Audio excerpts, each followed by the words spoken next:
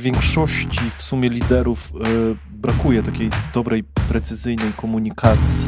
Touch and feel, ja to lubię nazywać. Czyli jak ta druga strona może cię odebrać przez to, w jaki sposób ty chcesz daną rzecz powiedzieć. Tworzy biznes od 12 lat, a ten biznes przy okazji uczy nas jednej z najistotniejszych umiejętności w wachlarzu każdego przedsiębiorcy, czyli języków obcych. A może trafniej byłoby powiedzieć komunikacji w biznesie właśnie. Czyli jak ma ktoś wybór, no to idzie tam, gdzie czuje flow. No, to ci ludzie uczą się angielskiego przez 10 lat i dalej są w tym samym miejscu, bo na tych samych schematach jadą. Ile tych faktur jest w tym momencie niezapłaconych? Ona mówi tam sumę typu 450 000. Jaka jest jedna rzecz, która jest ogólnie przyjętą prawdą, jeśli chodzi o naukę języków obcych, która jest nieprawdą? Cześć. Specjalnie dla ciebie siedzę po nocach, żeby wyciągnąć z mądrych głów i podać ci na talerzu to, co sam kiedyś chciałem dostać. Nie inaczej jest tym razem. A dziś upieczemy 2 pieczenie na jednym ogniu, bo twój gość tworzy biznes od 12 lat, a ten biznes przy okazji uczy nas jednej z najistotniejszych umiejętności w wachlarzu każdego przedsiębiorcy, czyli języków obcych. A może trafniej byłoby powiedzieć komunikacji w biznesie właśnie.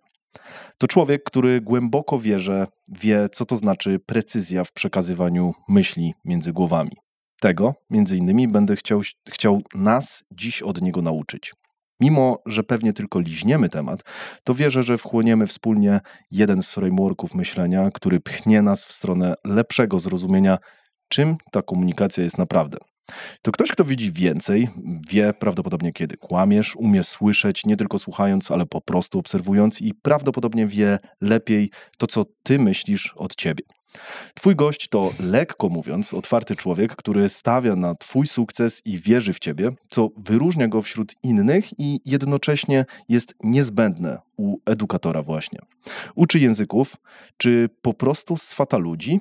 Niebawem zrozumiesz, co mam na myśli. Gdybym miał strzelać, to powiedziałbym, że ma ogromne zaufanie do ludzi i przynajmniej raz źle na tym wyszedł. Co postaramy się, żeby było lekcją dla nas. Ale nie uprzedzając faktów, przedstawiam ci twojego gościa, edukator, lider, człowiek posiadający growth mindset, jestem o tym przekonany, ale spróbujemy to podważyć. Przedsiębiorca, właściciel spółki CoAction zatrudniającej 40 osób, która uczy komunikacji w językach obcych ludzi biznesu. Oddaję ci mojego gościa, Przemek Fidzina. Cześć Przemku. Cześć Szymonie, dzięki wielkie za to intro. Dużo wyciągnąłeś. Dużo? Nawet powiedziałbym więcej niż chyba... No, ciekawą rzecz tam ująłeś, ale to będziemy wracać do tego jeszcze. Z tym więcej myślę, wiem, że ktoś lepiej myśli niż to, co powiedział, tak? W sensie, czy ubiera odpowiednio w komunikację, czy w komunikat to, co ma w głowie. Bardzo to jest ciekawe i głębokie. Nie powiedziałbym, myślisz, że jestem w stanie czytać wszystkiego, bo to nie jest jakby chyba możliwe.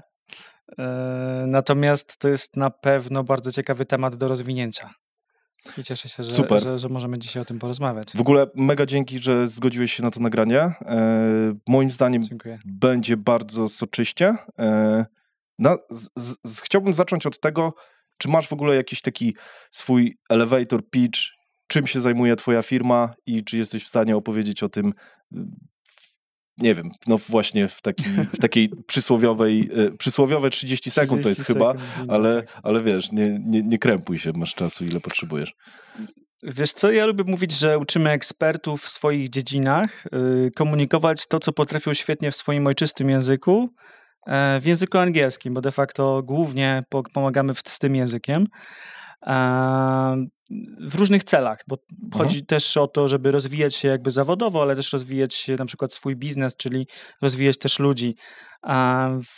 Myślę, że to jest taka kluczowa rzecz. A co jeszcze klienci mówią, że że robimy dla nich, to taki jakby przy okazji nazwijmy to rozwój wielu umiejętności biznesowych, jak prezentowanie, negocjowanie. To są właśnie rzeczy, które nazwijmy to przez pewne zautomatyzowanie schematów komunikacyjnych jesteśmy w stanie również rozwijać pomiędzy językami, czyli tak zwany transferable skill powstaje wówczas, gdzie ucząc się na przykład schematu komunikacyjnego prezentacyjnego jesteś w stanie potem to przenieść również na język polski, czy właściwie na każdy inny język, tak? Aha, W sumie nie mamy okej. też klientów tylko z Polski, więc to Dobra. nie ma trochę znaczenia, jaki jest twój pierwszy, nie? Czyli oprócz tego, że uczycie języków obcych, to i głównie angielskiego, czy też innych? Wiesz co, my się wyniszowaliśmy wyniszowaliśmy już właściwie tylko na angielski Okej. od kilku lat. Nazwa jest trochę jeszcze myląca, nie miała jakby czystego takiego rebrandingu. Myślę, że po prostu jest to, my bardzo mocno stawiamy na jakość, a od strony jakości nauczania w ogóle szkoleń potrzebni są metodycy, którzy wiedzą, jak działa, że tak powiem, nauczanie i języka, i komunikacji w danym języku. A języki mają bardzo różne to do siebie i nie wiem, czy kiedyś próbowałeś kogoś uczyć polskiego? Nie, i Ale wydaje to mi się, jest- że nie podjąłbym się, bo to jest musi być grube. Kamikadze. No. Generalnie, jeśli nawet ktoś uczy innych języków kogoś i uczyć polskiego, no po prostu nie za bardzo wiadomo, od czego zacząć na początku. Moja żona uczyła kiedyś polskiego obcokrajowców i No. już teraz wyszła jakby z tego obszaru, natomiast bardzo mnie śmieszyło, jak ktoś próbował właśnie z tym polskim działać, gdzieś tam uczyć kogoś w momencie, kiedy sam nie wiedział, jak to się robi, w sensie dobrze, skutecznie, i nie na zasadzie jak, wiesz, jak native uczy kogoś tam, czyli, no bo tak jest, nie? Można tak robić, jeśli jesteś w pełnym zanurzeniu w danym kraju, w Polsce, okej, możesz to chłonąć, natomiast to proces po prostu spowalnia.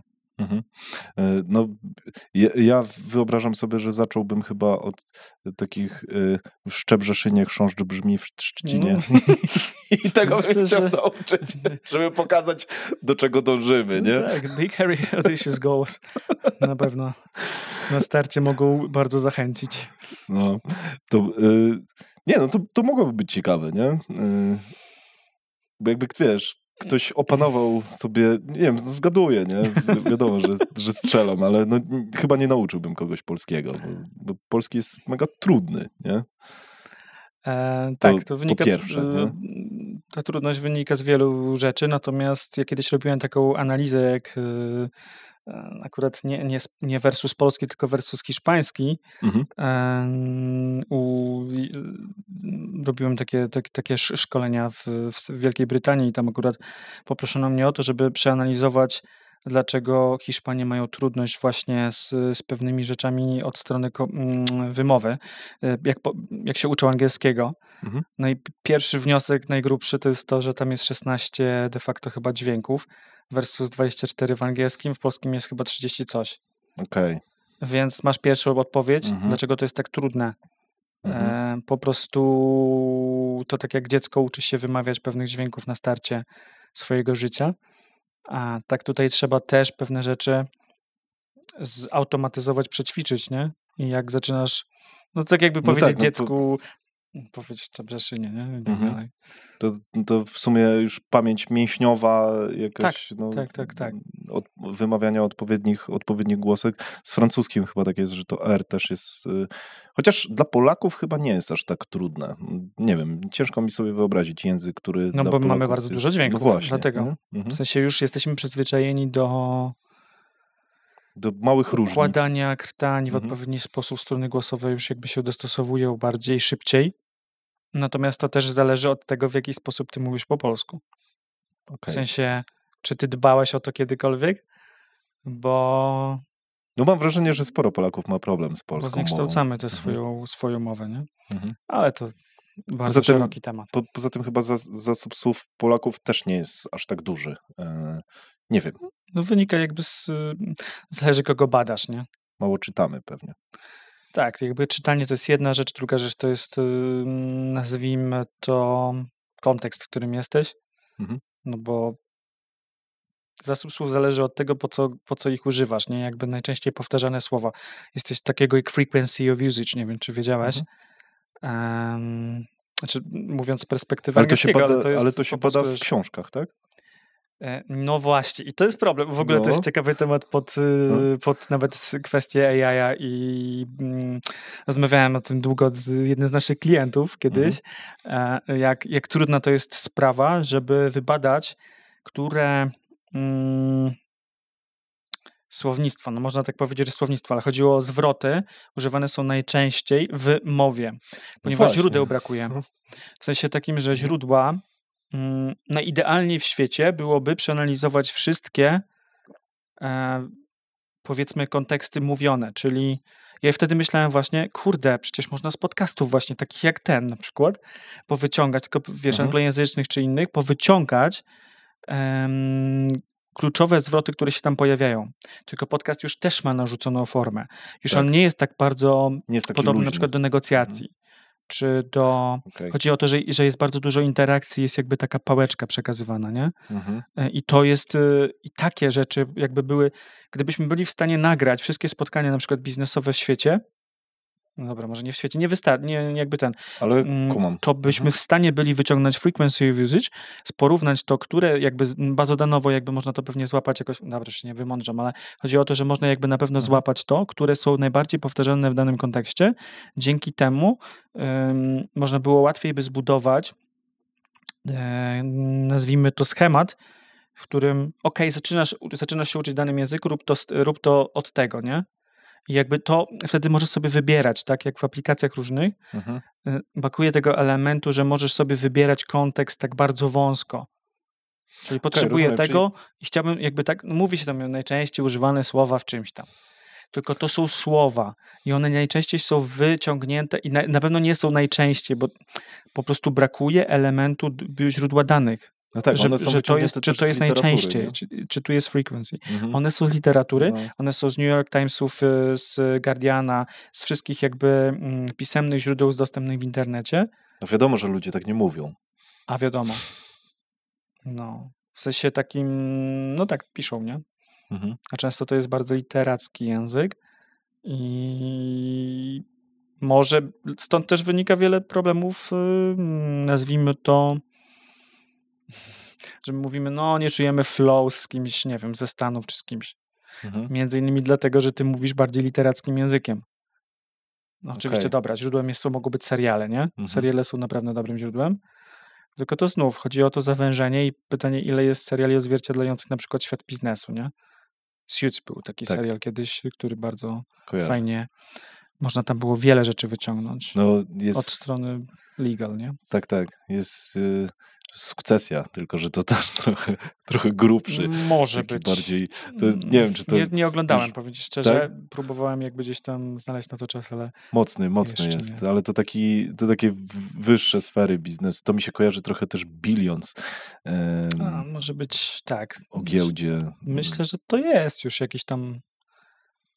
No, sporo naszych klientów. Ale takie old money, takie właśnie władanie światem trochę, takie no dobre, tak. No. To może bez przesady, nie? No, bo Suits było takie bardziej zbliżone do życia. Do biznesu, no. Tak, no ale też korporacyjnego raczej. Spoko. Przemek, powiedz, kim ty się czujesz, kim ty byś siebie określił, kim naprawdę jest Przemek? Kim naprawdę jest Przemek? Face off. Tak? Trzeba było zrobić. Ja w ogóle mam... Hardcore.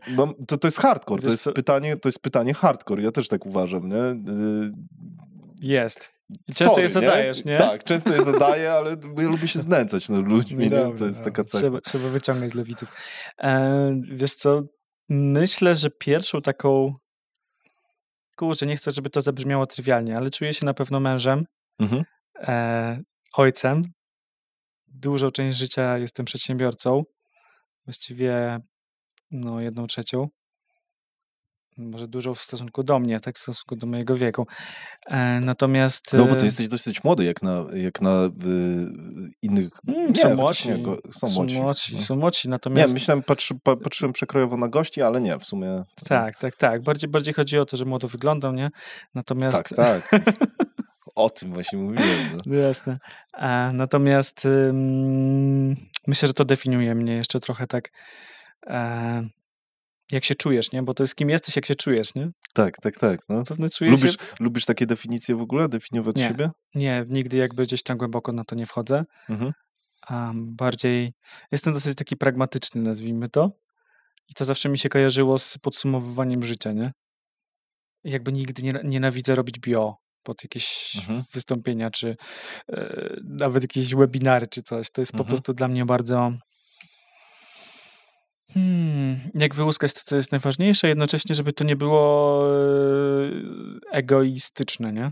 Czy tam ego pompujące. Tak, egocentryczne pewnie bym użył takiego słowa. Tak, centryczne jako... dokładnie. No i z drugiej strony, no dobra, ale dlaczego tego nie lubisz, określania?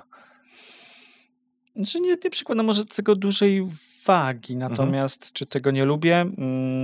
Myślę, że określenie siebie w kategoriach jakichkolwiek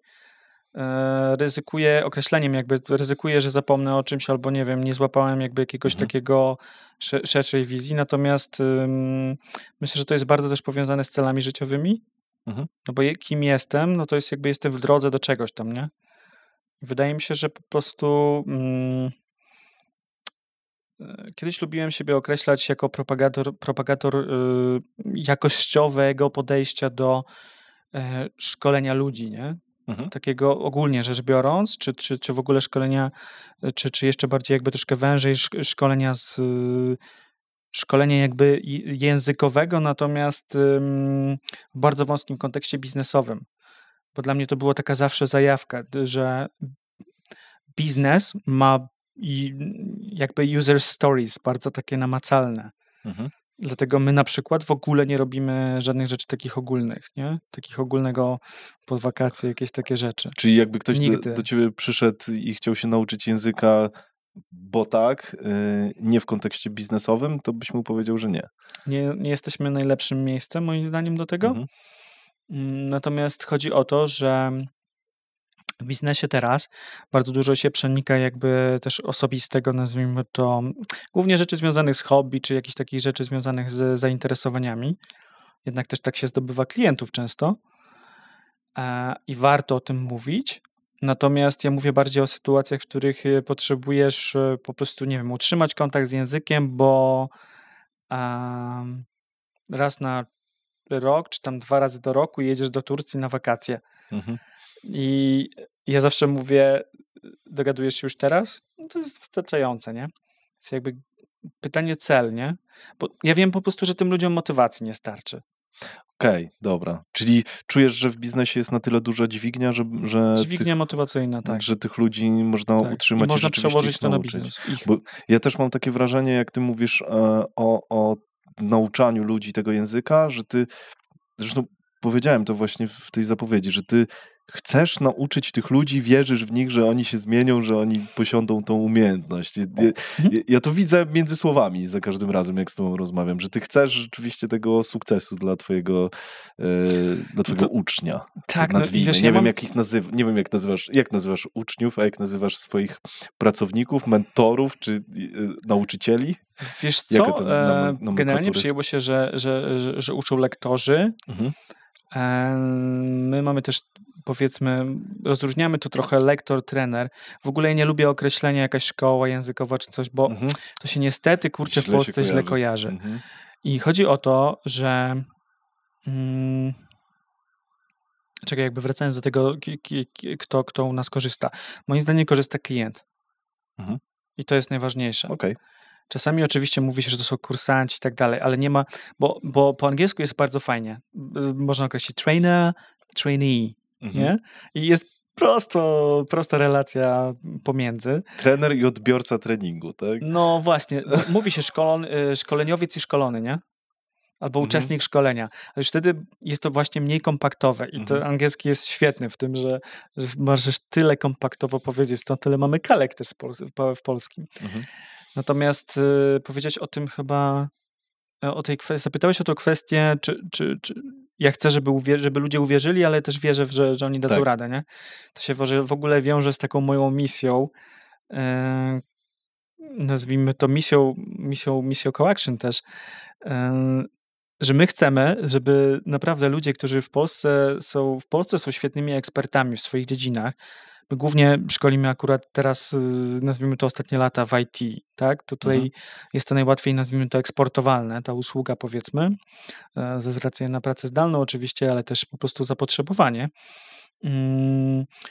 Inżynierzy, ale też eksperci jakby, nie wiem, no marketingu, czy innych dziedzin, bardziej jakby, mówię, bardziej tych biznesowych niż może jakichś takich professionals, czyli tam, nie wiem, lekarze, czy prawników też mamy. Natomiast bardziej kwestia tego, żeby oni byli w stanie, żeby odbiorca na przykład ze Stanów, bo jednak bardzo dużo naszych klientów ma stargetowane Stany, patrzył na nich jako na ekspertów w swojej dziedzinie. Nawet jeden klient kiedyś przyszedł do nas i powiedział: pomóżcie mi, żeby moi data scientists robią startup wyjechany w kosmos, zbazowany na mocnym data science. I mówi: ja nie chcę, żeby moi ludzie byli postrzegani przez pryzmat tego, w jaki sposób komunikują się, że mają niższe IQ niż mają. To jest mój cel. Mówię: spoko. To mi się podoba.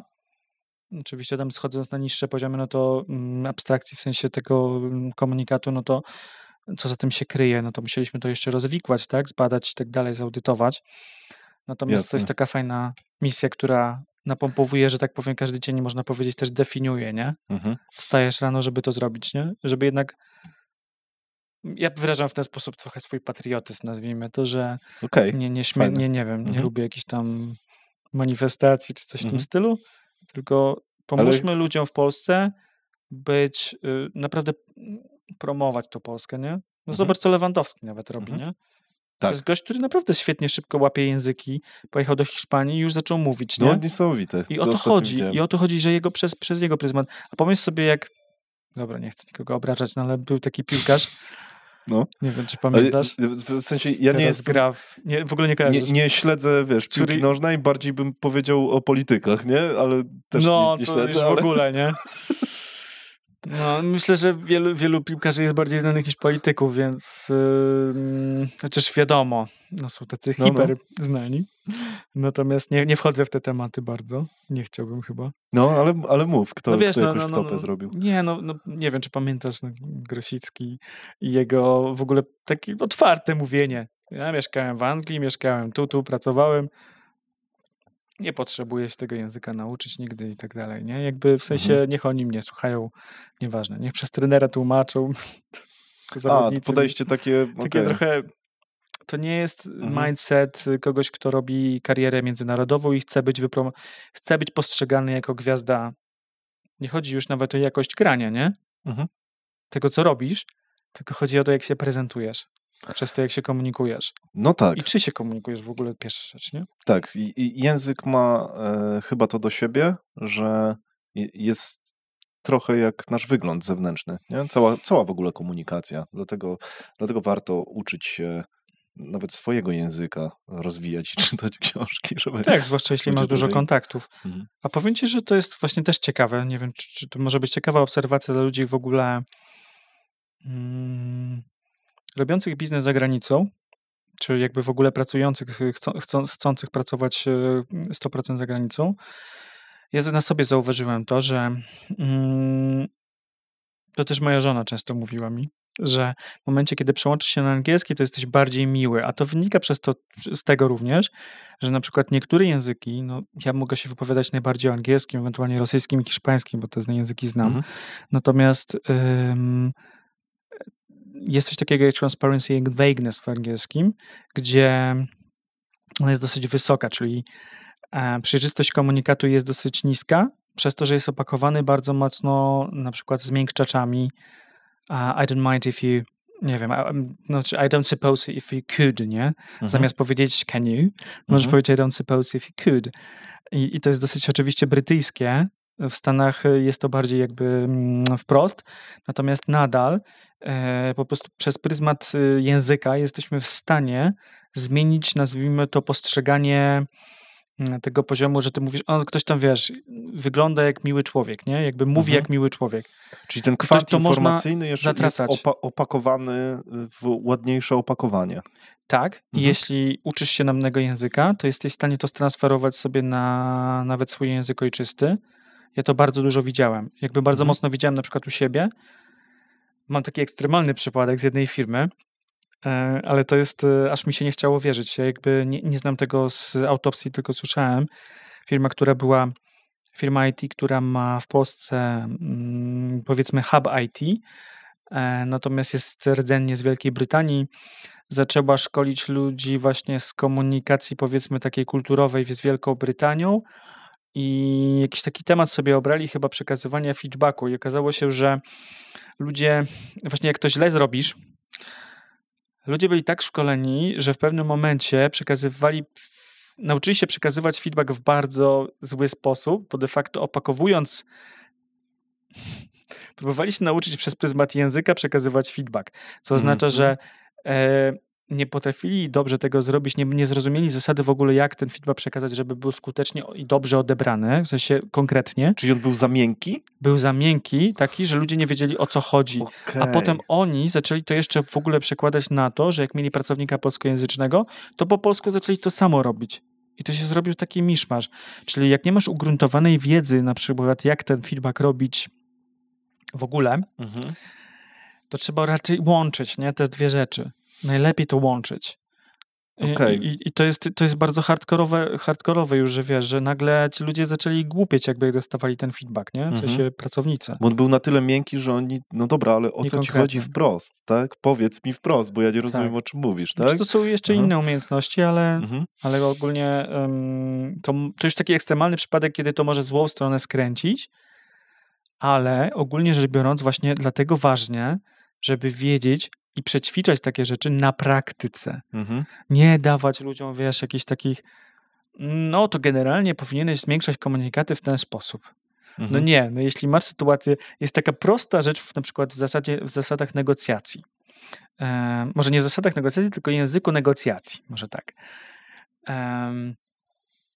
Oczywiście teraz wiele osób negocjuje na różne inne sposoby, natomiast taki schemat, którego bardzo często się trzymać powinno z perspektywy języka, to jest tak, że jeśli wysuwasz propozycję taką, nazwijmy to tentative, czyli jeszcze badasz, czy druga strona ją kupi w ogóle temat i wejdziemy jakby na poziom negocjacji takich już bardziej skonkretyzowanych, no to używasz tam okresu warunkowego drugiego, nie? Jeśli już zaczynacie dopinać dealu, to już zaczynasz być wymiana if you do this, I'll do that, nie? I wtedy już schodzisz jakby do innego poziomu, nazwijmy to, bo to sprowadza cię do tego momentu, w którym pokazujesz tym językiem też, że ty już jesteś pewniejszy w tym, co proponujesz. W sensie to już jest tak, że zamykajmy, nie? A potem, jakbyś chciał to jeszcze spisać, to co zostało ustalone, na przykład powiedzmy, no ustalenia ponegocjacyjne i spisujemy sobie. To nawet można używać wtedy języka takiego, to tak zwany płaski okres warunkowy, to tam właściwie if we do that, tak jakby procedury spisujesz, tak? No to się zadzieje, nie? This happens. If we do that, this happens, nie? Więc schodzi się jakby tymi jakby językiem, schodzi się z tym językiem, nazwijmy to do tylko celu. Czyli struktura języka pomaga określić rozmówcy, w którym momencie, etapie negocjacji jesteś, tak? Tak, i jeśli jesteś... Ja byłem obserwatorem kiedyś w jednej z firm, w której szkoliliśmy, takich właśnie... To nie były nawet negocjacje, to była normalna rozmowa. Ale oh my gosh, jak się ludzie męczyli w momencie, kiedy mieszali te struktury. I ja w pewnym momencie po prostu widziałem, jak ta druga strona tak patrzyła i nie mogła zrozumieć, o co temu współrozmówcy chodzi. Że cofnęli się? Oni mieszali po prostu tak struktury. Ja nie jestem fanem ogólnie, my w ogóle szkolimy tak leksykalnie, czyli przede wszystkim słownictwo w kontekście nadaje ci jakby rytm tego, jak ty się komunikujesz. struktura jest natomiast takim, znaczy tak, tam jest taka prosta zasada, może będzie prościej wyjaśnić jednym cytatem. Właśnie, bardzo potrzebne cytaty często są. Without grammar you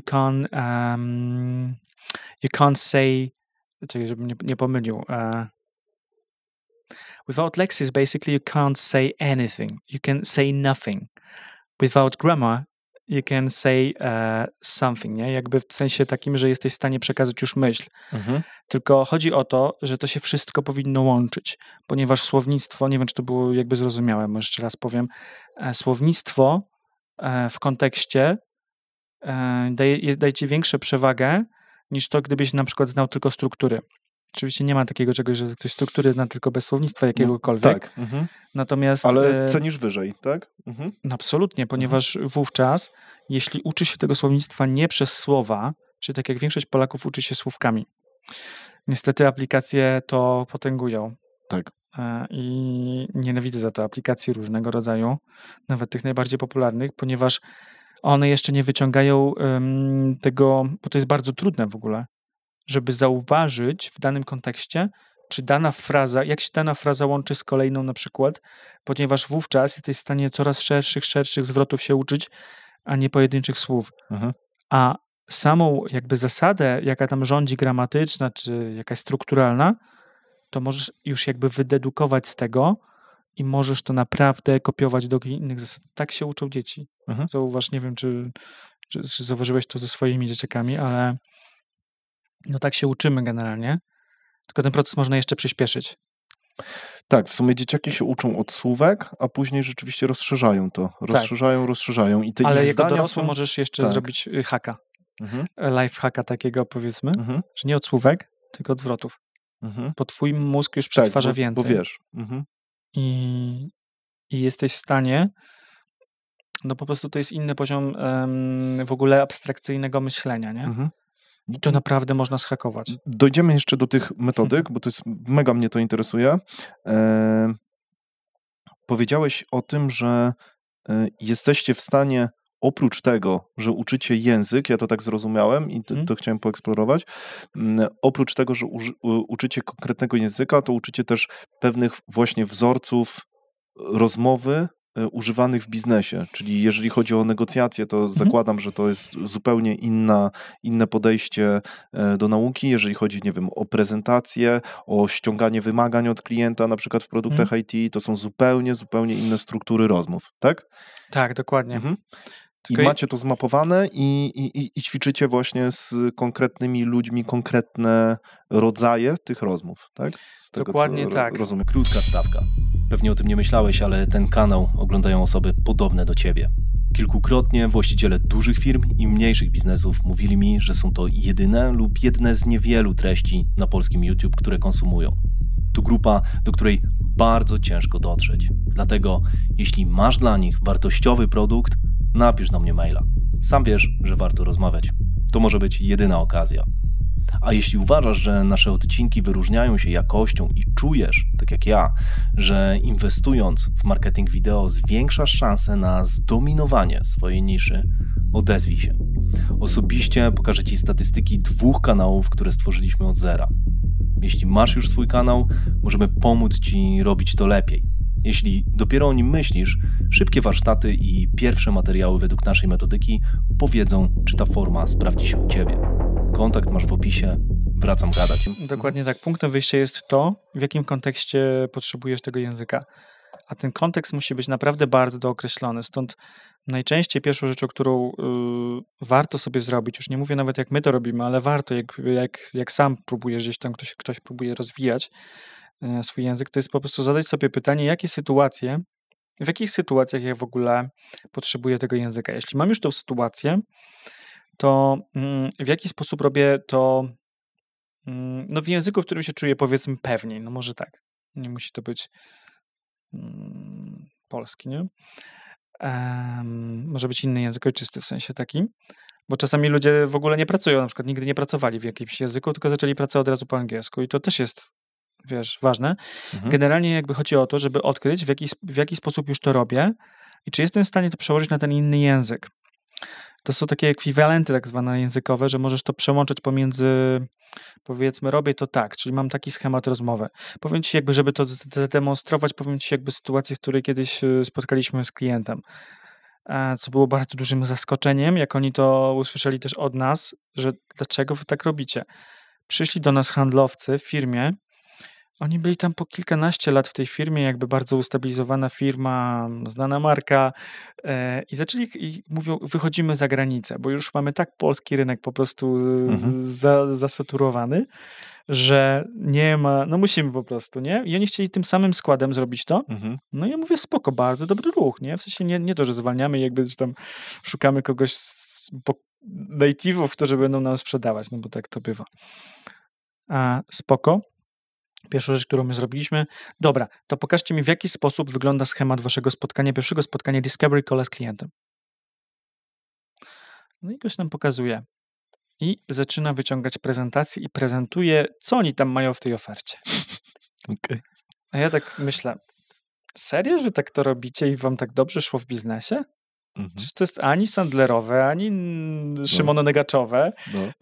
To nie może działać, nie? To nie może działać w ogóle.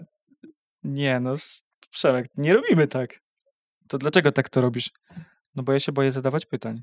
W sensie nie wiem, jak zadawać pytania, bo ja się boję, że jak wejdę głębiej z klientem w rozmowę, to mi zabraknie po prostu struktur i zabraknie mi słownictwa po angielsku, żeby to pociągnąć. Dobra. Więc wyciągam prezentację i jak mam klienta anglojęzycznego, no to po prostu ją pokazuję. I może nie zapyta mnie nic o nic ten klient. I mówię, no to jest pierwsza rzecz. Super. I tak ludzie generalnie potrafią się uczyć angielskiego, czy tam czegokolwiek jakby. Ale jaka zajebista odpowiedź w ogóle, że gość odpowiedział ci szczerze, nie? W sensie... No, to czas zajęło, rozumiem, że to nie czas. było tak, że mu zadałeś pytanie what the fuck, a on powiedział, no bo wiesz, bo ja się boję. Znaczy nie chodzi o to, że wiesz, no bo po drugiej stronie miał kogoś, kto jakby nie tylko zwrócił uwagę no wiesz, no bo generalnie to jest coś trochę, co nas odróżnia, nie? Jakby my patrzymy na to, czy to ma, jaki to ma wpływ na odbiór klienta. Ja lubię jakby patrzeć na to, że my jesteśmy trochę częścią tak naprawdę customer experience, ale przez pryzmat komunikacji pracowników. Nie, że customer experience od strony, wiesz, e-commerce'owego na przykład, gdzie kliknąć, czy bardziej user experience może wtedy, ale od strony tego, jaki ten twój pracownik, czy ty sam siebie reprezentujesz w konfrontacji z klientem, bo wtedy jesteś w stanie pokazać, albo pokażesz to swoje ekspertyzy, albo nie. I jeśli w ogóle już cię ogranicza język, że robisz to zupełnie inaczej niż byś zrobił, bo na to nazwijmy to, wiesz, że było skuteczne, to żadne frameworki, nawet wypracowane z najlepszymi, czy sami wewnętrznie, bo bardzo dużo firm ma wypracowane frameworki pod discovery, pod negocjacje z klientem, pod prezentowanie proposali. Tak. Mają to zrobione. Tylko chodzi o to... Ma? Kto nie ma? Nie, bo to jest mega interesujący temat. Kto nie ma. No, dużo firm ma to wypracowane, bo ja wiem, że to jest off-topic totalny, ale to jest tak interesujące, kto ma w ogóle procesy u siebie w jakikolwiek sposób spisane, bo ty mówisz o już takiej... Nie chodzi o spisanie, nawet chodzi o schematy rozmów, nie? No, ale to mówisz o bardzo głębokiej rzeczy. Ja rzadko słyszałem, że firmy to mają. Wiesz co? No dobra, no bardzo ciężko mi jest złapać, bardzo mi jest ciężko złapać. Powiedziałeś, jakby to było oczywiste. Kilkakrotnie firmy zazwyczaj te większe już zainwestowały sporo w to, żeby to poukładać. Później poukładać procesy de facto. Największe przełożenie jednak tam język będzie miał na sprzedaży, nie? Tak. No, więc tak mówię o tym przełożeniu, o poukładaniu procesu sprzedaży. No i na budowie produktu pewnie samego, nie? No bo to też jest jakby wyciąganie... Tak, czyli na przykład, no nie wiem, jak przychodzi ktoś do nas z topowego, nie mogę mówić akurat tutaj nazwy, ale z topowego startupu, który jest w Stanach, 50% ma rynku właściwie i w Polsce mniej polskiego. Okay. I wiesz, no to jak oni mówią, produktowy. Że oni... Tak, produktowy i oni mówią, digital product oczywiście, i oni mówią, że robią w ten i ten sposób wywiady pogłębione z klientami, żeby badać jeszcze głębiej jakby potrzeby. I no to oni mają schematy, tylko momencie, kiedy te schematy są nawet spisane, to tam jest bardzo dużo też takich... masz klienta, który odpowie w jakiś sposób i to jest w sensie, to jest interakcja. Nigdy nie jesteś w stanie przewidzieć, jak ten klient to zrobi. I tu chodzi o nawiązanie relacji, bo w momencie, kiedy sprzedajesz... Przynajmniej takie informacje powinieneś chcieć pozyskiwać. Tak, chcesz to pozyskiwać, Okay. A jak?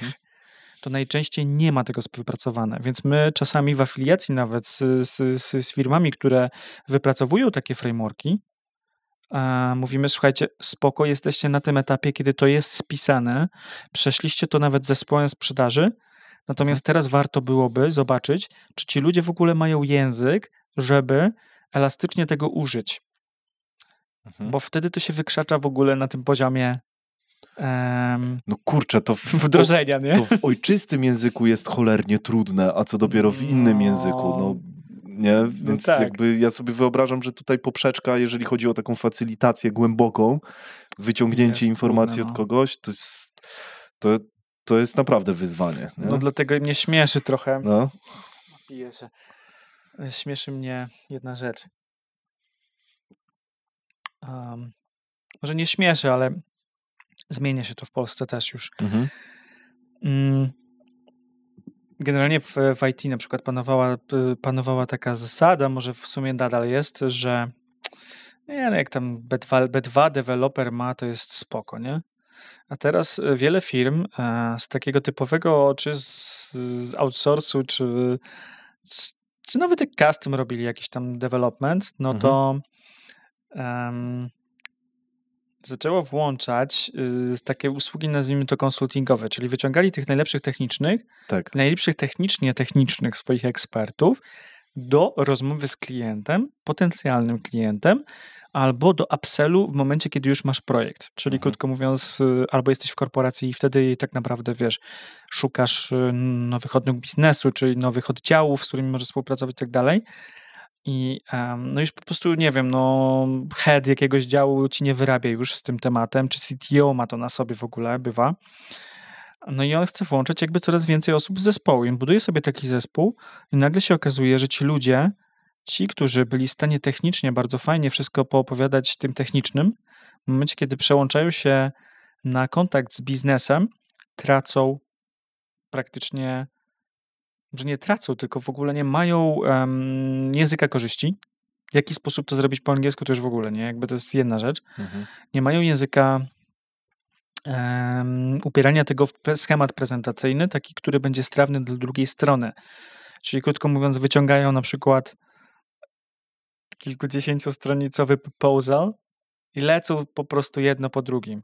A tam i na przykład jest potrzebny od strony biznesowej taki proposal, no to też jest kwestia tego, żeby streścić go potrafić i wyciągnąć kluczowe elementy. Od ogółu do co jest szczegółów, potrzebne od strony języka? Tyle, nie? No nie tylko, ale można czasami wejść w szczegół. Trzeba się właśnie zwinnie wówczas przełączać. Przełączać się zwinnie pomiędzy szczegółem a ogółem. A żeby to robić, to te B2 naprawdę nie wystarcza. Po prostu to nie ma szansy. To czasami jakbyś w twoim ojczystym języku to mówi się, że to jest C2+. Nie? To tak jakby na tej skali to ma 1 C2. Twój ojczysty język powinno być C2+. Ja się z tym nie zgadzam, bo ludzie nie mają nawet nieraz C1. Wiadomo, że chodzi, jakbyś robił te testy, ja się śmiałem kiedyś, jak moja żona... bo C2 to jest jeszcze wyżej niż C1, tak? C1, C2, C2 to jest jakby near native, ale tam jest nadal near native, tylko tam jest zawsze disclaimer. Wyedukowany native. No tak? właśnie też mi się wydaje, że w Polsce nie wiem, czy tak można by określić, że wszyscy mamy C1, nie? No nie, no właśnie, nie, dlatego to nie chodzi o to, że bardzo ciężko jest to porównywać w ogóle, że to jest native level, nie? To chodzi o to, czy ty jesteś w danym obszarze wyedukowany i masz odpowiedni zasób nawet słownictwa, który pozwala ci komunikować się. Ja na przykład z fizyki kwantowej po angielsku czy po polsku jestem pewnie A0. Niezły. Tak. A0. Nie, zły. Nie, przecinek zły. Daniet po ruski. Tak po rosyjsku się mówi, że jest takie confusing trochę. No. Po polsku bym dał radę, ale po angielsku na pewno nie. Tak? No. Jesteś fizykiem? Nie. Zainteresowany jesteś. Kurde, byłem na fizyce nawet chwilę, ale... Dobra. To nie jest o tym podcast. No widzisz, ale widzisz, nie? Czyli już coś byś dał radę, no ale Tak. ja nie. Czyli jakby mierzenie tego. Czekaj, wiesz co, wątek zgubiłem. A to nic, spokojnie. Ja nie umiem tak wielu wątków Spokojnie, ciągnąć, ja jestem od tego, jak tu żeby wielu. go odnajdować. Mówiliśmy, ty mówiłeś wcześniej o tym, jak jest w angielskim. Ja teraz zmienię trochę wątek, skręcę, bo a propos, wiesz, specjalistów, no bo rozmawialiśmy o specjalistach, o przełączaniu ich między różne levele kooperacji z klientem, ale do tego jeszcze dojdziemy. O tak, to jest ciekawe. Bo to jest dobry wątek, który wydaje mi się, że jest mega warto pogłębić, ale otworzyliśmy też w międzyczasie kilka innych wątków, w sensie ty. Mówiłeś o tym, że w innym języku możemy być na przykład milsi, bo tam są inne struktury, tak? Ja mam wrażenie, że w ogóle inny język może narzucać nam coś takiego jak inne osobowości i rzeczywiście tak, nie wiem, strzelam, tak? Pytam, czy tak jest według ciebie? Bo ludzie mówią, że nie wiem, po hiszpańsku jest weselej, jak się rozmawia, jest inne trochę nastawienie. W innych językach, nie wiem, no są języki, które są dźwięczne, nie wiem, francuski, że on jest taki, nie wiem, no, erotyczno-seksualny nawet można by powiedzieć. To są skojarzenia, nie? Tak, to są stereotypy, skojarzenia. Pytanie, czy... Słuchałeś rapu? Czy tak, po niemiecku. Francuskiego? Po niemiecku rap jest dobry. Francuskiego Metal, też, nie? no tak. Więc pytanie, czy jest coś takiego, że my się zmieniamy trochę w danym języku osobowościowo i jesteśmy trochę inni. Te struktury są inne, no bo z Mateuszem właśnie rozmawialiśmy, z Tasicą o tym, zapraszam do odcinka, a propos takiej, że mamy różny poziom akuratności stwierdzeń w danym języku i przez to w niektórych językach łatwiej, bardziej się utożsamiamy, albo na przykład, jeżeli jest bardziej ogólnie jakaś fraza w danym języku określona, to ty bardziej precyzyjnie ją odbierasz i odwrotnie. Ja się zastanawiałem nad tym, że polski jest taki cholernie precyzyjny w wielu miejscach i myślałem sobie, to jest fajne, bo mogę nazwać myśl, wiesz, z 300 miejsc, jakoś ją ukształtować, bo ten polski jest taki super, super precyzyjno skomplikowany, ale z drugiej strony wyszło na to w dyskusji, że Mateusz mówi, ale zaraz, to jest odwrotnie. Im masz bardziej ogólne stwierdzenie, tym ktoś sobie lepiej dopasuje swoje wyobrażenie tego. Głęboka i psychologia. No, więc pytanie, czy coś takiego jest w ogóle, czy to widzisz? Czy w ogóle się nad tym zastanawiasz? Czy w ogóle to jest potrzebne, żeby się nad tym zastanawiać? Ja się zastanawiałem bardzo dużo znaczy może i nie bardzo dużo, ale ja nie jestem jakby ekspertem od wszystkich języków i bardzo ciężko jest, bo to jest komunikacja międzykulturowa wpływająca na to jest de facto komunikacja międzykulturowa, o to co pytasz, tak mi się wydaje, że już nie chodzi nawet o sam język.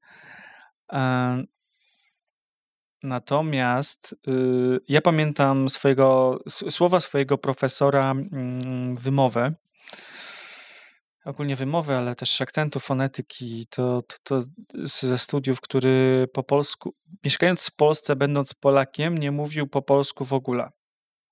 Z dziećmi? Okay. Nie. Z żoną? Nie. Z studentami? Nie. W sumie nie wiem, jak on sobie w sekretariacie czy tam w dziekanacie radził. Powiem ci, że nie wiem, bo ja go nigdy nie słyszałem po polsku. I on mówił, jak mówicie w języku angielskim, powinniście się stawać innymi ludźmi i czuć to. Ponieważ język narzuca to, w jaki sposób w pewnym momencie zaczynacie myśleć. W sensie dany język. Ostatnio wróciła ta myśl do mnie. Gdzieś tam słuchałem właśnie takiego na YouTubie, właśnie nie pamiętam u kogo, ale było takie bardzo krótkie nagranie od trenerki komunikacji empatycznej NVC, która mówiła, przez to, w jaki sposób komunikujecie się, to twój język wpływa na sposób myślenia, twój sposób myślenia wpływa na język. Czyli to działa w dwie strony.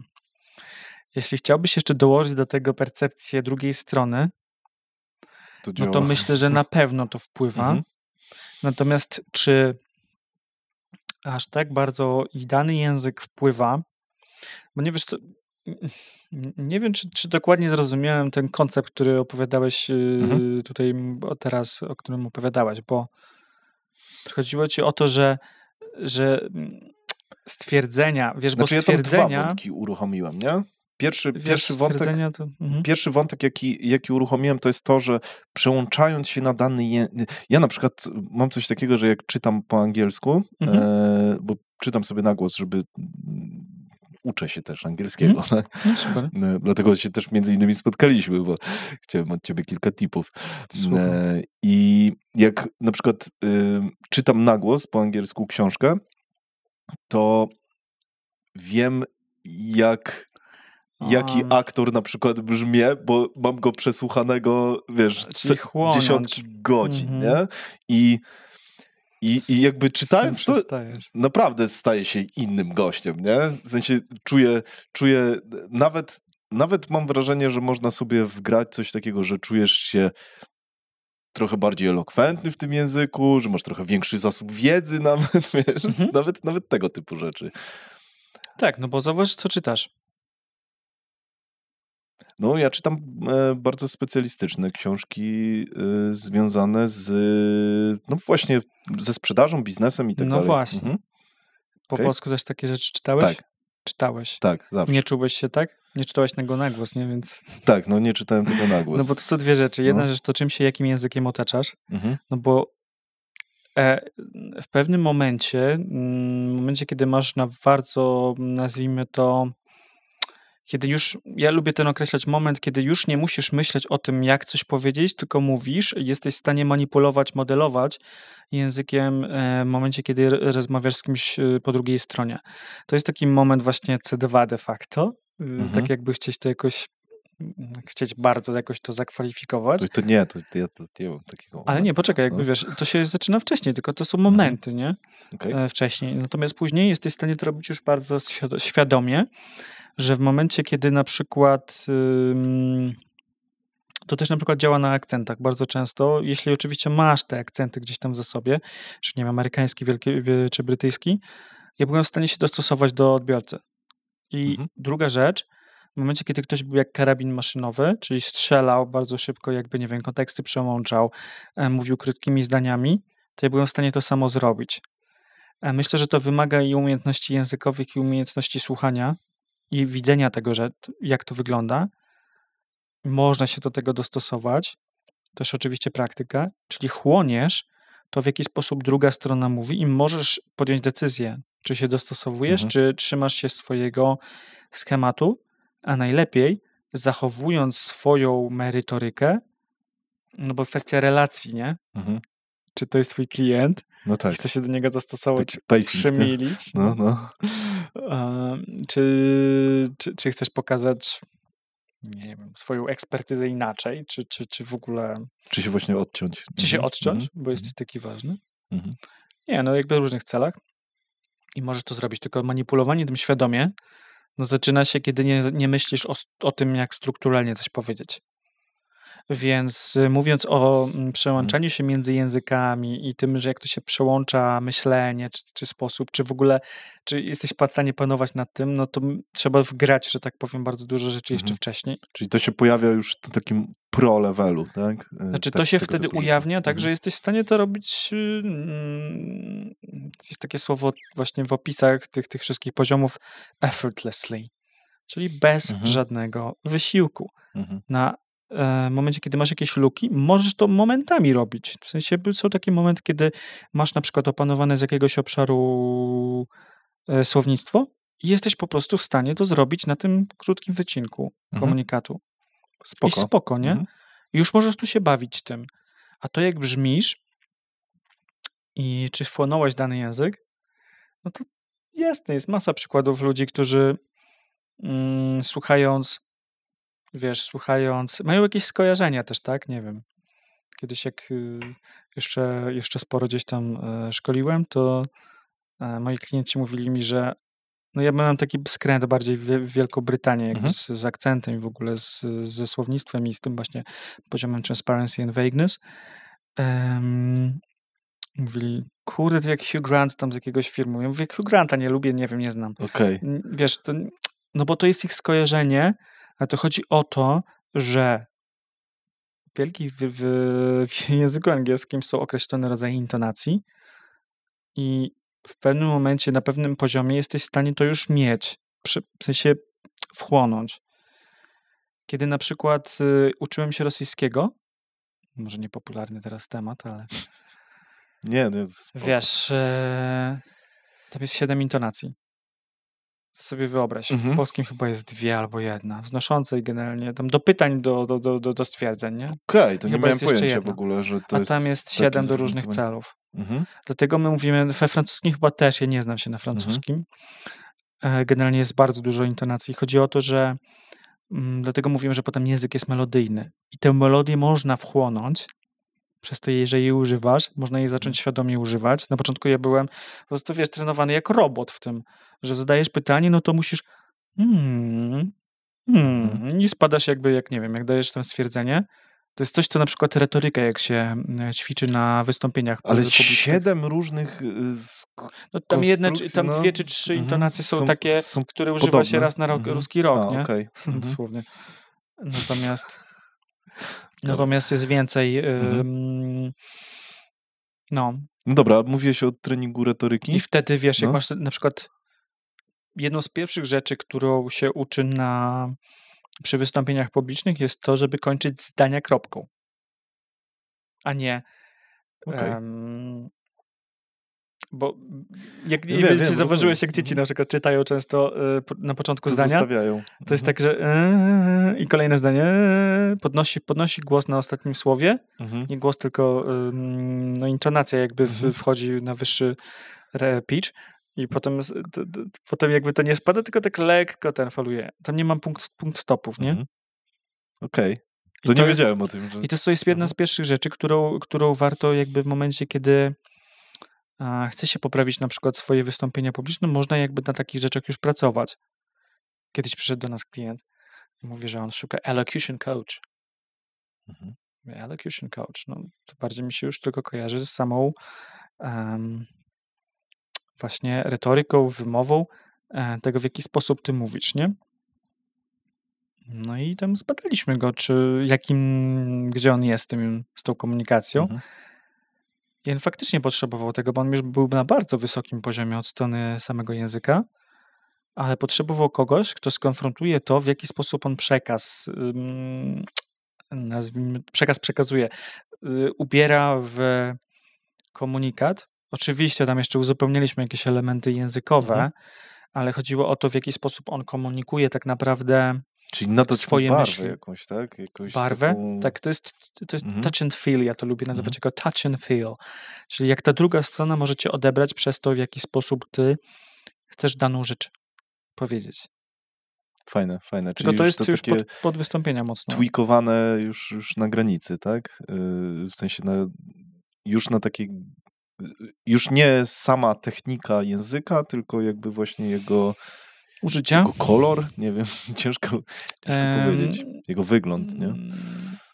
Tak, znaczy tu chodzi głównie rzeczy takie związane nadal z komunikacją, tak? No, z komunikacją rozumianą jako tone of voice.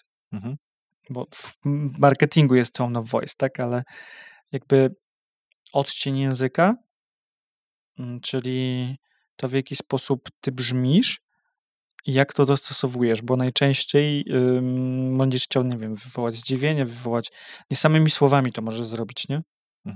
No mi się mega podoba, że ty patrzysz na to tak szeroko, że to jest, to jest szerokie, to jest komunikacja, to jest przekazywanie właśnie kwantu myśli, to nie jest tylko techniczny angielski. Ale mówiłeś coś o szkoleniu... Musisz zacząć od tego, nie? Tak. tak. Mówiłeś o szkoleniu retorycznym, jakimś dyskusji i tak dalej. Coś takie zdanie zbudowałeś. Masz z tym coś wspólnego? Ja myślę, że nie jestem... Nie wiem, czy mówiłem, nie jestem w stanie powiedzieć może bardzo o szczegółach tamtego jakby przypadku, ale czy o tym elocution, tak? Czy o tym nadal jakby, no to wydaje mi się, że kluczem jest to, że faktycznie w momencie, kiedy opanowałeś swój język techniczny, powiedzmy, tak? Jesteś, nie wiem, ekspertem w jakiejś dziedzinie. To nie musi być, wiesz, IT, ale powiedzmy, tak? Jesteś w jakimś ekspercie, jesteś na jakimś tam poziomie języka technicznego. Potem, powiedzmy, co zazwyczaj zaczynają robić ludzie, albo są wciągani właśnie w sprzedaż, albo są wciągani w marketing, czyli na przykład wystąpienia techniczne na prelekcjach, na konferencjach, czy wchodzą po prostu na eventy, gdzie reprezentują firmę. Mieliśmy sytuacje, w których musieliśmy przygotować kogoś, nie wiem, w 3 miesiące do podcastu zagranicznego, gdzie ta osoba nie chciała się odzywać na spotkaniach. Dostaliśmy w 3 miesiące, ma być w podcaście w Stanach, reprezentując nas jako Data Scientist Specialist. Czy tam machine learning to było, no tak konkretniej. Dobra, zrobiliście to? No tak, tylko trzeba fokus jakby na to, dobra, o czym będziesz na tym podcaście mówił, tak? I tu mówiąc o tym wszystkim, związanym właśnie z tym, w jaki sposób je zaprezentować, no to tam jasne fajerwerków nie mogliśmy zrobić, że będziemy się skupiać dzisiaj na, wiesz, na tym, w jaki sposób ty mówisz. Tam trzeba było przetrwać i przekazać komunikat. Mimo że dokładaliśmy elementy, żeby to było strawne dla drugiej strony, bo jednak chcesz reprezentować, a nie jakby przetrwać z jakimśkolwiek komunikatem, nie? Ale to są rzeczy i jakby kolejny level, no to jest powiedzmy ten moment, kiedy chcesz przetrwać, ale już zaczynasz występować. No potem możesz to dopracowywać do takiego stanu, gdzie to był właśnie chyba jeden z kilku takich klientów, ale tego pamiętam, chyba założyciel jakiegoś faktycznie startupu, który gdzieś tam pracuje w Hiszpanii, z Hiszpanii, ale w sensie rozwija go tam. I on mówi, że on prezentuje po polsku generalnie z fajerwerkami. Jest, wiesz, cuda nie widy. Jak się przełączy i robić to ma po angielsku, no to już to trochę traci, nie? Oczywiście nie chodziło tylko w jego pierwszym jakby szukam rozwiązania, no to było kurczę, to chyba takiej elokwencji mi językowej brakuje, nie? No ale tam trzeba było odkryć masę rzeczy, tak? Nie czujesz się pewny, ponieważ na przykład gdzieś tam jeszcze struktury szukasz. Nie było coś wyjaśnione, nie? Nie czujesz się pewny, ponieważ faktycznie ten język jest bardzo płaski, w sensie właśnie nie ma tej intonacji. Popracujmy na to, w jaki sposób ty mówisz w ogóle, nie? Nad tym. Nie masz takiej pewności, nie czujesz się tak pewnie, ponieważ zakres na przykład pytań retorycznych tam w twoich wystąpieniach miał na przykład bardzo dużo tych pytań retorycznych i on na przykład nie był w stanie przełączyć się naturalnie, jakoś między stwierdzeniem a pytaniem retorycznym, tak żeby nie brzmiało to sztucznie. Czyli krótko mówiąc tak, żeby to nie wyglądało, że to jest normalne pytanie, wiesz, wywołujesz kogoś, nie? To są niuanse. Tylko nie zrobisz tego nigdy w momencie, kiedy nie pokażesz, jak to robisz. Stąd ja zawsze się śmieję, że jak można kogoś nauczyć czegokolwiek, jeśli nie wiemy, z jakiego punktu wychodzi? Bo u nas jakby ludzie nie przychodzą na zerze najczęściej, nie? Tylko mają masę pogmatwanych jakby to, w jaki sposób dzisiaj komunikują się, wynika z masy zagmatwanych przyczyn z przeszłości, sposobów nauki języka. Niektórzy, wiadomo, no to jeszcze są kwestie jakiejś tam asertywności, w ogóle, wiesz, stłamszenia komunikatów przez to, że tam nie odzywa się i tak dalej, nie dostawali na uszy. Ale odkrywanie tego można przyspieszyć przez to, że też możesz pewne, nazwijmy to, automatyzmy, które już i tak działają, wiemy, no bo przerabiamy jakby masę takich ludzi na co dzień, działały u kogoś innego, spróbujmy zacząć od tego, nie? Takie quick tips jakby zawsze ustalają trochę oczekiwania, bo ten człowiek nie chce czekać, wiesz, zanim my odkryjemy tam wszystko, no to ja lubię poczuć jakby konkret od razu, nie? Czyli moi trenerzy bardziej. Powiedziałeś w każdym zdaniu, które mówiłeś o tym człowieku, zacząłeś od masz niepewność, masz niepewność, masz niepewność, I niepewność. To jest właśnie, to jest clue, żeby ją wywalić. To jest w ogóle mega duży temat dla mnie, bo ja czuję po sobie, nie? Że to jest po prostu coś, co tak jak mam strach przed wystąpieniami publicznymi i tak dalej, jestem w stanie go przełknąć. Naprawdę jestem w stanie go przełknąć. On jest cholernie duży, ale wydaje mi się, że wyszedłbym. Mimo tego, że jestem totalnym introwertykiem, mimo tego, że wszyscy myślą coś zupełnie innego, to wyszedłbym przed te 1000 osób i bym po polsku bym coś powiedział. Przełknąłbym to, ale po angielsku no way, stary. No way. Nie ma opcji, nie? I teraz... czego się obawiasz, nie? I to jest, ale to jest, wiesz co, to jest dziwne, bo ja lubię przełamywać różne rzeczy i lubię czuć się niepewnie, ale kurde, to jest trudne, nie? Z tym angielskim to co jest mam wrażenie, że wbite trochę w naszą polskość też, że my musimy być tacy, perfekcyjni i tak dalej. Jak się odezwiemy, to zaraz wyjdzie jakiś znajomy, źle mówisz, nieprawidłowo i tak dalej. Tak przynajmniej ja to kojarzę, to się zmienia, nie? Tylko pytanie, jak z tym zawalczyć, nie? To był temat no, dużo później, ale jak już zacząłeś, to... To jest bardzo indywidualna sprawa, moim zdaniem. Natomiast zawsze trzeba nie wiem, ja bym ci zadał po prostu pytanie,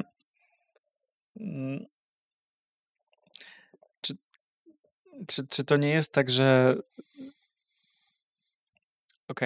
zadałbym przede wszystkim kilka pytań ci od strony, nazwijmy to, czego się wstydzisz, czy faktycznie jakby, żeby dogłębnie jakby sprawdzić, czy to jest faktycznie dwie rzeczy. Dla mnie to są dwie rzeczy, mogą być dwie rzeczy. Faktycznie twój zasób języka, czyli krótko mówiąc to, ile masz słów do przekazania, czy twój zasób języka, czyli angielskiego powiedzmy, versus to, co chcesz powiedzieć. Bo po polsku ty się nie boisz, bo możesz na okrętkę powiedzieć, gdzieś tam wyszukać to, szybciej ci przyjdzie zautomatyzowanie, przywołanie, neurony się szybciej łączą, bo już byłeś w kilku takich sytuacjach, w których mówiłeś na dany temat już. Po angielsku boisz się tego, że nie przywołasz tego, co być może masz biernie, bo widziałeś, bo w aplikacji, bo coś tam, bo czytałeś. Możesz się obawiać też tego, że po prostu nie znałeś jakiegoś określenia i naokoło możesz to powiedzieć, spróbować, jeśli jesteś na takim etapie oczywiście używania języka, to możesz być na etapie, na którym właśnie naokoło coś powiesz, możesz być na etapie, kiedy w ogóle tego nie masz, no i to jest już jakby bardzo trudne, natomiast możesz dociągnąć do tego powiedzenia naokoło, tylko tu pomiędzy tymi dwoma rzeczami są tak zwane survival techniques. I tych rzeczy można się nauczyć, bo jeśli... Dasz przykład? To wiesz, jeśli masz spotkanie z klientem, wystąpienie publiczne to jest trochę inna rzecz, bo tam jednak musisz być przygotowany od strony merytorycznej. Ale jak masz Zakładam, że nawet pytanie, się da na pamięć nauczyć takiego wystąpienia, nie? Niemalże, nie? Albo przynajmniej jakieś tam części wątków i tak dalej, nie? Ale w nieprzewidywalnej rozmowie jest gorzej, nie? No to musisz czasami powiedzieć po prostu to brzmi słabo może, ale I'll get back to you once I know it, nie wiem. Czy nie wiem, I'll find out and get back to you, nie? Czyli wrócę do ciebie, ale po prostu daj mi chwilę. Czasami, żeby sobie dać czas, bo w wielu przypadkach, to co teraz ty powiedziałeś, o co mnie zapytałeś, to jest taki blackout, który się pojawia w momencie, kiedy w pierwszej myśli nie wiem, bo mnie zaskoczyło na przykład to w tej interakcji, tak, niż bardziej w wystąpieniu. Ktoś mi zadał pytanie i ja nie wiem, co powiedzieć, bo albo nie wiem, czy zrozumiałem w pełni, o co mu chodzi, tak? I może być taki stres właśnie. Ja na przykład nie wiesz, on się zwiększa, nie? Z każdą sekundą, nie? No tylko, że wiesz, jest jeszcze kwestia tego, żeby złapać oddech i dać sobie ten oddech. I tutaj wchodzą właśnie takie zwane właśnie techniki przetrwania, gdzie możesz sobie to dla niektórych to brzmi śmiesznie, ale naprawdę, jeśli powiesz głośno w rozmowie z kimś it's a very good question, let me think about it, to jeśli masz wypracowane te dwie frazy, powiedzmy, już masz zautomatyzowane, to serio możesz myśleć już w tym czasie. Nie, to w ogóle nie było śmieszne, co powiedziałeś. To działa, to jest mega. No. Ja zrobiłem to przed chwilą z tobą. Nie wiem, czy zauważyłeś. Mhm. Jak zadałem ci Nie? pytanie, żebyś mi jeszcze raz jakby wytłumaczył, jakie było sedno tego przekazu z pytania o tym międzykulturowości, nie? Okej, Przenikaniu się językiem. super. Ja tam mówiłem, ale kminiłem jeszcze raz, co mogę powiedzieć jakby w następnej iteracji, nie? Ekstra. Tylko sobie daję czas, ponieważ No. po polsku mam ten zasób słownictwa. Oczywiście innym sposobem jest granie ciszą, nie? Pytanie, czy na... To już jest właśnie ta kwestia odbioru drugiej strony, nie? Niektóre narody nie lubią ciszy. Niektóre nie uwielbiają, nie? Mhm. Skandynawia. Znaczy w ogóle Skandynawia nie jest kiedyś miałem taką dyskusję chyba na jakiejś sodzie z kilkoma firmami, które atakują rynek skandynawski i zaczęli się kłócić. Ale my z Norwegami to tak rozmawiamy, z Finami tak. I jak się pokazały tam różnice, nie? Mhm. A nie jest tak, że naród jest jednolity przecież. No to absolutnie, tam to w ogóle, no bo tam jest nawet językowo, no to fiński jest ugro, to jest rodzina języków ugrofińskich, tak jak węgierski, kto by pomyślał, nie? Mhm. Więc język, znów, język, komunikacja, miejsce, gdzie mieszkasz, to wszystko wpływa na to, w jaki sposób odbierasz komunikatę i jak mówisz, nie? Ojej, szeroko. No, szeroko, ale fajnie. Podoba mi się to, że od razu powiedziałeś, że zastosowałeś tą technikę i od razu to widzimy w praktyce. Trochę tak w sumie nawet się zabawiłem tym, bo fajnie. Wydawało mi się, że cię zrozumiałem, natomiast nie chciałem wątku jakby tego rozwijać, tak? Ale no, można takie rzeczy robić, bo wtedy to też pokazuje, stary, no Jezu, no każdy może czegoś nie zrozumieć. Tak, no. I to na tym polega, tak? Żeby się nie bać, bo my właśnie, ja nie lubię mówić my Polacy, bo to nie o to chodzi. Bo generalnie ludzie, którzy mają wysokie poczucie, że chcą być, czy są ekspertami w jakiejś dziedzinie, nie chcą wypaść, nazwijmy to, na mniej inteligentnych niż wyglądają. Tak. Nie wiem, czy widziałeś wywiad z kim? Chyba najbardziej znanym w tym momencie przedstawicielem, nazwijmy to, branży IT z Polski na świecie. Wiesz, co to jest? Ja bym powiedział, może nie IT, tylko no IT, no AI, tak bardziej. Kto jest głównym naukowcem teraz OpenAI? Jakub Pachocki. Widziałeś wywiad z TVN-u? Nie widziałem.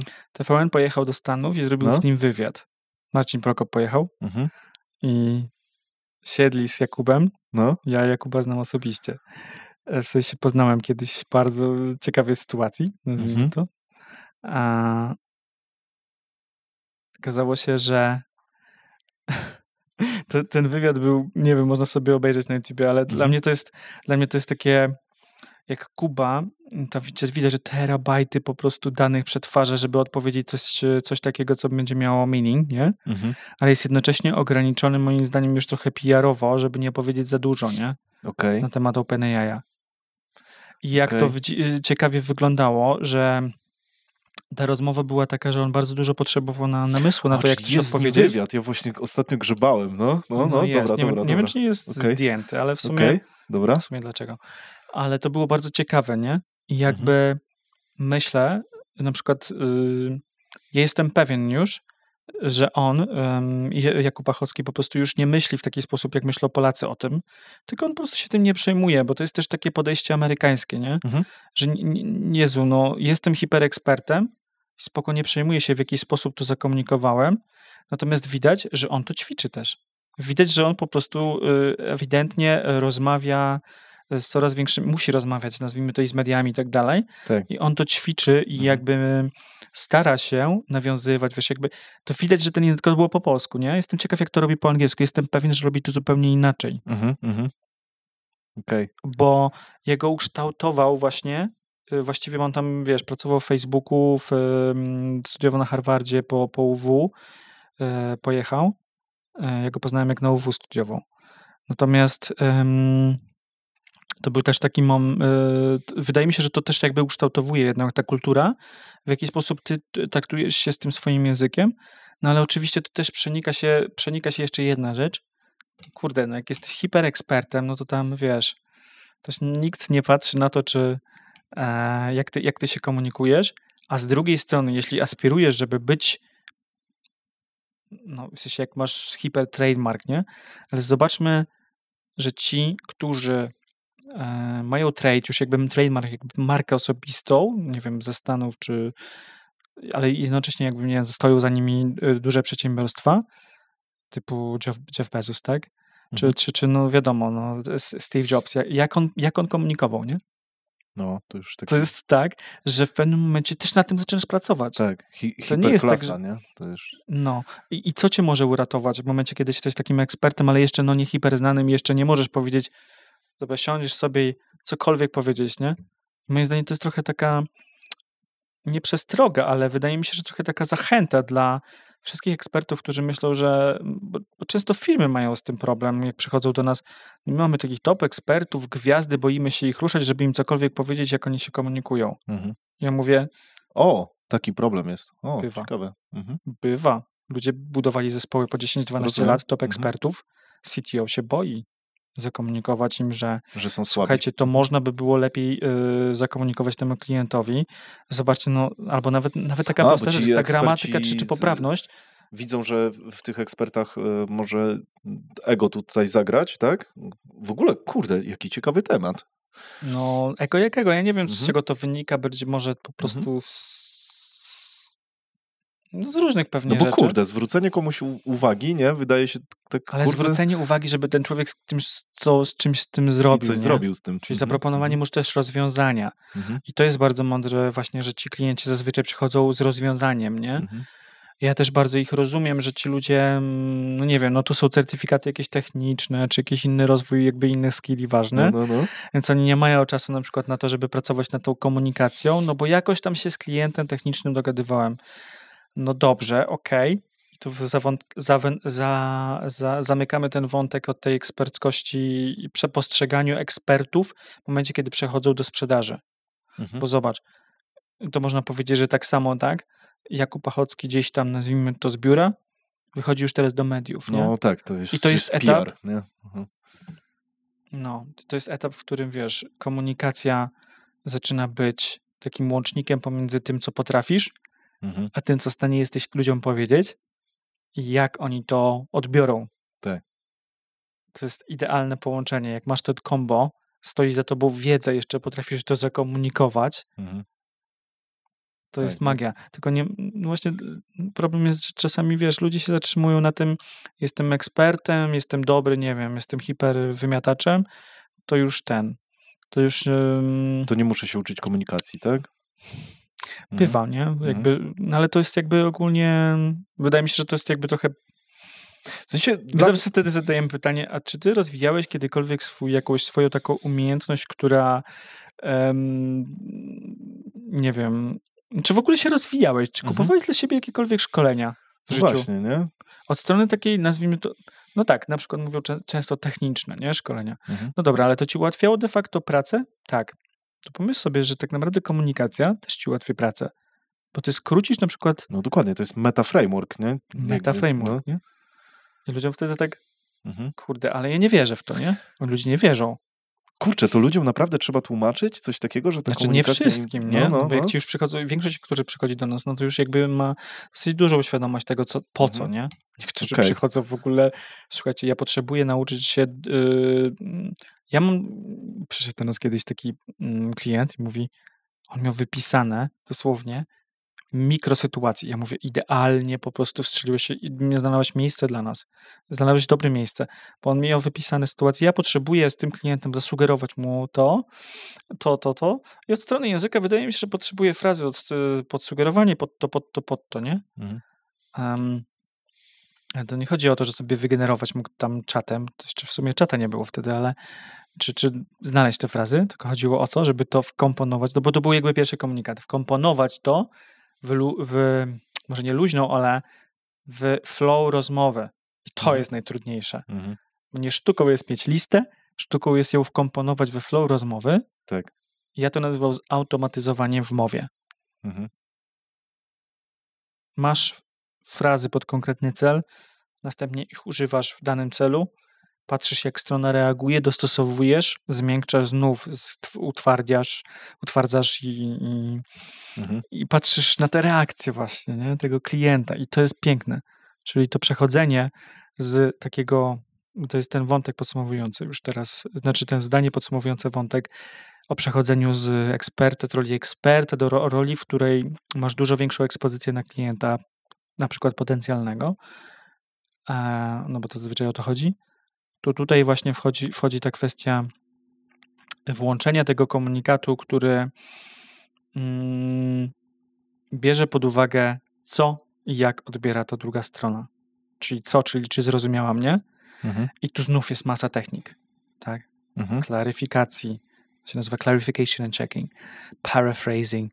I to są wszystkie elementy też języka empatycznego, w ogóle empatycznego słuchania. Tak, zapisałem sobie tą frazę. Potem to tam wchodzi non-violent communication, już jak masz projekt, by się przydało pewnie wszystkim. Ale myślę, że to jest bardziej kwestia tego, żeby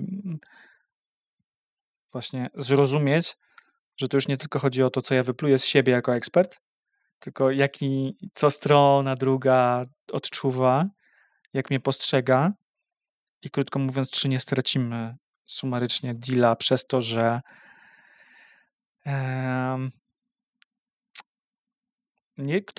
mówi się, nie czułem flow, nie, z nimi. Idę do kogoś innego. Tak. 100%. A to są te rzeczy. No. I chodzi o to, żeby je zdekodować. I to moim zdaniem jest dużo ważniejsze niż inne spasowanie firmy. Wszystko technicznie może grać, ale kurde, nie czujemy tego flow z tą firmą, nie? Tak jak mówisz, to jest miękkie, ciężko to określić. Znaczy bardziej chodzi mi o to, że wiesz, jak masz teraz wybór na przykład na rynku, no walczmy o klienta, tak? Róbmy wszystkie elementy, które działają, które mogą zadziałać. Jak ma ktoś wybór, no to idzie tam, gdzie czuje flow. No, klient kiedyś powiedział, że kurde, stary, przyszedł CEO, jakby firmy podziękował mi tak osobiście, mówi, sprzedaliśmy design obok backendu, pierwszy raz w życiu. Mówię, a dlaczego? Nie, no ja wiedziałem dlaczego, no bo myśmy mieli projekt taki, który tak naprawdę designerów miał włączyć w rozmowy sprzedażowe. I mówię, no bo ci ludzie wcześniej, przed wami, jak my przyszliśmy do tej firmy, żeby tam jakby układać właśnie na komunikację po angielsku, to ci ludzie po prostu stali za albo sprzedawcą, albo za PM-em i oni nie pokazywali z sobą, że oni potrafią to zrobić. Tylko wiesz, no jakby jak przekazujesz przez kogoś, to ten impact wypowiedzi jest obniżony. I jakby klient chce first hand information często, nie? I on mówi, kurde, zdobyliśmy klienta przez to. To jest mega, nie? To się przekłada na biznes. I tak to powinno działać, żeby ludzie byli w stanie swoją wiedzę sprzedać. No, brzmi to słabo może, ale... Nie, no to brzmi sprzedać, mega spoko. Czyli to jest tak, że... Dobra, zaraz do tego wrócę. Jeszcze chciałem zamknąć ten wątek związany z tym strachem. Taką wewnętrzną, dużą obawą, bo to jest to ciężko to nazwać strachem, bo w ogóle ciężko to jakoś tak nazwać właśnie. I znajoma mówiła mi ostatnio... Trema? Tak, pozdrowienia. Będzie wiedziała, że o niej mówię. Mówiła mi o tym, że jak ona uczyła się angielskiego, to nawet ktoś jej powiedział, bo ona robiła jakąś tam prezentację, szkolenie po angielsku w ogóle. W sensie sama prezentowała? Tak, sama prezentowała. To były takie warsztaty szkoleniowe. I ktoś po tych warsztatach jej powiedział, że wiesz co, ty masz tak słaby angielski, że nie powinnaś w ogóle prowadzić szkoleń w tym języku. Więc... Aha, zaraz... No.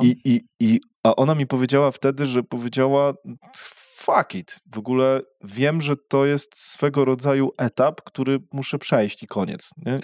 I tak, i ona mi powiedziała o takim frameworku, który... Zniszczył, nie? Tak, no, w ogóle tak. Później gadaliśmy o tym trochę. Ale miała silną psychę i wygrała, nie? Tak, dosłownie. I w tym momencie, wiesz, ma angielski bez żadnego problemu, bo przyjęła to, że kurde, to jest etap, który musi wystąpić. Musimy się z tym pogodzić, że on wystąpi. Nie? Tak? Zgadzasz się z tym? Że trzeba blamaż zrobić? Chodzi ci o to? Tak. Nie. Nie, okej, dobra. Znaczy no wiesz, jak ona musiała, ponieważ akurat się trafił jej taki deal, że musiała szkolenie zrobić, no to znaczy, że wiesz, no nie wcześniej nie zwizualizowała sobie, że takie coś się zdarzy, nie? Że może się zdarzyć. No dobra, a to jak zapobiec temu? Co, na sucho? U nas ostatnio przyszedł... Symulację? Na sucho? No w sensie symulację. No, ale co, nie robiła po polsku tego nigdy? Robiła, no. No to jak na sucho? No przecież możesz to zasymulować właśnie podczas jakiegoś właśnie mock-upu tego szkolenia, tak?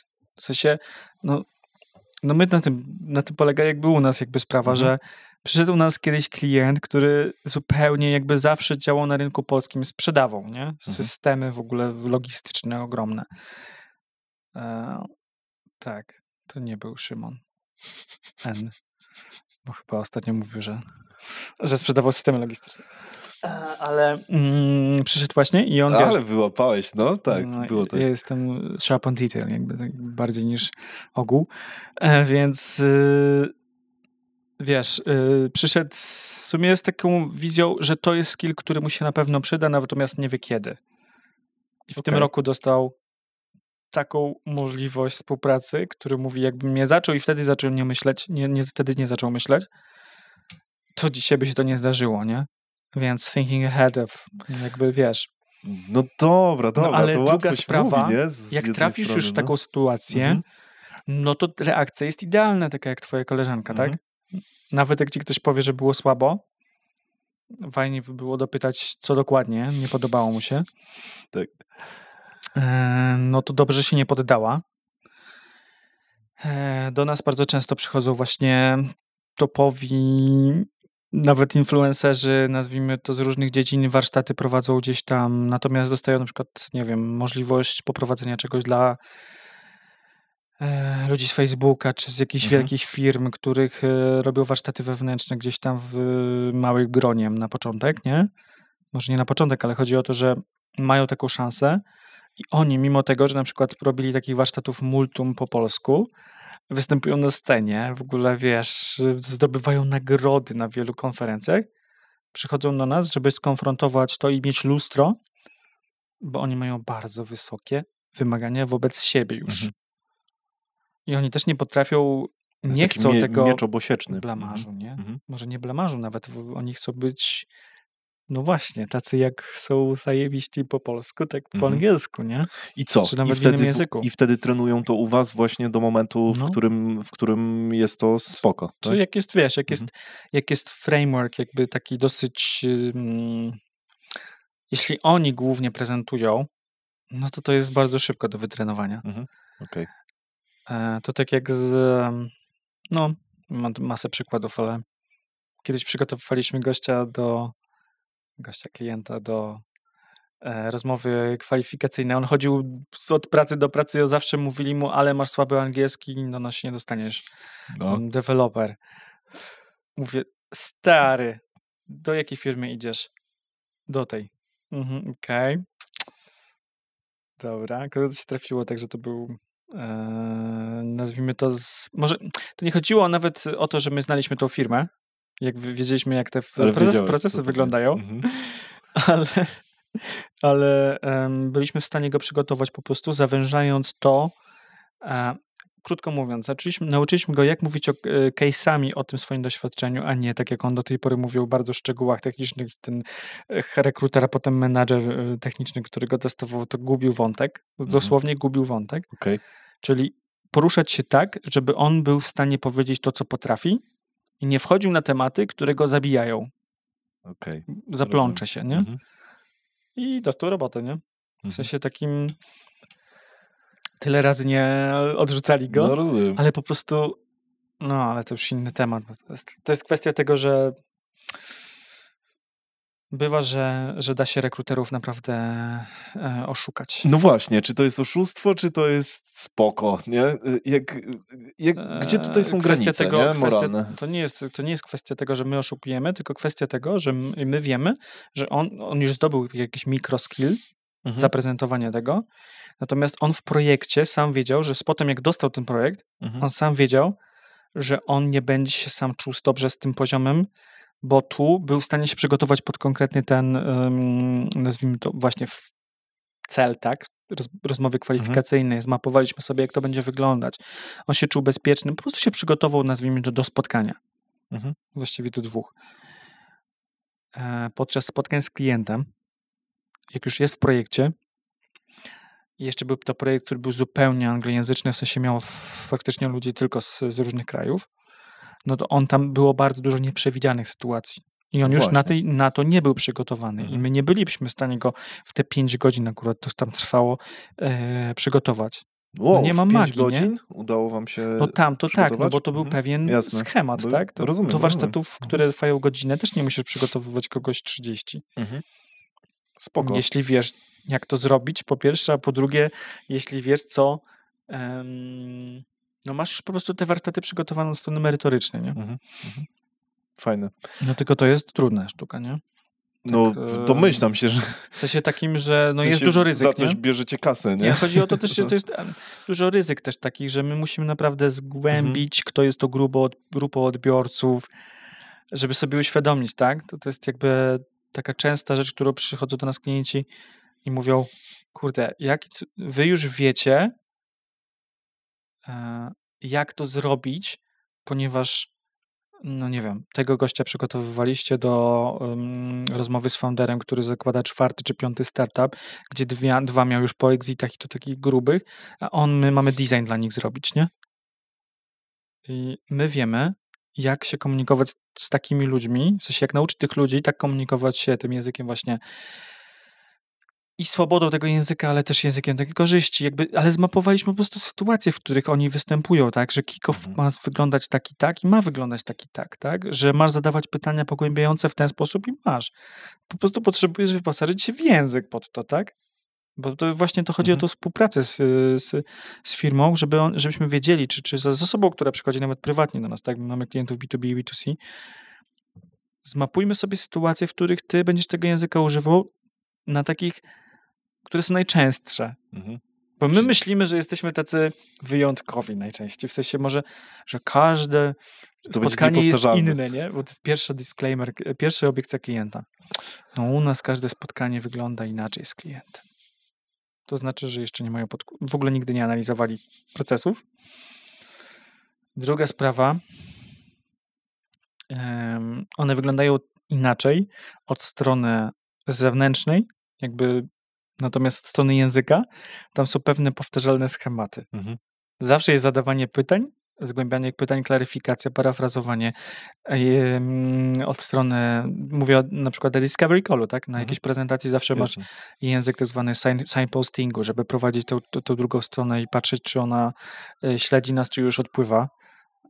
I wiele innych elementów, które po prostu trzeba wziąć pod uwagę. Jak to przećwiczysz, to już masz pewien frame. Jak masz frame, to możesz potem po prostu dokładać kolejne elementy. Ale bez tego frame'u to ci ludzie uczą się angielskiego przez 10 lat i dalej są w tym samym miejscu, bo na tych samych schematach jadą, których nigdy może nie schematach, tylko po prostu na tym samym języku, który używają w kółko tego samego. No to czego się nauczysz nowego? No tak. To na Edge'u trzeba jechać. Na Edge'u. Przemek, czy ty widzisz coś takiego jak właśnie drugi level w rozmowie?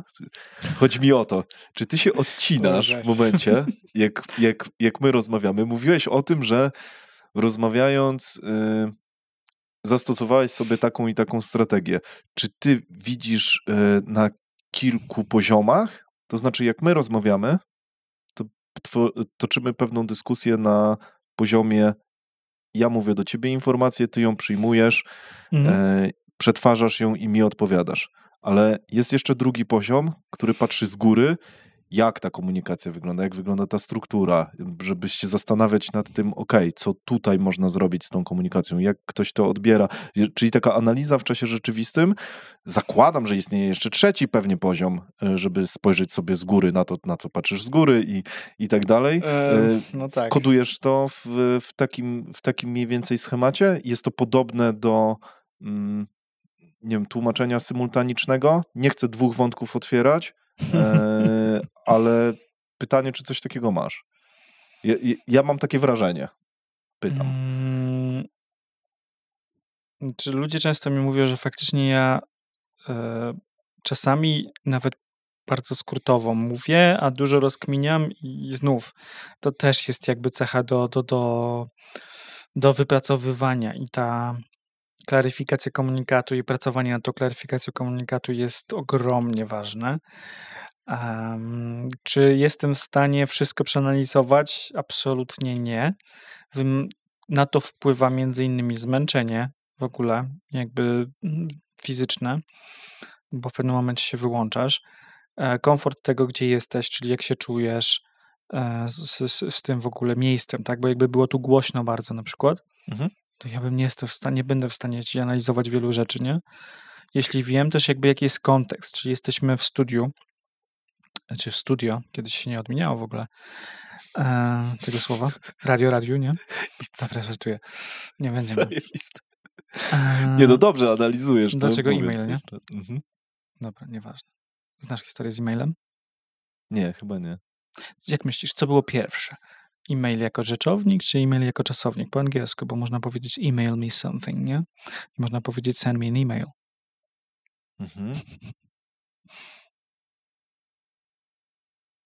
Rzeczownik. Tak bym stawiał, że rzeczownik. No, bo rzecz jakby wymyśliliśmy, że jest coś takiego jak to nazwiemy, no to e-mail, nie? A potem zaczęło się tego używać jako czasownik. Tak samo było w drugą stronę było z meetupem na przykład. Let's meet up, czy meet po prostu. A teraz meetup jest bardzo powszechnym słowem, ale ono zostało utworzone od czasownika. W drugą stronę, nie? Fajnie ewoluuje język, po prostu chodziło mi o to. Okay. Wracając do wątku głównego. Kurczę, wiesz co? Analizować można wiele rzeczy, natomiast jest to bardzo zależne od tego, w jakim stanie moim zdaniem jesteś, takim emocjonalnym. Myślę, że zależy to bardzo mocno od inteligencji emocjonalnej i tego, czy to rozwijasz. W sensie takim, czy przetwarzasz sygnały drugiej strony niewerbalne, no bo werbalne, jasne, jak ty do mnie mówisz, no to ja się staram się skupić na sednie, ale tam wchodzą jeszcze te niewerbalne, które mi trochę kształtują, czy ten komunikat, no jakby, czy ten komunikat jest taki, że chcesz być uszczypliwy, dociekliwy, miły, chcesz mi posklebić i tak dalej, nie? Nie tylko językiem to wyrażamy. Jasne, że te rzeczy analizujemy, ale myślę, że to nie jest nic wyjątkowego, tylko po prostu w momencie, kiedy na przykład to jest bardzo trudna sztuka w momencie, kiedy ja nazwijmy to, pracując nad swoim warsztatem sprzedażowym, trochę się nad tym zastanawiałem. I jak bardzo zrobiliśmy kiedyś takie ćwiczenie na takim właśnie szkoleniu Sandlerowym, podejście Sandlera konsultacyjne, takie ze Stanów. I wierzyli mi, ile ja zadaję pytań, ile mówię. To był taki początek mój, kiedy wiesz, rozmawiałem z klientami. Okazało się, że i potem jakby porównali to z takim jakby powiedzmy wymiataczem, w sensie z trenerem, nie? On to miał chyba 30 pytań zadanych klientowi, ja miałem 4. A ja nie miałem świadomości żadnej, że to robię. Czyli jedna rzecz to jest świadomość tego, co ty mi wysyłasz, druga rzecz to jest świadomość, co ja wysyłam. I to jest tak hipertrudne w momencie, kiedy skupiasz się na technikach jeszcze. I jeszcze to wkładasz w jakiś framework. Tak, to jest bardzo trudne w czasie rzeczywistym. Nie wiem, czy ci odpowiedziałem na pytanie i czy to pomoże jakoś słuchaczom, bo myślę, to że warto tak, robić i ćwiczyć.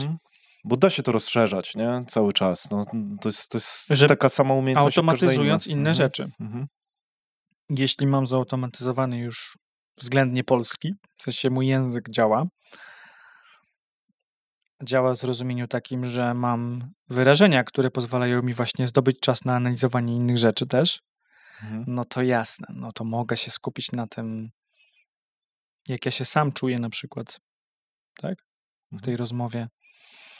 I dzięki temu kontaktowi z emocjami, no to na pewno będę w stanie bo jesteśmy w miłej rozmowie, tak? To jest co innego, ale jak jesteś z klientem, No to z tymi w tym kontakcie z emocjami kiedyś ktoś powiedział, że na przykład w rozmowach sprzedażowych, czy w rozmowach w ogóle z klientem nie powinieneś jakby szukać ujścia swoich emocji, ale tak naprawdę też sposobów jakby zagospodarowania tymi emocjami, nie? Że nie wiem, potrzebuję dzisiaj encouragement, no to jak ten klient mi nie dał jakiegoś tam, nie wiem, pozytywnego feedbacku, no to już, wiesz, pod koniec rozmowy już jestem taki, Jezu, a miało być tak pięknie, nie?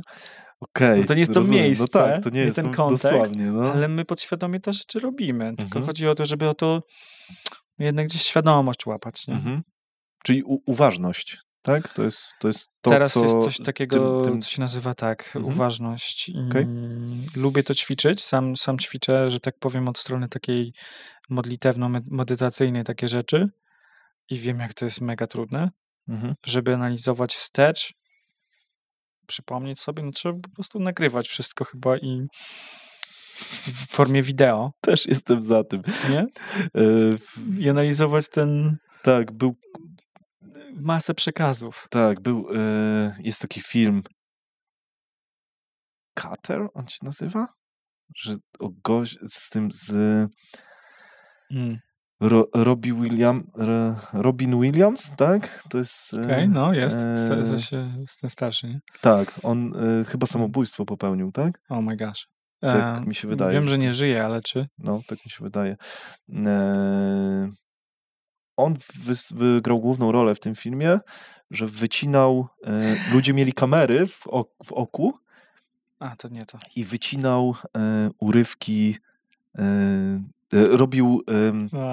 robił skrót na ich pogrzeby. Filmu z ich życia. Taka praca.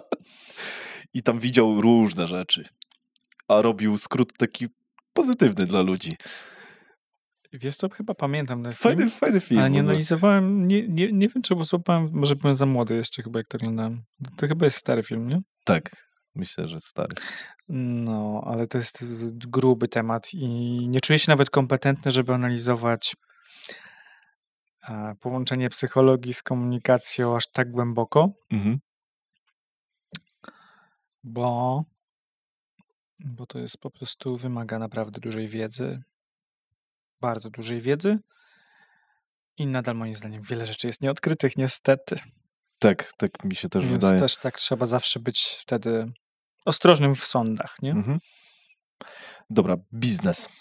Od tego mieliśmy zacząć, ale fajnie w języki weszliśmy. Kurczę, to już... Pierwsze pytanie, tak. Możemy do tego przejść. 12 lat robisz Coaction? Dobrze policzę? W 12 tak, założyłem pod tą nazwą działalność wówczas gospodarczą. No, tak, potem spółka i no to można tak powiedzieć, że 12 rok. Dobra. 7 lipca. Długo jak na biznes? Wiesz, no zależy od skali myślenia. Zależy od skali, pewnie dla wielu to jest długo. Wiesz, ja traktowałem to na początku jako w ogóle ten początek jest ciekawy, bo tam to jest to, w jaki sposób z jednej strony nigdy nie oszacowałem, czy to był dobry start, czy to był zły start, czy to w ogóle bez tego nie byłoby w ogóle, wiesz, marki i firmy. HR menadżerka w jednej z ogromnych firm takich z branży napojów alkoholowych i nie tylko w sumie, nie, zaraz, chyba głównie alkoholowe, no teraz poszli już wiadomo w różne. Zachęciła mnie, ja ją tam uczyłem, po prostu miałem dla niej szkolenie i ona mówi, stary, ty tak to robisz. Nikt tak nie robił, jakby, nie wiem, ja przerobiłem te tematy z wieloma jakimiś tam szkołami, lektorami, czymś, to musi być coś, co będzie działać w wielu firmach. I słuchaj, my mamy akurat, właśnie chcemy wymienić dostawcę obecnego na całą Polskę, w sensie szkolenie miało być zorganizowane. Może ty byś to zorganizował, może zdążyłbyś, nie? Ja mówię, jak to był, wiesz, kwiecień czy coś, przetarg miał być, w ogóle, miał być chyba we wrześniu. I ja tak, wiesz, niewiele pytając, jak to będzie wyglądać i tak dalej, taki pierwszy zew, Jezu, może to ma sens, może to jest wielka szansa, może wiesz, Mhm. ja pierdzielę, co ja nie robiłem tam. Rekrutowałem ludzi, w ogóle wiesz, wtedy jeszcze stronę internetową na szybko, żeby to jakoś wyglądało korporacyjnie w ogóle, nie? Masę rzeczy takich jakby układałem od strony, nazwijmy to, logistycznej i potem okazało się, że w ogóle fail, nie? Jakby kompletny, no bo zostaliśmy przy tamtym dostawcy, no bo są w stanie zapewnić, jakby Jest wystarczająco bezpieczny bet, nie? Okay. Nawet nie wystarczająco dobrze, ale jest, potem ta firma upadła w ogóle. Okay. W sensie nie klient, tylko ta szkoła. Mhm. I wtedy to był taki dla mnie prompt, jakby kurde, startuj biznes, masz wiedzę, szukaj ludzi podobnie myślących, będziesz tworzył firmę, nie? I to był jednocześnie super taki kop, że wiele rzeczy wtedy sobie przekminiłem na wielu rzeczach, właściwie na tym jednym przetargu. Nauczyłem się jej wszystkiego, jak nie robić. Mhm. Jakby jak to wszystko wymaga tak naprawdę wiele pracy. Kurde, to ten przetarg to ci skrócił zajebiście naukę, no. Naukę, oczywiście. Setupowałeś firmę pod przetarg, jeszcze nauczyłeś się, jak tego nie robić. Niektórzy kilka lat potrzebują na samo to. No, nie? ale ja się też wtedy zraziłem i wtedy powiedziałem, że nigdy więcej do dużych firm, nie? Okay. A mój pierwszy klient był dużą firmą potem. Ale z innej mańki, nie przetargowej. Mhm. I to jest inna rzecz. Ale ja wyrosłem ze specjalisty, ze specjalisty lektora, który uczył. I widzę, jak ciągle mówisz 12 lat dużo, jak ciągle wiele rzeczy nigdy nie miałem. To nie jest tak, że ja pracowałem tam dla kogoś, miałem menadżera, od którego się mogłem uczyć wcześniej, czy coś w tym stylu. No właśnie, sam to setupowałeś. Ja się wszystko musiałem uczyć na błędach i nadal tych błędów masę popełniam, ponieważ właśnie nikt mi nie poukładał aż tak bardzo podstaw, nie? I to jest podstaw biznesu w sensie. Podstaw biznesu, rekrutacji merytorycznej, a nie zbazowanej. Tu można porażek dużo. No tylko że skąd mamy mieć takie wykształcenie? Ten kanał jest po to. Między innymi, ale no... Słuchać ludzi. No wiesz, wtedy właśnie nie było dostępu aż tak bardzo do takiej właśnie konkretnej wiedzy, która jest nie na zasadzie będzie dobrze, tak, masz dużo werwy, to będzie dobrze, nie? Tak. To jest bez sensu. Nastawienie. Tak, jesteś zwycięzcą. Ale albo takiego typu, że ludzie się nie potrafili cofnąć do etapu, kiedy zaczynali, nie? Czyli jakby, nie wiem, miałem dostęp do kogoś, kto prowadził firmę tam kilkusetosobową, pamiętam, fabryka opakowań plastikowych, ale od tego właściciela to nie byłbym w stanie się rzeczy nauczyć, kiedy on nie pamięta, jak to wyglądało. W ogóle to wiesz, on miał tę firmę przejmowaną sukcesji po ojcu, nie? No to jest w ogóle inny frame, nie? Tak. Czego ja miałem się uczyć? Jakby szukając firm, które w branży, powiedzmy, bo mogłem, nie? No to ci ludzie się nie chcieli dzielić. Nie było takiej kultury. Nie było takiej otwartości. Myślę, że to się bardzo zmienia, nie? Tak. To dosłownie. No, i to na naszych oczach. I to, co powiedziałeś a propos tego, że od doświadczonego przedsiębiorcy, który ma już milionowe przychody, rzeczywiście nie da się tam nauczyć, to ja się śmieję z tego, śmieję się, sam tak robiłem, tak, że kiedyś za wzorce próbowałem wziąć takie osoby, wiesz, Bill Gates, Elon Musk i tak dalej, nie? Okej, można się od nich mindsetu nauczyć, zainspirować się z pewnymi rzeczami, ale po pierwsze, nie masz do nich takiego głębokiego dostępu, żeby w ogóle dowiedzieć się, czy to jest prawda, czy to jest te książki PR. są prawdziwe, tak, nie? Dokładnie. Po drugie, analiza wsteczna zawsze skuteczna i o tym ostatnio w ogóle na tym podcaście często rozmawiamy, że kurde, czy my tak naprawdę wiemy, dlaczego ta osoba osiągnęła sukces, a dlaczego nie? Czy to jest jej projekcja? Cholera. Nie ma opcji, żeby to wiedzieć. No, nie? Tak. Więc nie wiadomo. Dwa, że tak jak mówisz, właśnie oni nie pamiętają tego pierwszego etapu, dlatego od miliardera uczenie się, jak zostać milionerem, wiesz co, nie będzie skuteczne. Prawdopodobnie. Nawet jeszcze bliżej, nie? Nawet jeszcze dalej, jakby o jeden etap wyżej. jakby warto się uczyć od tych ludzi. Ja nie miałem dostępu do takich ludzi i może też jakby aktywnie nie szukałem. W ogóle wtedy na początku bardzo mało rozumiałem, czym jest biznes. Później jak już zacząłem rozmawiać z klientami, właśnie na podstawie klientów, tak? Bo właśnie to jest to, że też w momencie, kiedy schodziłem i wygrywaliśmy powiedzmy bardziej kontrakty z firmami, które najpierw tam, nie wiem, były 15-30 osobowe, 100, 120, 300 i tak dalej. Rośliśmy razem z nimi. W IT to w ogóle bardzo fajnie się widać, te jak wzrastają, nie? Jakby w software house'ach to już w ogóle fajnie widać, jak to rośnie. To ja się od nich chłonąłem, nie? Jezu, ten ma wszystko zekselowane. Ja też tak chcę mieć, nie? Okej, czy to klienci cię edukowali? No w sensie to był mój początek w ogóle, wiesz, wszystkiego, nie? Żeby patrzeć, jak oni to robią. Natomiast, no jasne, oni nie mieli czasu na, wiesz, opowiadanie mi wszystkiego od podstaw, więc musiałem jakoś tam się wspomagać i szkoleniami i tak dalej. Natomiast po drodze, no masa błędów, głównie takich związanych z zarządzaniem, tak? Z zarządzaniem ludźmi, bo to są rzeczy, które też myślę, że bardzo łatwo emocjonalnie się dać ponieść. Zatrudniłem kiedyś kogoś właśnie przez pryzmat. No, bo ta dziewczyna jest fajna, uczciwa, jest moją koleżanką i tak 3 razy mi nie wyszło.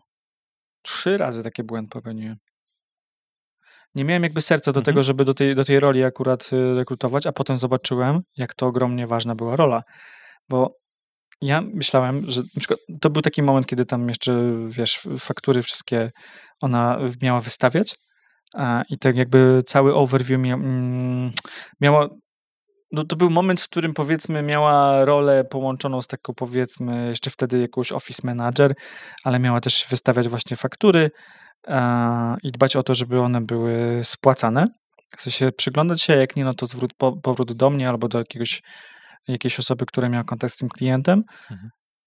Ja w pewnym momencie obudziłem się, mówię, coś tu zaczyna być nie tak. Jakoś nie zauważyłem w ogóle tego, jak ja pilnowałem finansów, to w ogóle szkoda gadać. Kiedyś, nie? Jakby mówię, patrzę, ile tych faktur, tak w końcu mówię, ile tych faktur jest w tym momencie niezapłaconych? A ona mówi tam sumę typu 450 000 złotych. Przy naszym skali to jest ogromna. Przy tamtej skali to już w ogóle. Ile to było sztuk faktur mniej więcej? Sztuk nie wiem, nie mam pojęcia, bo to różnie. Okej, ale to było pół bańki. No tak, to wiesz, no... A wtedy jakie obroty miała firma? Jakie przychody? To było niewiele, wiesz, ze 3 razy więcej. No, okej. Przychodów w sensie. Ale mieliśmy jakby też taki model biznesowy, który nam umożliwiał taką poduszkę fajną i w sumie, no ale to już jakby nieważne, wiesz, no po prostu potem się jeszcze okazało, że tam jeszcze jest kilkaset tysięcy złotych w fakturach niewystawionych. Nie to, że wystawionych, niezapłaconych, tylko niewystawionych, bo ona zapomniała albo się gdzieś... Dobra, Przemek, jak do tego doprowadziłeś w takim układzie? Masakra, nie? Ale w sensie... Wyprowadziłem to już na szczęście, natomiast z pomocą ale jak to się stało, że przegapiłeś to? Ile to trwało? Bo wiesz, no bo to jest tak, że w pewnym momencie to właśnie to jest ten błąd rekrutacyjny, gdzie rekrutujesz po pierwsze pod... nie chciałbym powiedzieć wartości, ale zupełnie jakby nie bierzesz pod uwagę to, co dana osoba potrafi, do czego się nadaje. Bo ona była bardzo dobrą ogólnie jakby współpracownicą i super jakby jako człowiek, natomiast nie nadawała się do liczb, po prostu nie panowała nad tym i była bardzo kreatywna przy tym, czyli krótko mówiąc, no to ja temu klientowi, żeby było łatwiej mu, to wrzucę mu to jako w 3 faktury, nie? A potem ten klient wraca i mówi, w sensie zamiast jednej, gdzie się umawialiśmy, że będzie 3 raty, to ona mu wrzuci w jednym miesiącu, w grudniu 3 faktury. Potem zapomniała, że w tym grudniu miała to zrobić, więc przesunęła mu to na styczeń. A ten klient do mnie, nie zapłacę tej faktury. A dlaczego? No ja mówię, wiem, że błąd, bo jakby usługa została wykonana, natomiast bo nie umawialiśmy się na taki schemat fakturowania, no bo ja już w koszty tego nie będę wrzucić za tamty stanie za tamten rok. Ja teraz przyszedłem na ryczałt. Tam to był jakiś, wiesz, prawnik czy... No rozumiem. A ja wtedy, o kurde, to może być więcej takich przypadków, nie? Mhm. Rekrutacja przez pryzmat nieumiejętności to jest, bo moim zdaniem każdy się do czegoś nadaje. No tak, tylko że... trzeba odkryć co, do czego, nie?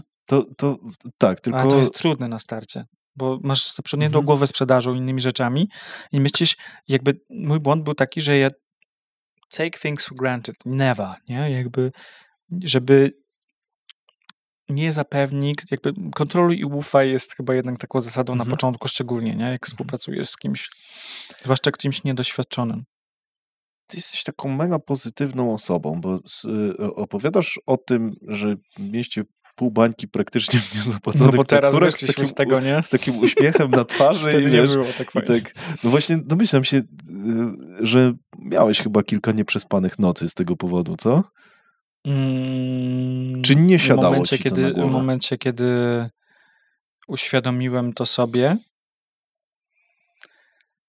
to był jeszcze taki moment, kiedy czułem, że mamy mocno poduszkę, więc bardziej się bałem, że tego nigdy nie ściągniemy. To takie poczucie trochę żalu, że kurde, to ja zawaliłem de facto. Nie przypilnowałem tego. No tak, nie było procesu pod to żadnego. Tak, jakby... A z drugiej strony, no przecież nie będę wszystkiego pilnował, nie? A z trzeciej strony, ale muszę. No i taki, wiesz, tygiel. Jak z tego wyjść? Jest to mega trudne, ale to są porażki, które uczą i na szczęście wyprowadziliśmy to naprawdę na fajną prostą, ale no to by się nie udało bez znów jakiegoś doświadczenia biznesowego. Osoby, którą wprowadziłem do firmy, nie? Okej. Jesteś dzisiaj na to zabezpieczony? Szefową wcześniej. Dobra. Zabezpieczony. Rozumiem. Czyli w sensie, no tak, po prostu procedury, procesy, odpowiednia osoba do wykonania danej rzeczy, czyli ktoś, kto ma serce do liczb, do Excela, jest hiperdokładny. Ja kiedyś miałem taką rozmowę z Frankiem Georgijewem. Właśnie o nim pomyślałem dosłownie w tej kwestii. To był ten moment, chyba może wcześniej. Tak, my byliśmy w Chorwacji razem na takim wyjeździe dla foundersów i pamiętam, jak on tam wszystko mi pokazywał, jak on ma to zekselowane, wiesz, to wciągnął laptop. Tam wszyscy byli zachwyceni, nie? Ja mówię, kurde, ty masz firmę przygotowaną na ekspansję na 7x, nie? Jakby wielkości. No. I ja mówię, jest maniakiem, nie? Chciałbym tak fajne mieć, to jest, nie? No ale też dużo rozmawialiśmy o tej rekrutacji przez wartości, a jednocześnie przez mindset, nie? No i ja wtedy się zapaliłem przez wartości, przez mindset, spoko. No ale z tyłu głowy u Franka zawsze było, że jednak umiejętności też, nie? No ale oczywiście wtedy to wybrzmiało mi najbardziej, co jakby podchwyciłem, nie? Czyli to od Franka skopiowałeś, ale nie do końca dobrze. Później tak? już potem już akurat najczęściej mnie już skorygowała tutaj właśnie Agnieszka, która to fajnie pokładała. Okej. Gdzie wzięła pod uwagę wiele tych aspektów i zrekrutowała odpowiednią osobę przy okazji taką, która pasuje do zespołu, nie? Kurczę, widzisz. To nie jest takie proste, to jakby wiesz, chwytasz właśnie tą wiedzę tu, głupiejesz w pewnym momencie, bo nie masz tej konsolidacji i ostatecznie no każdy by chciał mieć jakiś framework, ale który pokazuje ci cały pełen obraz. Tak, przydałby się jakiś mentor. No. Tu mi się przypomina właśnie Paweł Sieczkiewicz, który tutaj na tym fotelu mówił, że kurde, wiesz co, ja to niechętnie daję rady przedsiębiorcom, bo właśnie bez głębokiego kontekstu i bez głębokiego zrozumienia można zrobić krzywdę, tak jak mówisz. Wziąłeś coś od Franka. Franek nie chciał mi zrobić krzywdy absolutnie i on tam na pewno powiedział mi to, tylko ja schwyciłem to, co mi pasowało wtedy i wiesz, bo to jest tak, że człowiek jak się uczy pewnego skilla nawet, to rzuca się z jednego ekstremu w drugie. I tak jest na przykład z językami. Do nas przychodzą ludzie, którzy są sparzeni jakimś gramatycznym podejściem. Mówię, my chcemy tylko gadać, nie? Tu chodzi o to, żeby to wszystko w odpowiedni sposób dzięki doświadczeniu ułożyć. I tak samo jest ogólnie z biznesem. Idealnie byłoby patrzeć na wszystkie aspekty, tak? Stąd jakby wiesz, oexcelować wszystkie obszary, a jednocześnie zachować ten miękki skill i ludzką twarz i czucie ludzi, nie? Masz dzisiaj jakiegoś takiego, nie wiem, nie lubię tej nazwy mentora, ale odbijasz z kimś myśli związane z biznesem regularnie? Wiesz co, bardzo dużo rzeczy tak naprawdę odbijam od mojej co-CEO, od Agnieszki, bo naprawdę jej jakby cenię. Od tej strony, nazwijmy to, patrzenia szerokiego, wieloaspektowego i ona jest po prostu w biznesie. Natomiast na zewnątrz patrząc, to, że tak powiem, per obszar jednak. Czyli nie odbijam tego, bo jest jasne, spotykam się jakby, wiesz, z innymi właścicielami firm i jakby, żeby spojrzeć na to głęboko, ale per obszar na przykład, no to staram się już jakby wchodzić jeszcze właśnie w głębiej, bo wtedy jestem w stanie, czy nie wiem, jak teraz rozkminiamy w jaki sposób jeszcze, że nazwijmy to tak z marketingiem, no powiedzmy poprawić marketing, ale też komunikację, no to lubię sobie wziąć kilka obszarów, tak, czyli jak na to się zapatruje, nie wiem, ktoś z Polski, konfrontuje to z na przykład z jakimś frameworkiem, który ktoś mi polecił ze Stanów i zbieram sobie te elementy w całość i patrzę, czy to pasuje do nas, czyli znów, tak jak z językiem, tak jak Coaction de facto powstawało, od strony metodyki to powinno wyglądać tak, czyli powiedzmy, nie wiem, leksykalne uczenie, słownictwo ponad miarę jakby najważniejsze. Od strony, nazwijmy to, wiedzy takiej w ogóle, jak uczyć, to jest metodyka tak zwana, czyli jednak powinniśmy wiedzieć, jak nauczyć tego języka. Jeszcze od strony psychologii, czyli dobrze, żeby mieć jednak przygotowanie takie, żeby właśnie wyłapać przynajmniej jakieś takie podstawy blokerów, które wpływają na to, że ktoś na przykład nie mówi, a dodatkowo idealnie byłoby jeszcze złapać to w całość i spojrzeć na to, że mamy jaki kontekst klienta, naszego klienta, czyli hej, z kim ty jeszcze masz się komunikować, tak? Czy to jest właśnie founder, ty stoisz naprzeciwko człowieka, który ma fortunę, nie, wiesz, ty jesteś pracownikiem, który jest w rozmowie z founderem, ponieważ robisz, nie wiem, na scale-upów cokolwiek, tak, ze Stanów, no to jakby wiedzieć, z kim ty rozmawiasz. Czy jedziesz do, wiesz, nie wiem, przygotowywaliśmy CEO i jego najbliższego współpracownika do wyjazdu do Richarda, nie? Bransona, w sensie. Kozak. Na wyspę, nie? No ale to są takie rzeczy, które trzeba wiedzieć, gdzie ty jedziesz, po co jedziesz, tak, z kim w jakim celu, rozmawiać, komu pitchujesz, nie? No, zupełnie inaczej się Zupełnie inaczej się... Bransonowi pitchuje niż jakiemuś nie wiem, ownerowi produktu ze Stanów po prostu. Tak, no.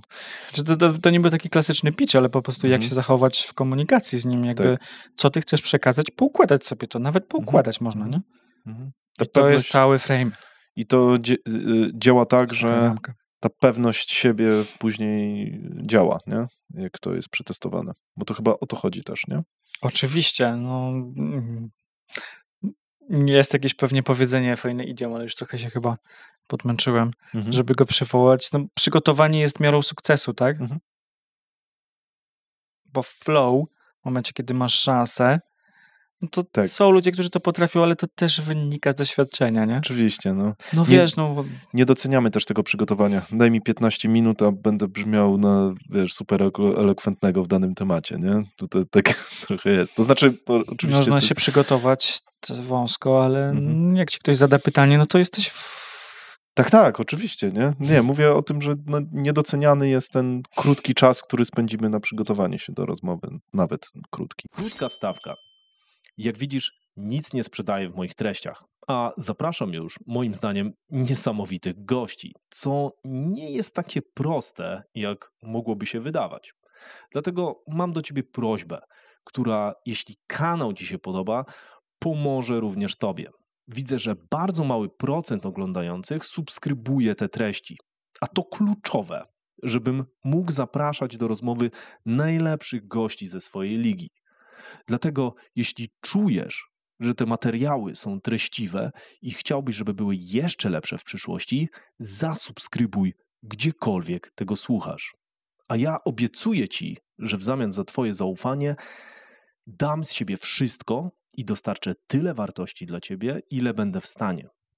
Dzięki za twój czas, kłaniam się, wracam gadać. Przemek, a propos tych faktur.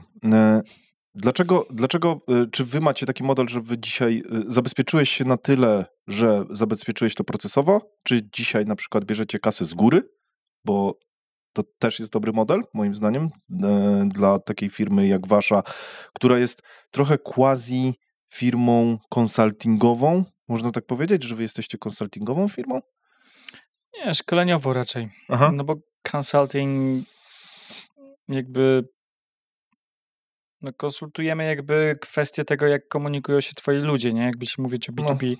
Natomiast co to znaczy consulting gdzieś? No, wiele znaczy, Tak. nie? No, nie jesteśmy Big Four, nie? Mhm. Ale też nie jesteśmy...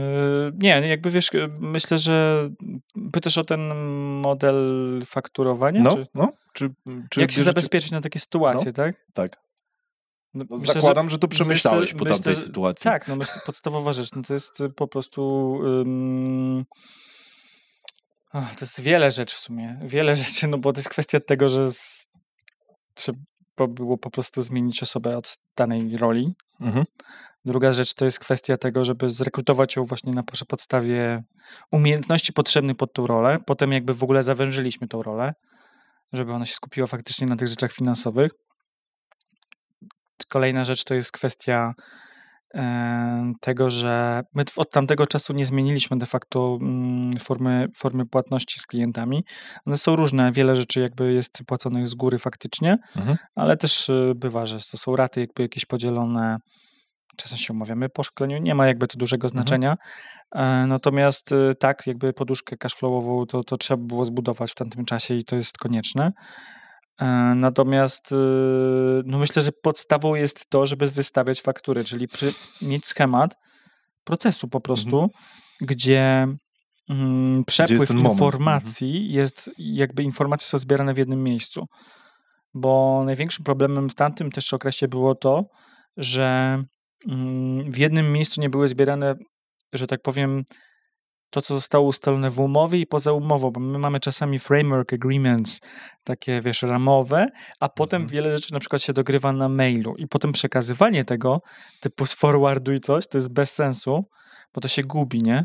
Okay. Więc trzeba to wpisywać, krótko mówiąc, no my teraz wpisujemy to w jednego Excela po prostu i tam są wszystkie te elementy wymagane do tego, żeby ta osoba, która miała wystawić to fakturę, czy nawet system już jak wystawiać, tak?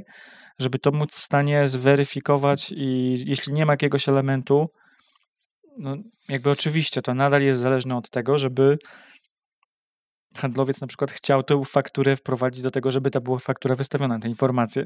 No ale tu właśnie jest cały system zmotywowania jeszcze tego i wiesz, i premiami, bonusami i tak dalej, nie? I to uszczelniacie. Uszczelniacie, czy wieloaspektowo. I to właśnie pokazało, jak wiele elementów jest powiązanych z tym z tą niby małą rzeczą wystawiania faktur i pilnowania, czy ktoś płaci, nie?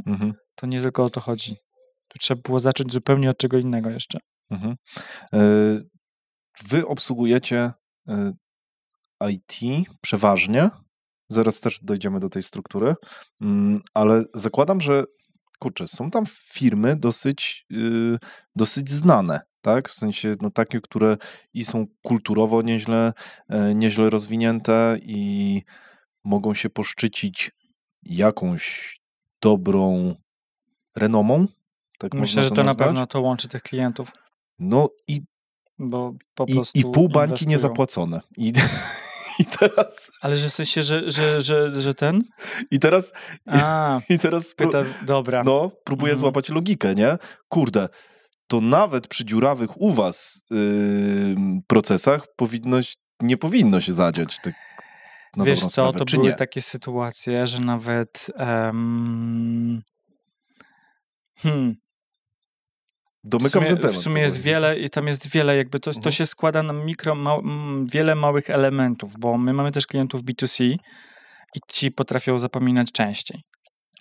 No i tych małych faktur, mniejszych faktur też się sporo nazbierało. Mhm. Chyba to było głównie klienci. Okej. W sumie tak, to byli głównie klienci P2C.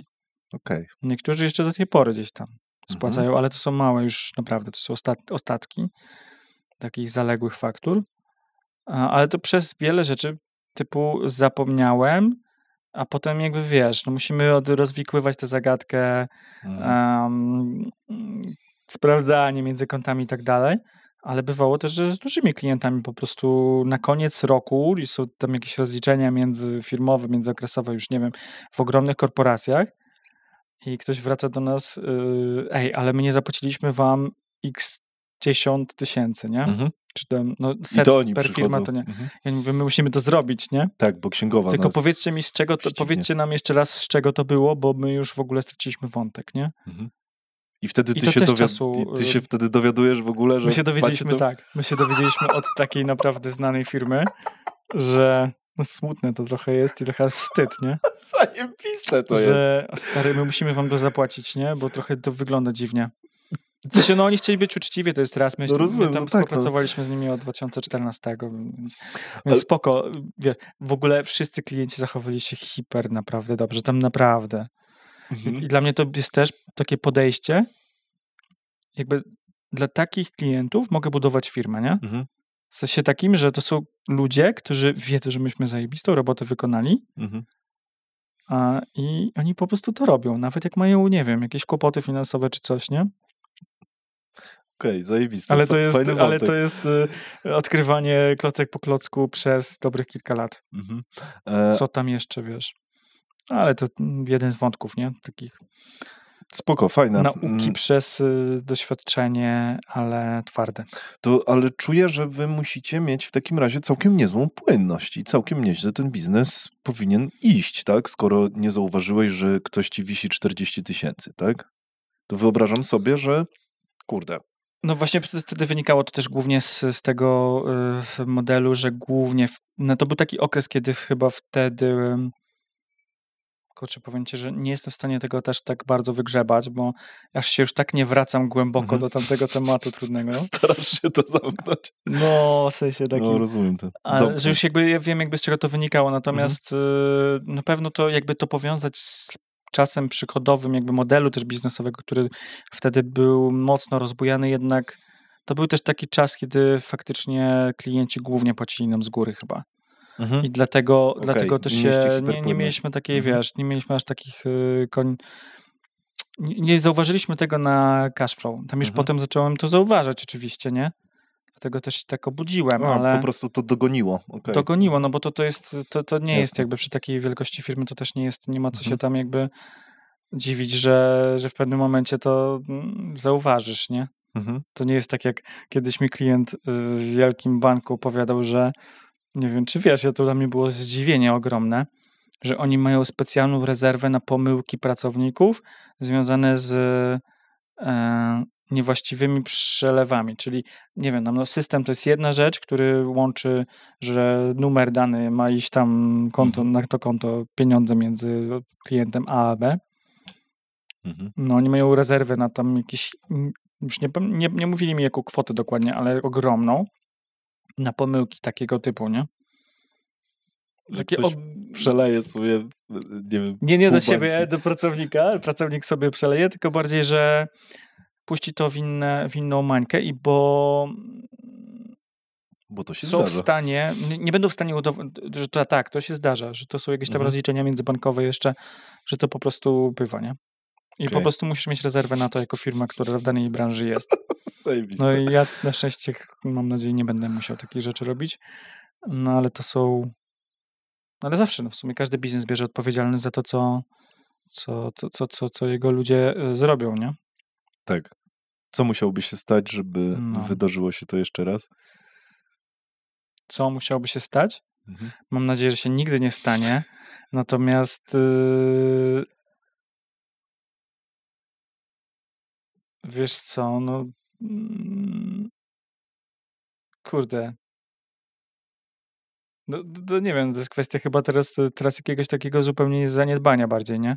Okej. Czyli coś musiałoby się stać z nie wiem, dane mamy zabezpieczone w dwóch, kilku miejscach, tak? Czy tam ludzie raczej są przytomni, nazwijmy to, robiąc to, i są bardzo zaangażowani, więc wydaje mi się, że to nie jest jakby możliwe. To może jakieś inne aspekty mogą wyskoczyć, nie? Nie no, ja czytam, jeżeli trudno jest odpowiedzieć na takie pytanie, no to znaczy, że pewnie to jest zaopiekowane, przynajmniej w twojej głowie. Przynajmniej tak, wiesz, trzeba się uspokajać, nie?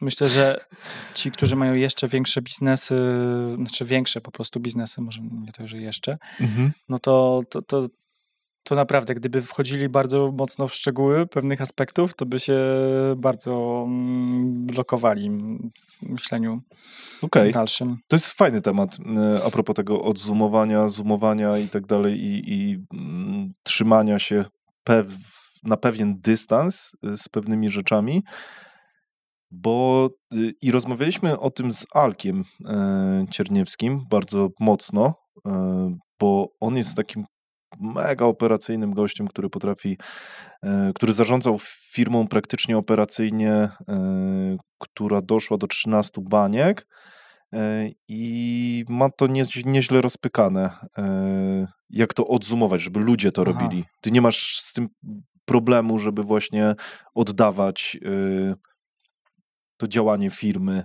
ludziom. Wcześniej chyba zacząłeś zatrudniać, tak? Wiesz co, myślę, że nie miałem problemu, natomiast to wszystko trzeba robić na pewnych zasadach, które muszą być spójne z tobą, z twoją wizją, żeby w pewnym momencie nie oddawać. Jest to częsta rzecz, którą gdzieś tam mnie prześladuje czasami jeszcze, że wiesz, oddajesz coś, ale jak tam zauważysz jakiś błąd, no to już się znów wpinasz w temat, nie? Czyli dawanie jakby tego zaufania, ale biorąc pod uwagę, że kurczę, no ludzie są też omylni, ty też pewnie byś sam jakiś tam błąd popełnił może w tym aspekcie. I druga sprawa to jest taka kwestia oddawania. No myślę, że to nie wiem, kto to powiedział, ale że ufaj i kontroluj, nie?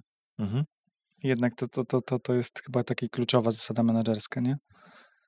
Dobra. No bo ja nie, jakby wiesz, mikromanagement to jest... Ludzie się boją tego, że tam jest że wiesz, że trzeba pewne rzeczy kontrolować.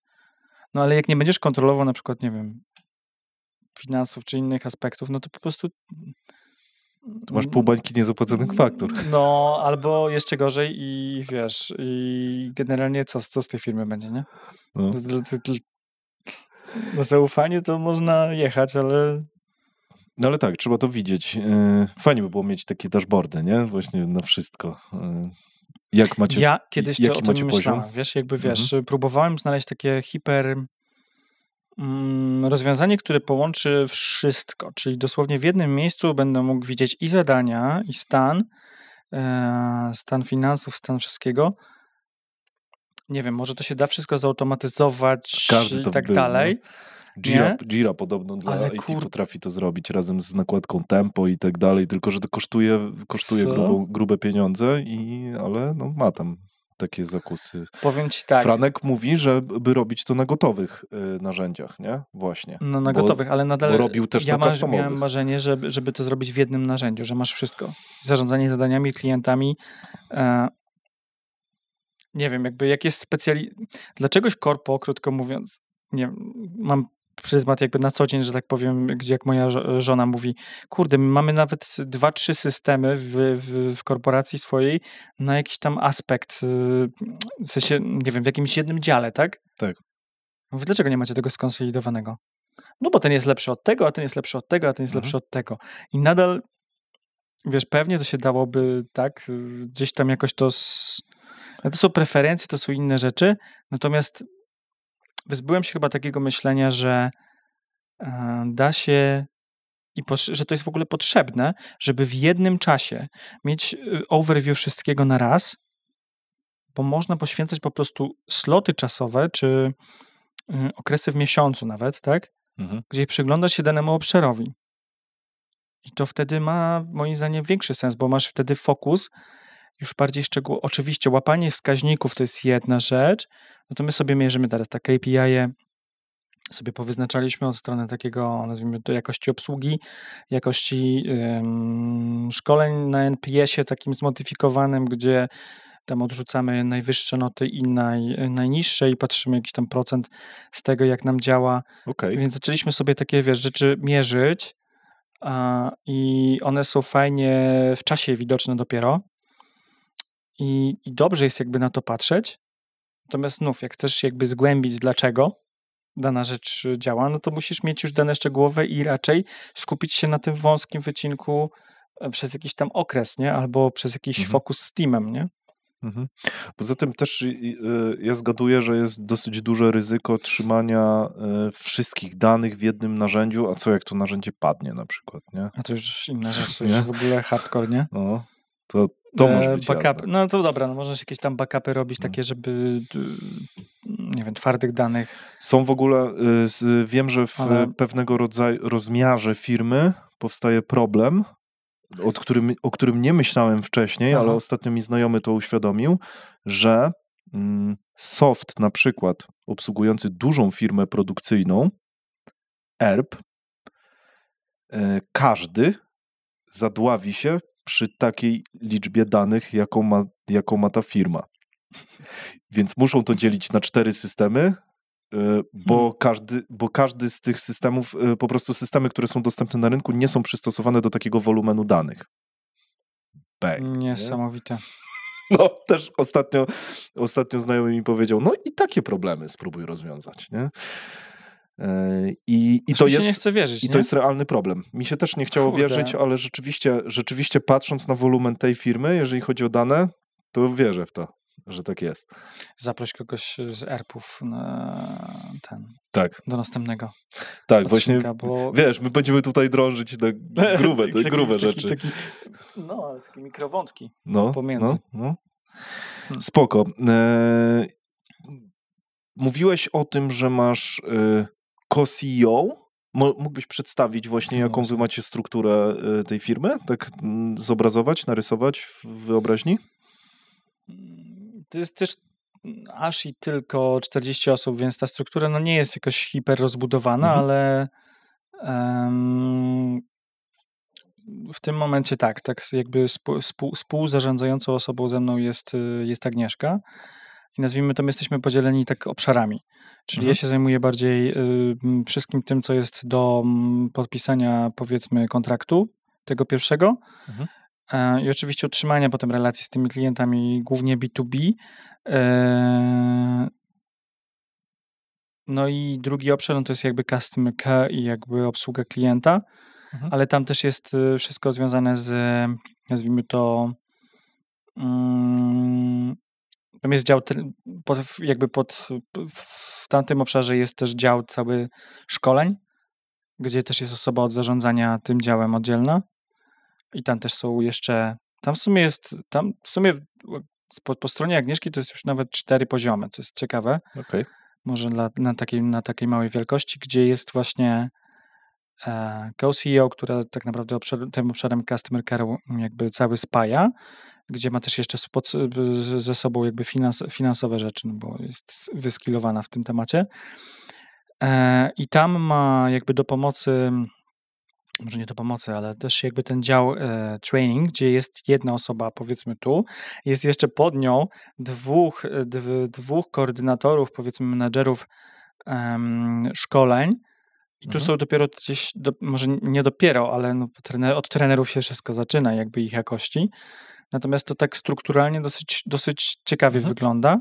No i oczywiście jakby pobocznie, no to też tam działy rozliczeń, może nie pobocznie, tylko obok dział rozliczeń i market, no u mnie jest marketing i sprzedaż, tak? Czyli sprzedaż i powiedzmy jedną osobę mamy taką łącznika takiego, powiedzmy, która robi sprzedaż B2C i obsługuje klientów posprzedażowo. Czyli... okej, czyli taki... No jest to w ogóle testowanie tych frameworków, jak łączyć obsługę klienta ze sprzedażą, to jest temat... Kilka razy już chyba nawet rozmawiałem z kilkoma firmami moich klientów, którzy bardzo dużo testowali frameworków w IT oczywiście, gdzieś tam w software developmentie, gdzie Jak zatrudniali accountów typowych, to się okazywało, że ci accounci w ogóle nie umieją dosprzedawać. I trzeba było albo ich uczyć tego, albo w ogóle system, nie? I jakby to jest takie bardzo trudne, żeby to ustalić. Kto jest, wiesz, po prostu chodzi o to też ten korzyść z kontaktu z firmą dla klienta. Bo moją zawsze taką obawą było to, że ten klient chce mieć one point of contact, nie? Najlepiej, jeśli mówi o B2B na przykład. Takie też mam wrażenie, no. A z drugiej strony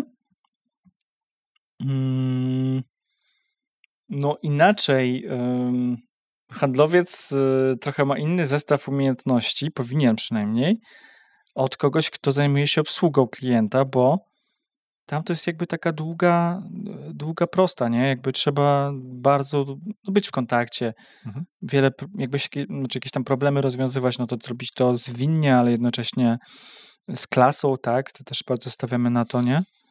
Taką profesjonalną obsługę. Z klasą. To jest No bo zwinnie można podoba. no dobra, bo zwinnie można zrobić może tak, zwinnie źle rozumiane będzie, że jakoś to wyjdzie, nie?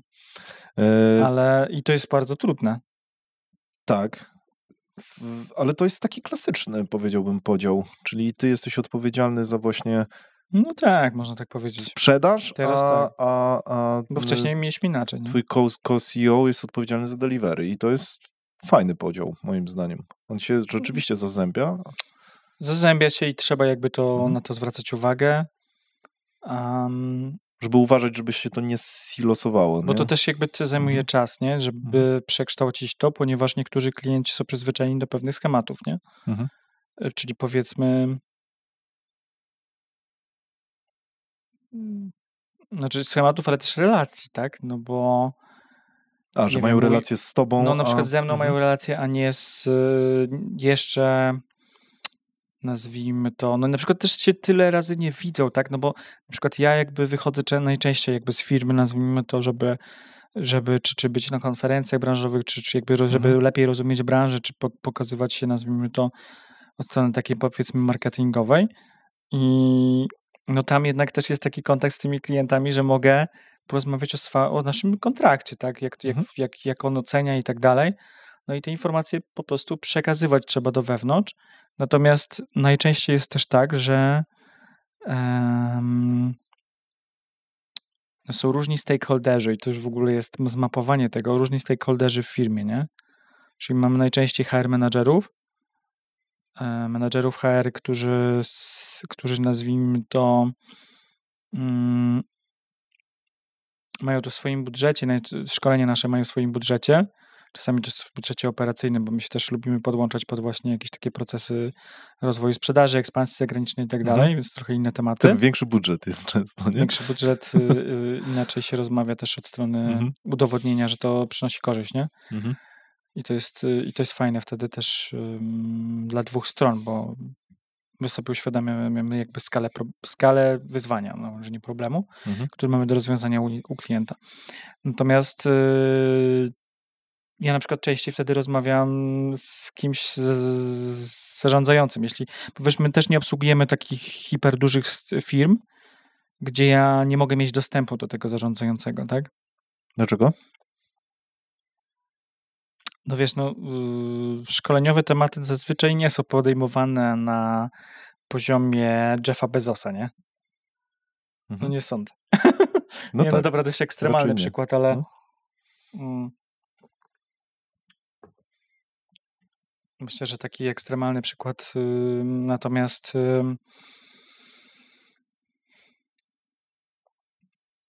po prostu w firmach, powiedzmy, w okolicach 350-400 osób, ta struktura już jest dosyć mocno, jest middle management taki mocny i najczęściej z nimi rozmawiamy, natomiast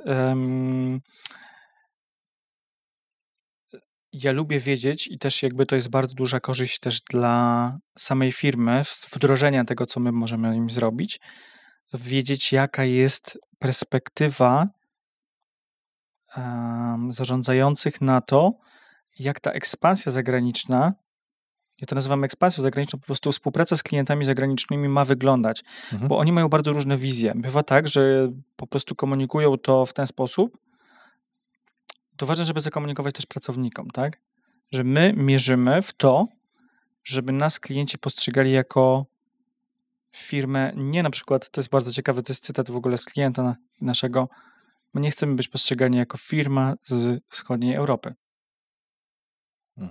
My chcemy postrzegani jako partner z Europy. Trochę inaczej brzmi to, wiesz o co chodzi pewnie. Tak, tak. Dla Stanów. Czy dla Arabii. Przyszedł do nas kiedyś klient i mówi, my zarabiamy na każdej godzinie tam, to byli chyba designerzy, tyle złotych. Chcemy tyle samo, tylko w euro. Ja wiem, że jednym z elementów, no ja nie mówię, że to jest hiper najważniejszy, on sam tak stwierdził, jednym z najważniejszych elementów w pierwszym wrażeniu z klientem będzie to, w jaki sposób my się komunikujemy, co jesteśmy w stanie przekazać temu klientowi i w jaki sposób się zaprezentować. Ja mówię, super, że to rozumiesz, bo to ustawia w ogóle nam schemat tego, jak komunikujemy dalej, bo to jest nasza filozofia. Jak komunikujemy to dalej i jak jednak to wdrożenie na poziomie szkolenia z pracownikiem ma wyglądać, żeby on też wiedział o tym, nie? I się pytam wtedy zawsze, czy ludzie u was już to wiedzą. Jak jest firma poukładana, to oni mówią, tak, jest to zakomunikowane, jasny cel. Teraz jest kwestia tego, żeby dołożyć na to benchmark, czyli jaką tą jakość komunikacji chcemy mieć.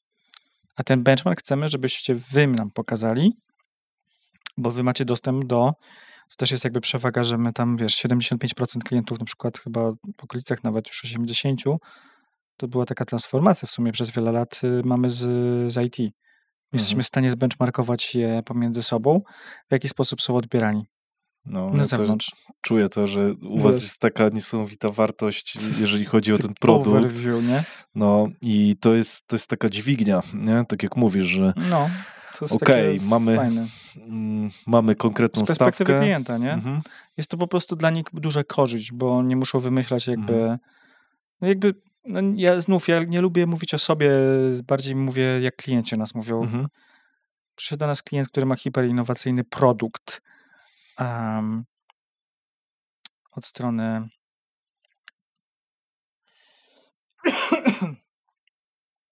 strony ma hiperinnowacyjny produkt od strony hardware'u, natomiast dokładają do tego soft i chcą też soft przede wszystkim sprzedawać do tego, do wielkich firm z e-commerce'u i okazuje się, że co oni powiedzieli? My wiemy, że wy wiecie, czyli krótko mówiąc, my jak zaczęliśmy od audytu, to myśmy sprawdzili to, co tam jakby chcemy jeszcze sobie sprawdzić, natomiast dobra, sprzedajecie do marek jak Sony, itp., itd., nie? Jakby to nie do polskich oddziałów, tylko na świat.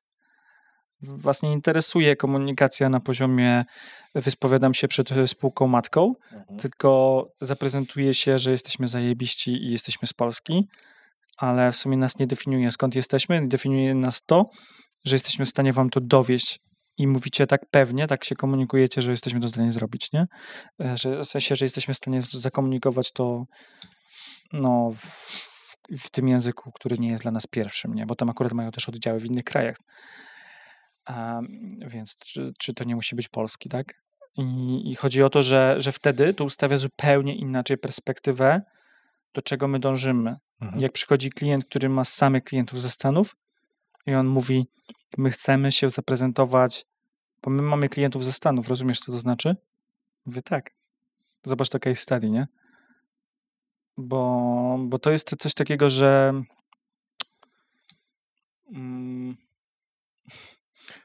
są firmy po prostu, które myślą, że to nie jest ważne, z kim ten klient się komunikuje. W sensie szkoły, jakieś takie, wiesz, to jest pierwsza rzecz, o którą my pytamy.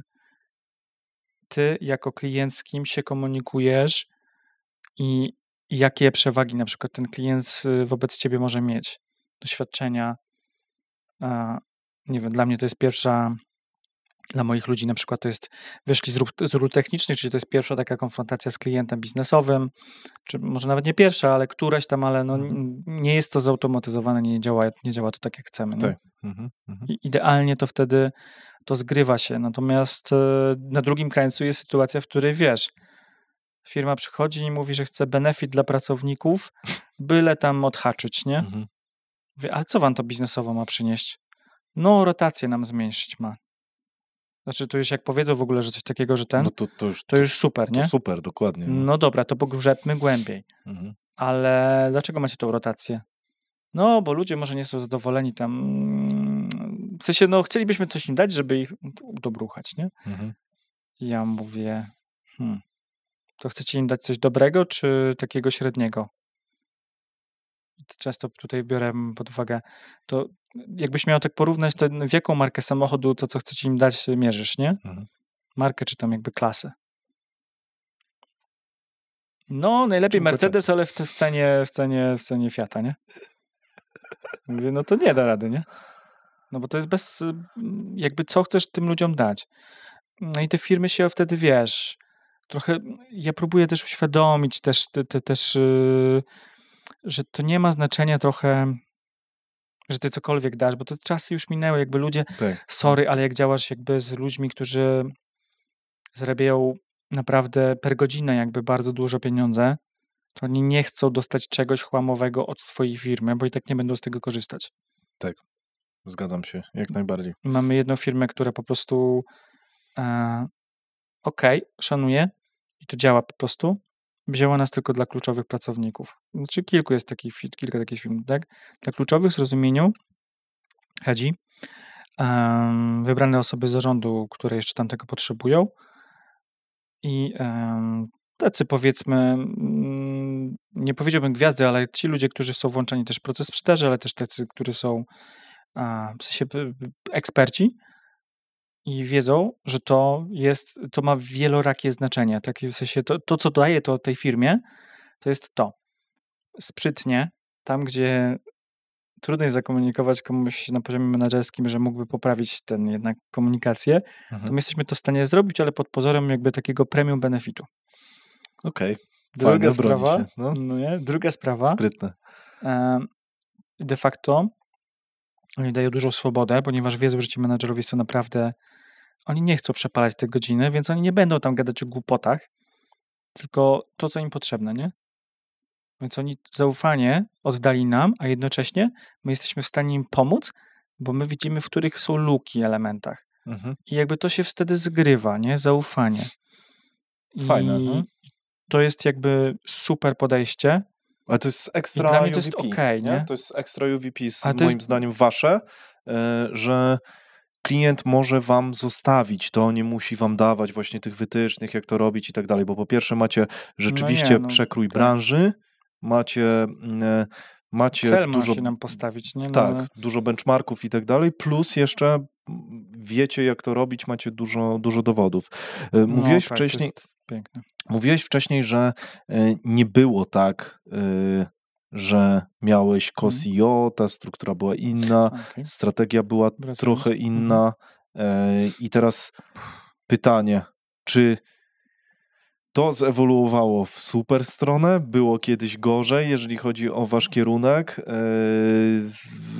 Jakbyś miał narysować, wiesz, taki wykres, kiedy było dobrze, kiedy mieliście ten North Star, do którego dążyliście, kiedy był wyznaczony kierunek, kiedy ta strategia była ostra, dobra, czy było kiedyś tak, że się pogubiliście z tym i jak w ogóle patrzysz przekrojowo na ten temat? Wiesz co, my jesteśmy nadal w procesie, myślę, że uczenie się tego, czy to jest dobry moment, czy to jest dobry kierunek, czy jakiś inny trzeba, krótko mówiąc. Więc ciężko jest jakby mi wyciągnąć jakoś głębokie wnioski, bo ta sytuacja trwa tam, nie wiem, od roku, czy coś w tym stylu, może nawet mniej. Natomiast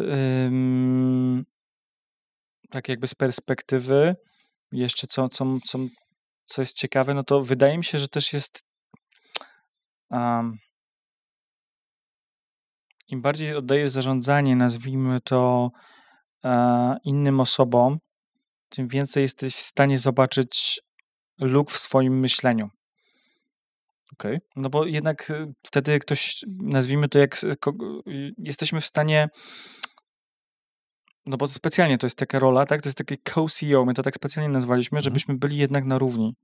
W sensie takim, że możemy sobie skonfrontować się i to jest tak, że to jest dla dobra firmy, ma wypłynąć z tego dobro, nie? Jakby w sensie, bo co innego jest, jak masz trochę inaczej chyba na przykład, no jest wiele firm, które zupełnie inaczej działają, nie? Dla mnie to jest tak, że wtedy można faktycznie i dać decyzyjność jednocześnie w obszarze, tak? A z drugiej strony jesteśmy w stanie korzystać z tego, że pełnej otwartości mówimy sobie źle, dobrze, ma to sens, nie ma sens i widzimy jakby różne perspektywy. No równi, nie? Ale Jakby odpowiedzialność obszarowa agreement. jest przedzielona ostro. Tak, no ostatecznie tak. Okej. No w KRS-ie wiadomo, ja jestem, nie? Dobra. No, nie wiadomo, no. Znaczy, no nie wiadomo, może być nie, no ale jakby tutaj akurat co tak wygląda to tak, że jestem ja. A jak to jest udziałowo? No 100%. 100% to jest twoja firma. Więc tak, to jest takie póki co jeszcze no, nie wiem jak czy ten model zmieniać, czy coś z tym robić.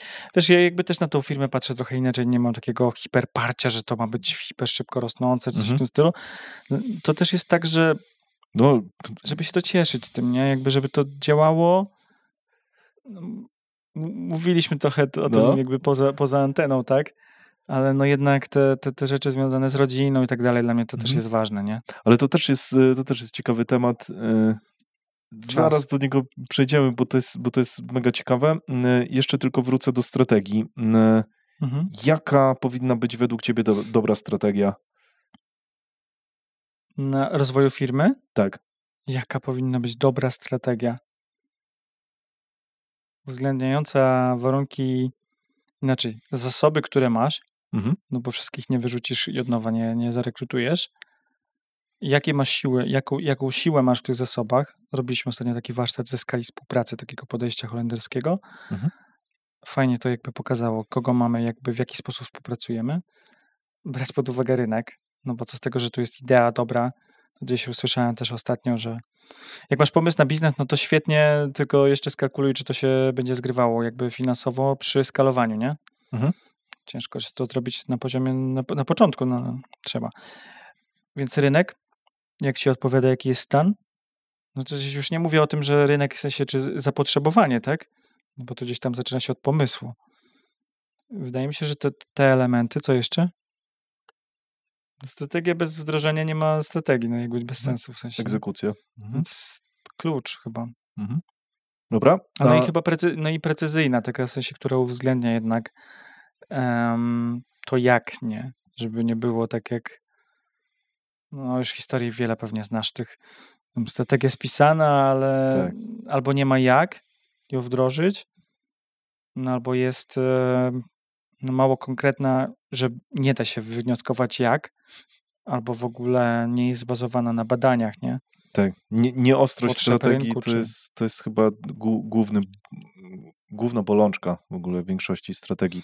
Ja tak przynajmniej to koduję, że strategie są rozmyte. No, czyli precyzyjna, tak jak gdzieś tam konkretna, precyzyjna. Dobra, a jakbyś streścił waszą strategię dziś?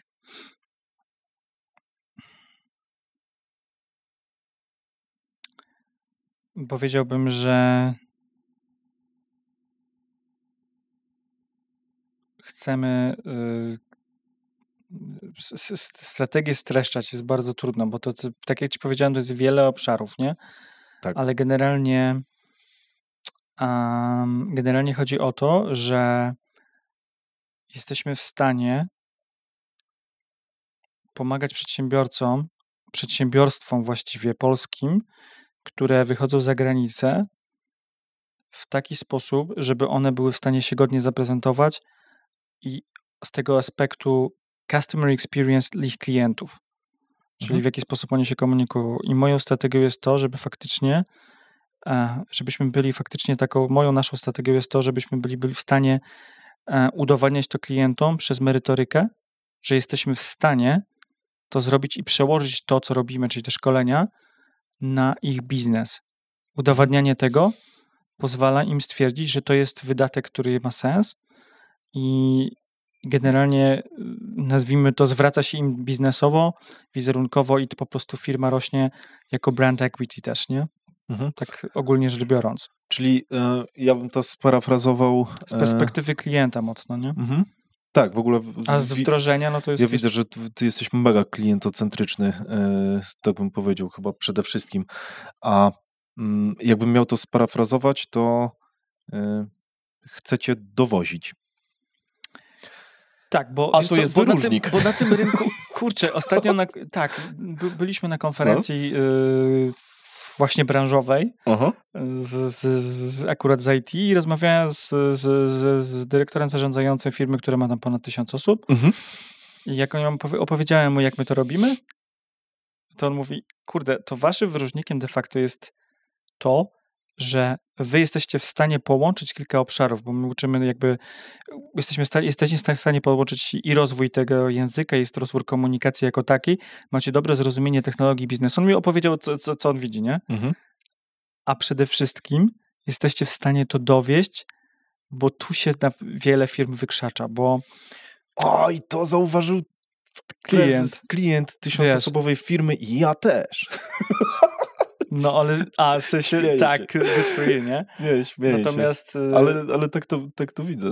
Ale zauważ, że to jest niby proste, nie? To był żart, nie? W razie czego. Jasne, oczywiście. Tak, no. ale to jest, kurczę, wiesz co, fajne. Na naszym rynku, jakby na rynku edukacji ogólnie, czy szkoleniowym, panuje takie przekonanie trochę, z którym walczy też Szymon Negacz, nie? Że to jest jakby troszeczkę inny oczywiście segment, natomiast, czy podsegment szkoleń, natomiast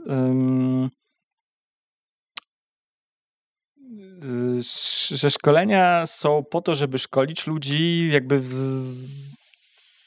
żeby był fan, nie wiem. Myślę, że to się zmienia. HR-owy dodatek właśnie, tak jak mówisz, benefit. I tak dalej. A ja mówię, kurczę, nie. Jest takie podejście LTEM. Radek Drzewiecki to mocno promuje. Pozdrawiamy Radka. Uwielbiam to. Ja jak to przeczytałem, mówię, kurna, ja o tym samym, ja tak naprawdę tak samo działam od Skull Action jakby wiele lat.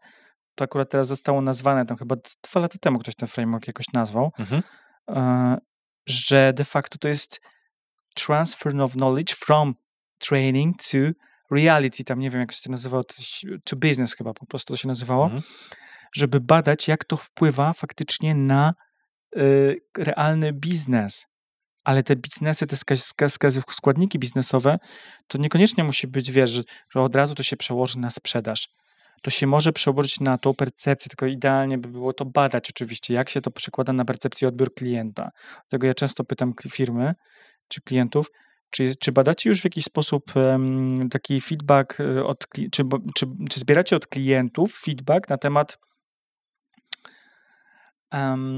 współpracy, bo bardzo ciężko jest to zawęzić do komunikacji, no bo ludzie nie lubią wiesz, pytać tak bardzo wąsko i odpowiadać na jakieś turbo wąskie ankiety, żeby oni się w stanie byli wypowiedzieć na tym, czy jest, czy ten flow jest, czy komunikacja zachowana, czy oni się czują dobrze z tym człowiekiem, czy krótko mówiąc, nawet można zapytać wprost, tak, czy nasz angielski jest ok na takim poziomie, że ty się czujesz jako klient dobrze z nami, nie?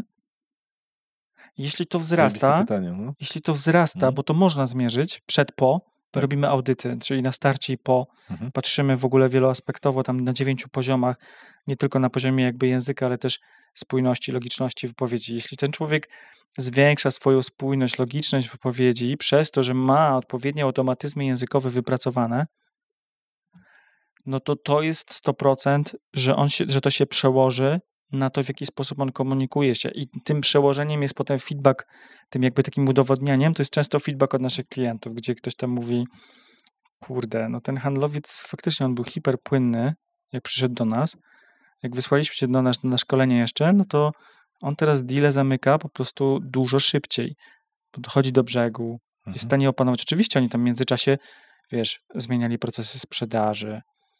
No tak, ale na konwersję wpływa również wasza komunikacja. Ale ten element był zawsze tą brakującą nicią, nie? Ktoś tam, nie wiem, spalił 2 czy 3 deale, bo był zbyt bezpośredni właśnie w rozmowie z Wielką Brytanią, bo wcześniej mieli, nie wiem, kilku klientów ze Stanów, czy tam chyba z Holandii i tam dosyć tak twardo rozmawiali i to im pasowało, akurat trafili też na takich klientów, a tu, wiesz, spalił na tych klientach z UK, nie? No i to, dobra, patrzymy, jak masz kolejnego klienta z UK, jak ty po naszym szkoleniu wypadłeś, nie? I to jest przełożenie na biznes. Może nie wypadłeś, tylko deal zamknięty, nie? Na przykład. Spoko, zajebiste. Oczywiście czasami to chodzi też o ratowanie, nie? Więc wiesz, tak. Bywa tak, że przychodzi klient i mówi, mamy w projekcie x10 osób, czy tam x15, to są różne przypadki. No i akurat po stronie klienta zmienił się osoba kontaktowa w danym projekcie i ona nas hipermocno ciśnie. Nie zna nas, ciśnie, ma swoje pewnie jakieś tam cele, KPI korporacyjne. Ciśnie nas po prostu jak może, nie? Ma przewagę języka, bo jest to akurat tam UK, klient z UK. No nasi ludzie tam chyba analitycy byli i architekci, no ale też deweloperzy, no ale generalnie to chodziło o tych analityków. No w pewnym momencie brakuje im formy obrony, nie? Jakby w sensie może nie formy obrony, ale merytorycznie to jest jedna rzecz, no to sobie tam jakby poradzą, bo to też zależy od doświadczenia tego człowieka oczywiście, ile pracuje z takimi klientami w ogóle w takim schemacie. Natomiast my możemy go wyposażyć od strony języka, żeby był przygotowany na może nie ripostę, ale nawet sparafrazowanie, żeby się upewnić, czy ten klientowi, który zmienia, nie wiem, wymagania w projekcie, w czasie projektu x-naście razy, nie widząc jakby jakie są zagrożenia, żeby mu wytłumaczyć, tak? I nie wiem, wtedy, żeby nie zrobić tego bardzo, wiesz, bo możesz właśnie zrobić to w taki sposób po polsku, nazwijmy to, typu, no ale się umawialiśmy tak, zobacz. Agresywnie? Nie? A może to zrobić tak, as we agreed previously i tak dalej, nie? I tam jakby to oczywiście trzeba opakować jeszcze na ten kontekst, ale można to naprawdę zrobić tak, żeby tego konfliktu już w projekcie nie eskalować. I to są już kwestie takie ratownicze, nie? I to najczęściej nie są rzeczy, ja lubię takie wyrażenie z takiej jednej z fajnych moich ulubionych piosenek, a little cracks that escalated. To jest Damien Rice z Irlandii. Śpiewa taką piosenkę. A little cracks that escalated. No bo to są takie małe niesnaski, wiesz, jakieś różne niekomfortowe sytuacje, w których klient się poczuł niekomfortowo, pracownik też się poczuł niekomfortowo i potem jakby eskaluje to do tak zwanego quiet quitting, jak dla mnie w biznesie. To ja to nazywam quiet quitting w biznesie. Czyli nagle ten klient odchodzi. To nie musi być miesiąc, 2, 3. To nie musi być przy sprzedaży. Tylko potem po prostu biznesowo, tak jak wcześniej powiedziałeś, biznesowo się zgadzało, dowoziliśmy. Zazwyczaj to gra, ale potem jakby coś tam się zmienia w tej komunikacji, że jak klient ma wybór, a to nie jest na przykład, nie wiem, no projekt, który jest bardzo przywiązany do danego dostawcy, bo oni mają tak hiperzniszowaną wiedzę, no to klient po prostu może zmienić to, nie? Ale to jest ogół takiego wyrażenia. I czasami oni znajdą po prostu haka biznesowego na to, żeby to dokładnie, zrobić. Nie? I też wyobrażam sobie, że strasznie ciężko udowodnić, że to właśnie to na to wpłynęło, no bo jak to zbadać, nie? Że klient odszedł od ciebie, bo właśnie miał ogólne wrażenie złe, jeżeli chodzi o twój poziom komunikacji. To jest mega trudne. W ogóle mega trudno jest zbadać te przyczyny, nie? Tak, ja nie mówię, że jesteśmy w stanie wszystko zbadać, tylko bardziej o to chodzi, że ale czujesz, są jakieś że coś takiego istnieje. Nie, no chodzi o to, że są jakieś benchmarki komunikacyjne i druga sprawa to jest to, co mówiłeś i to, o czym zaczęliśmy tak jakby tą taką zagmatwaną dyskusję na temat kulturowości, przenikania się.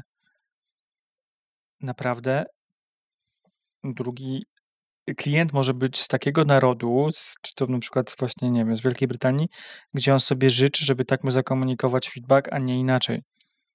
W pozytywnych na przykład, nie wiem, czy na przykład po angielsku negatywne czy przymiotniki bardzo rzadko się stosuje w ogóle. Nie wiem, it's bad. Rzadko kiedy ktoś ci powie tak, it's bad, it's awfully bad. No oczywiście ktoś już wkurzy zupełnie. No ale it's not as good as it could be, nie? No to jest ciekawe. No to wtedy musisz wiedzieć, tak? Mam taką jeszcze tutaj anegdotkę. To jest z firmy, która budowała złote tarasy. To był jeszcze ten czas, kiedy to były takie pierwsze projekty chyba co Skanska budowała bodajże, nie? Że była taka sytuacja, że to chyba jakoś to było koordynowane tak, że generalnie już nie pamiętam między kim, ale tam inwestor czy klient, bo to było powiązane jakoś, wiesz, to nie jest taki prosty układ, że klient zlecił i zbudowaliśmy, nie? Tam jest PPP jakieś, czy coś jeszcze. Ale generalnie taka sytuacja, gdzieś tam było jakieś tam uwagi, że uwaga na temat płatności faktur, że one nie spływają w odpowiednim czasie i że to trochę może spowolnić w ogóle projekt, bo już jakoś tam na skraju było i ten komunikat od bodajże kogoś z Wielkiej Brytanii był taki dosyć miękki na początku, nie? I wouldn't think it's a great thing to have it like that. Nie wiem, coś tam, nie? Czy tam to continue like that. To się Polacy tak i to leciało, nie? No tak, no i Polak stwierdził, w sumie to nie czepiają potem się. ten menadżer jakby, wiesz, zapytał i jakby jak to rozwiązaliście? Nie, oni powiedzieli, to było tam, wiesz, kilka miesięcy minęło, potem jak to rozwiązaliście? Nie, oni tam jakby spoko, tam nie mieli z tym problemu, czy coś tam, nie? A ten mówi, a co wam ci powiedział to dokładnie? No, tak i tak, nie? On mówi, kurde, przecież to było ewidentnie, że oni są zdenerwowani, nie? I to trzeba po prostu to szybko jakby wyjaśnić, nie? Z nie pamiętam z kim to było, nie? Takie rzeczy. Oczywiście to jest ekstremalna sytuacja, gdzie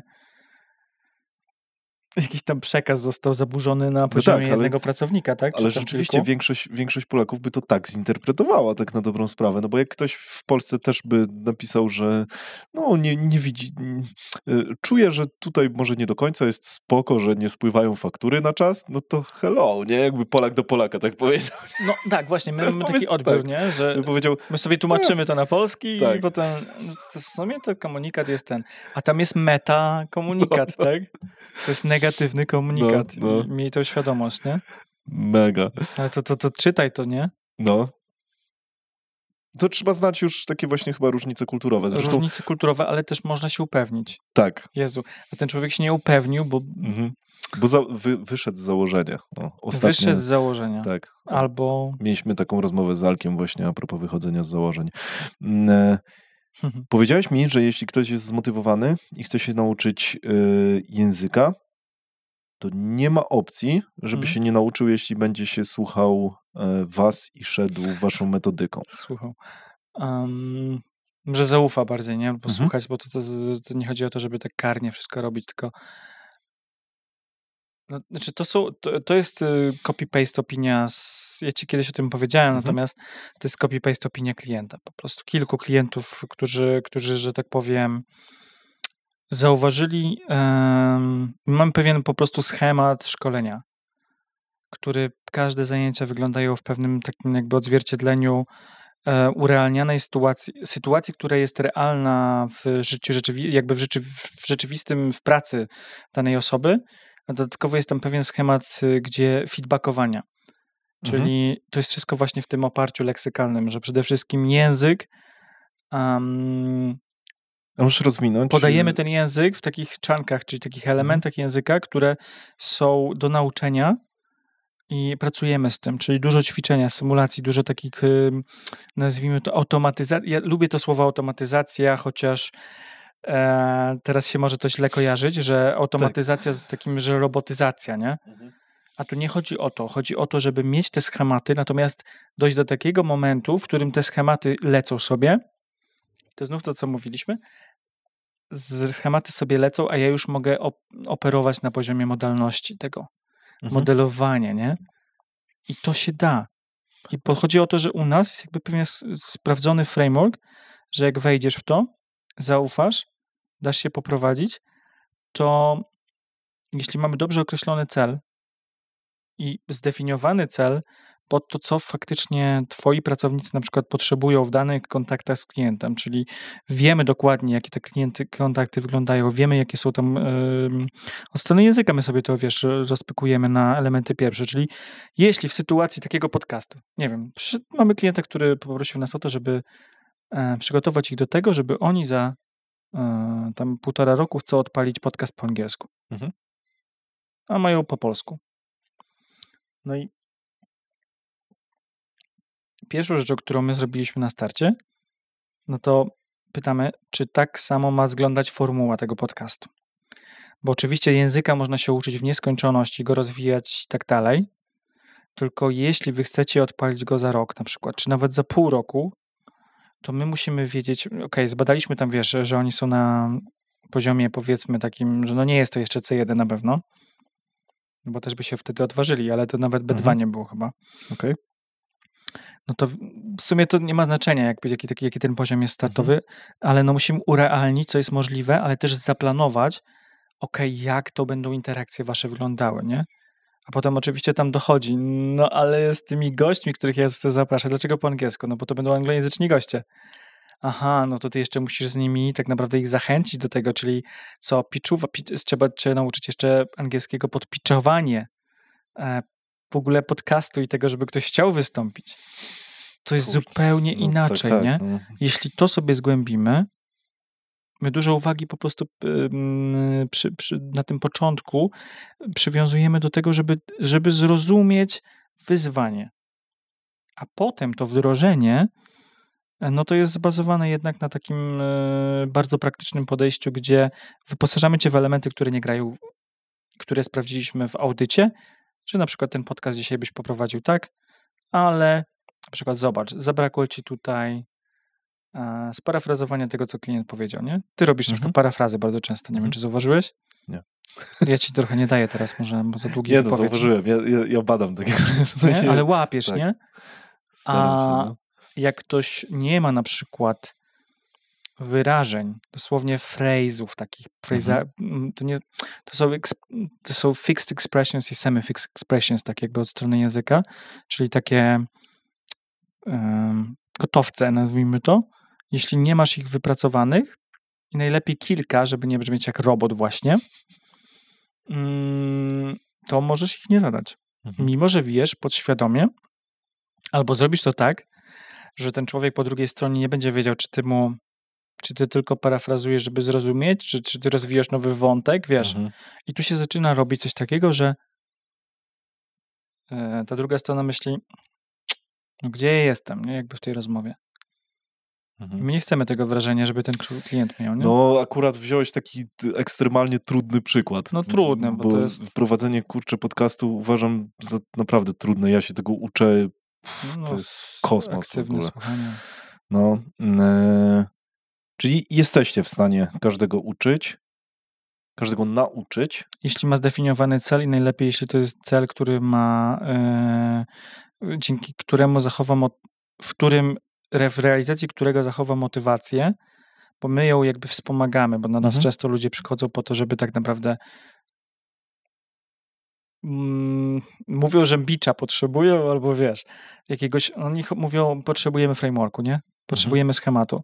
U nas ten schemat jest taki sam z każdych, w ramach kursów takich jakby szkoleń regularnych, gdzie się spotykasz po prostu z lektorem, to ten schemat dawania feedbacku, zapisywania go i pracy z nim jest taki sam we wszystkich, u wszystkich prowadzących, we wszystkich naszych szkoleniach. Czyli macie to ujednolicone. No tak, bo ja w to wierzę po prostu i to zapoczątkowałem i jakby jak widziałem, że to działa na właściwie każdym i ja to w sumie to było takie ciekawe, bo to zbieranie doświadczenia było właśnie, że ja jak na początku szkoliłem dla wielu innych firm, tak, w sensie gdzieś tam szkół powiedzmy takich językowych, ale ja zawsze lubiłem skakać po różnych branżach też. A to kogoś, kto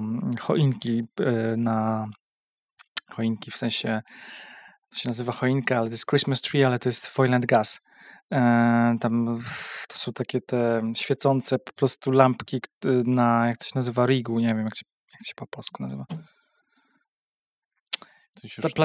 platformy wiertnicze i tam jakby to pod wodą wygląda, jakby świeciła choinka, bo tam jest po prostu tyle okablowania. Ale to są ludzie, nieważne, jakby...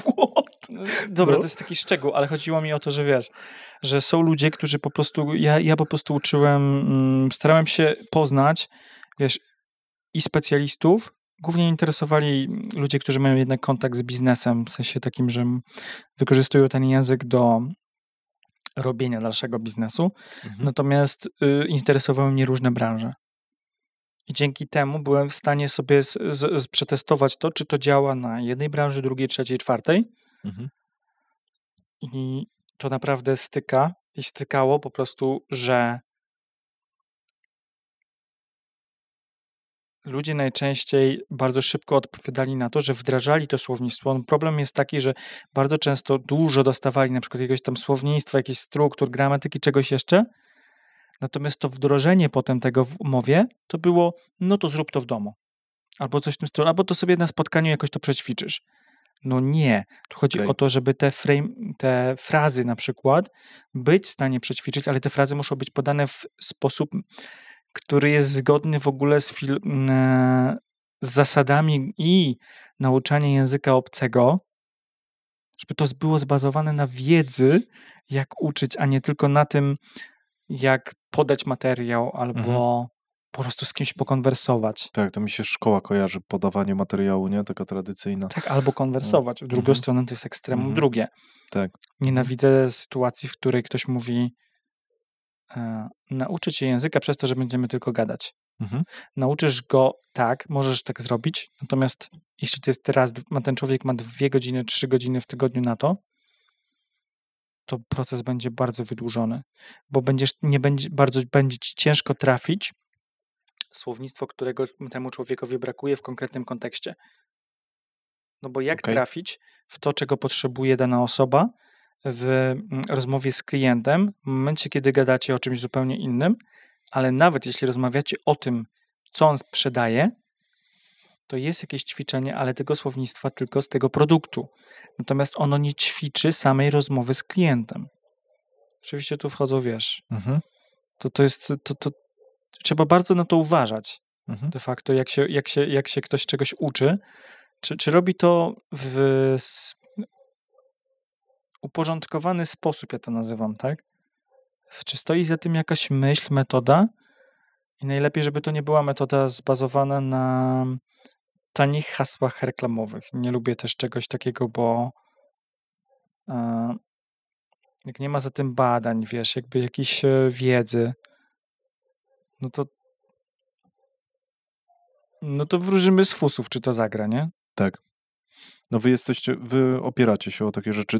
Dobra, do tego jeszcze wrócimy. Tak, wiele rzeczy, no. Do tego jeszcze wrócimy. Powiedziałeś, że te szkoły językowe dały ci to, że ty mogłeś to przetestować na wielu ludziach, branżach i zobaczyć, że to działa. Dlaczego w takim układzie i założyłeś swoją szkołę i dobra, szkoła, tak jak mówiłeś, nie do końca lubisz to porównanie, no to ale tak, firmę jakby uczącą firma komunikacji. Tak. Dlaczego twoi lektorzy nie mieliby zrobić tego samego, wychodząc z twojej szkoły? Wiesz co? Zawsze mogą zrobić, co zechcą, jakby luz, tak? Natomiast na to się składa wiele elementów, nazwijmy to tutaj bardzo mocno, że tak powiem, fajnie to wyjaśnił jednak Szymon w twoim podcaście. Właśnie do tego chciałem nawiązywać. Budowanie jakby przewagi, jakby się, czy to jest to samo. Tak, progu wejścia z usługą, takie powierzchowne zrozumienie, wiesz, może nie powierzchowne, ale no żeby, wiesz, no jakby nie każdy jest w stanie też to sprzedaż, marketing to jest ciężka orka, tak? Tak. I jakby ja sam na sobie poznałem, jak bardzo dużo trzeba się nauczyć, żeby robić to skutecznie, będąc specjalistą. To nie jest proste. To nie jest proste, nawet nie wiem, czy po prostu to się opłaca, nie? W pewnym momencie. Zwłaszcza jak jest już naprawdę bardzo dużo podmiotów. I trzecia sprawa, no to jest tak, że za tym stoi, nazwijmy to, masa szkoleń, które ja sam osobiście też przebyłem w Wielkiej Brytanii, na Malcie, w Polsce oczywiście też naprawdę jest wiele rzeczy wartościowych. Miałem bardzo dobre studia, które były bardzo praktyczne, jak 99% studiów językowych nie jest. Tak my mieliśmy naprawdę hiper skoncentrowaną kadrę, która programy układała. Mieli swobodę, to było takie coś, że oni mieli swobodę na uczelni całej, jak ułożyć te programy. Dostali takie jakby zielone światło. To było hiper innowacyjne i dzięki temu byliśmy w stanie i łączyć to, co jest dostępne na rynku, wybierać sobie metody na przykład szkolenia ludzi, czy metody uczenia ludzi, to się nazywa glottodydaktyka, a jednocześnie nakładać na to. Ja bardzo szybko zacząłem już na studiach jakby nakładać na to realia biznesowe. Bo mój pierwszy klient to był dyrektor banku, który de facto wyjaśnił mi, na czym polega, to był 2008 chyba, na czym polegał wówczas sedno kryzysu gospodarczego, a ja go nauczyłem elementów języka pod jego tam jakby, potrzeby w raportowania akurat, bo to był tam, nie wiem, raportował do Austrii czy do kogoś, nie? Okej. W ogóle dobre wymiany tam macie, tego, klient ci płaci, a ty jeszcze dostajesz edukację biznesową, nie? No zawsze tak jest, nie? Spoko. Oczywiście na poziomie szczegółu, na którym on chce to zdradzać, natomiast jak się dużo robi symulacji, prezentacji, ich realnych, no to bardzo dużo można zyskać. I to też jest fajne, rozwijające, że u nas lektorzy mają dostęp po prostu do takich klientów, którzy się rozwijają. Ci klienci są jacyś inni, nie? Oni zawsze tak mówią, że kurde, ale u was ci klienci są jacyś zmotywowani. No tak, płacą odpowiednio pieniądze, są zaangażowani. Nawet w firmach, tak? W firmach częsty kłopot to jest motywacja ludzi na początku versus gdzieś tam w połowie kontraktu, nie? Tak. W ogóle, ale to właśnie wychodzi chyba wtedy, jak masz to jako benefit, nie? To ludziom spada ta motywacja, nie? Po prostu. No, ale to nawet są czynniki niezależne, nie? Typu tam jakby, choroby, jakieś okresy jesiennych, depresji i innych rzeczy. I to trzeba brać pod uwagę. Natomiast tu wchodzi, że nasi prowadzący jednocześnie są mega empatycznymi ludźmi, ale jednak starają się dowozić, czyli krótko mówiąc, jak ktoś ma gorszy dzień, to są w stanie dostosować ten program tak, żeby jednak on się czegoś nauczył konkretnego z tego planu, który sobie zapisaliśmy i który, jest naszym celem.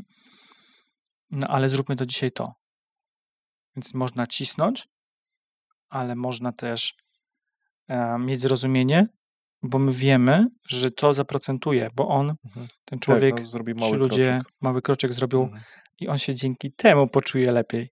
Super. I to jest mega, nie? Bo jakby zostawić, no dobra, to luz, to dzisiaj luzik, nie? Tak. To ty się ani poczujesz lepiej, no bo nic nie zrealizowałeś, a może masz kryzys właśnie z powodu tego, że jesteś hiper nieefektywny w swojej pracy. No ale tutaj przynajmniej coś zrobiłeś, nie? Zajebiste. Sama świadomość tego, że ty masz tą świadomość, mówi mi, że macie to, kurczę, przemyślane, a to jest, a czuję, że to jest clue, nie? Te małe kroki i te małe zwycięstwa. Się tak wydaje, nie? Że to właśnie diabeł tkwi w szczegółach, nie? Tak. U nas klient, a propos tego tematu, to klient kiedyś mi powiedział, pytam się, stary, ty już jesteś stary, bo już mieliśmy taką relację, ale czekaj, nie, bo on mi powiedział, że ma jakiś taki trudny okres w życiu, że jakby już trochę zniechęcony jest. Ja mówię, no dobra, no to może sobie odpocznij, nie? Jakby czy możemy to jakby gdzieś tam zmodyfikować podczas samego szkolenia, ale nie ma ciśnienia, jakby jak chcesz, to przecież jesteśmy dostępni, odpocznij, spoko. Mówię, nie, bo to mi de facto daje kopa do życia, nie? I mówię, fuck. I wtedy poczułem, że że jest impact. Nie? To jest i to są takie no wiem, dobre momenty. Super momenty, że to ma sens, co się robi, nie? No. Wiem, no ja ostatnio tak miałem a propos takich momentów że dostałem jeden komentarz pod jednym podcastem, gdzie mówię, kurde, miało to sens, nie? Nawet dla tego jednego człowieka, nie? To zrobić. Widzisz. Mega. To jest, nie, ale trzeba też zajebiste. sobie docenić i pchnąć dalej, nie? Jaka jest jedna rzecz, która jest ogólnie przyjętą prawdą, jeśli chodzi o naukę języków obcych, która jest nieprawdą? Pierwsza moja myśl, ale dam mi jeszcze chwilę pomyśleć, czy coś jeszcze, taką ogólną, taką grubszą może jeszcze.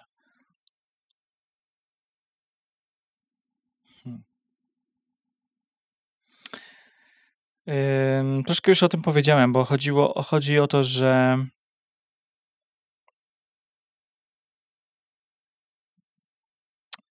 ludzie myślą, że konwersacje same są w stanie ich nauczyć precyzji języka.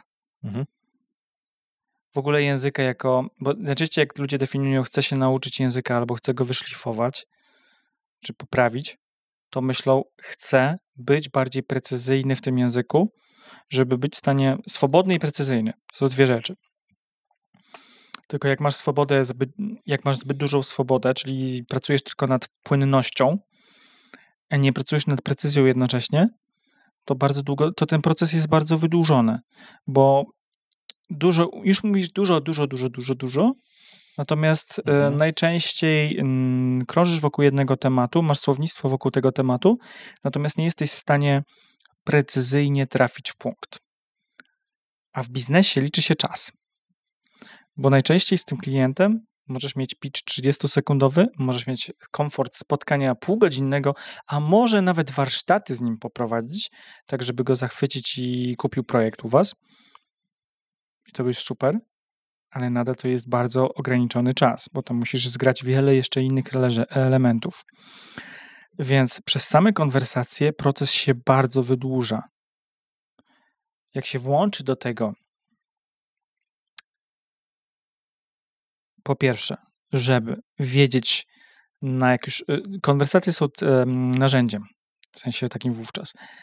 Bo jeśli wiemy, że na przykład mam mieć tego pitcha, no to mogę go konwersować, ale mogę też zobaczyć, czyli wspólnie z jakimś lustrem odbić to, czyli nie wiem, może być to trener, tak? Może z czatem, nie wiem, spróbować to odbijać, jest coraz lepszy, natomiast możesz sobie to zrobić po prostu tak, że jak to wygląda obecnie i jakich elementów mi tam brakuje i dlaczego. Potem jakby spojrzeć, wyposażyć oczywiście siebie w te elementy i to już wymaga konkretnych ćwiczeń. Nie na poziomie gadam o tym samym, ćwiczę, tak?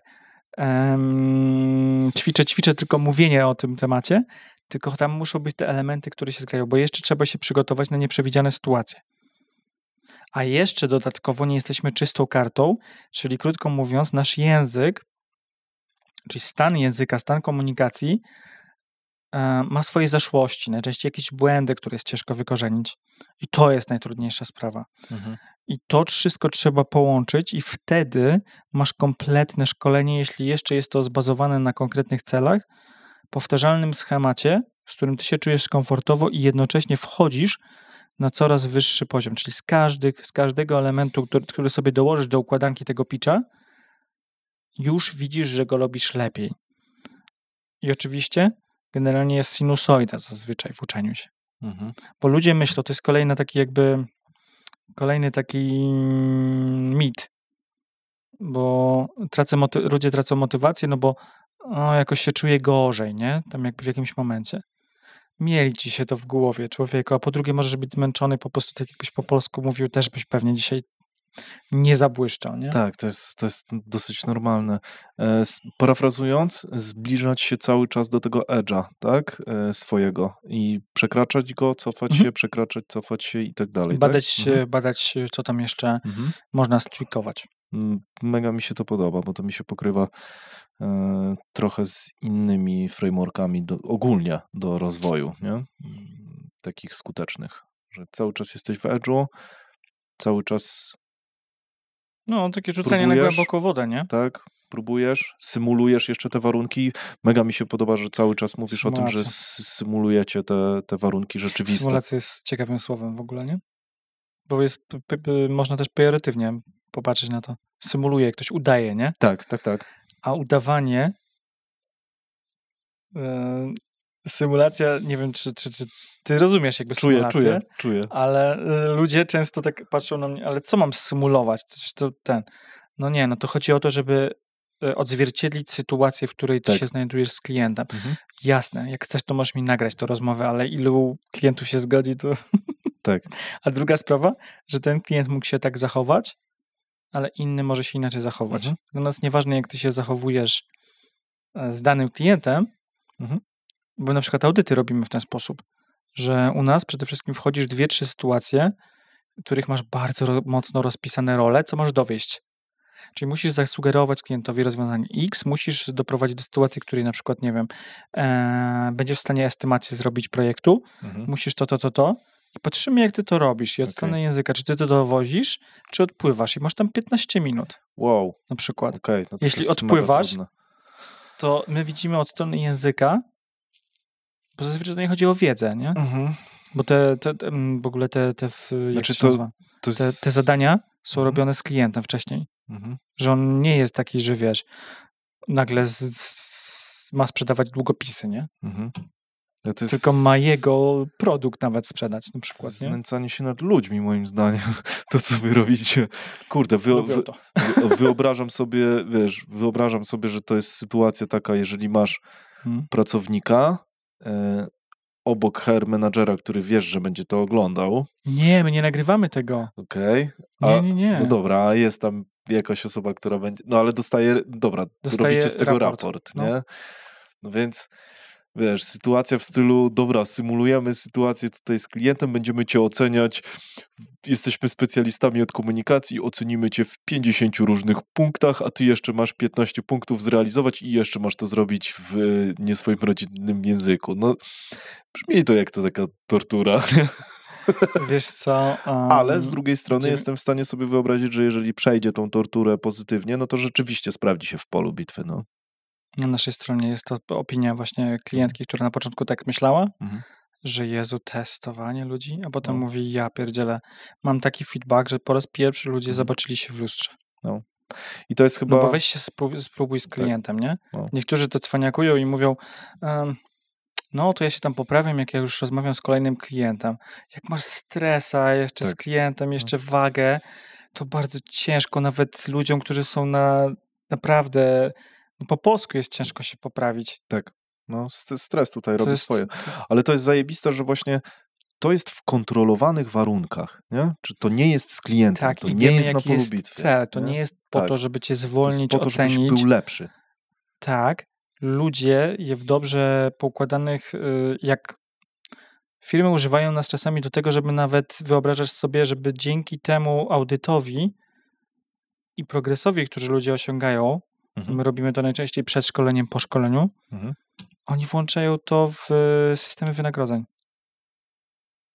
Jeśli angielski i komunikacja ogólnie, czy to jest część Customer Experience i to wpływa na ich biznes, to oni potrafią nawet, no mamy takiego klienta, w którym tam chyba bo my mamy 9 elementów tam ocenianych i jak ktoś tam C1 zdobędzie z każdego z tych elementów, za każdy ma procent. Czyli 9 razy, no to 9% ma do pensji. Zajebiście. O, i jeszcze tam od jednego motywacja, może być, tak? Od jednego, bo może mieć tylko jednym, nie? Super, ale to jest dodatkowa motywacja, no. Genialne. No i ci ludzie wiedzą, po co, znaczy to nie chodzi o pieniądze, znaczy też trzeba łączyć, nie? Wiele tych motywatorów. Oczywiście, że tak. No. Natomiast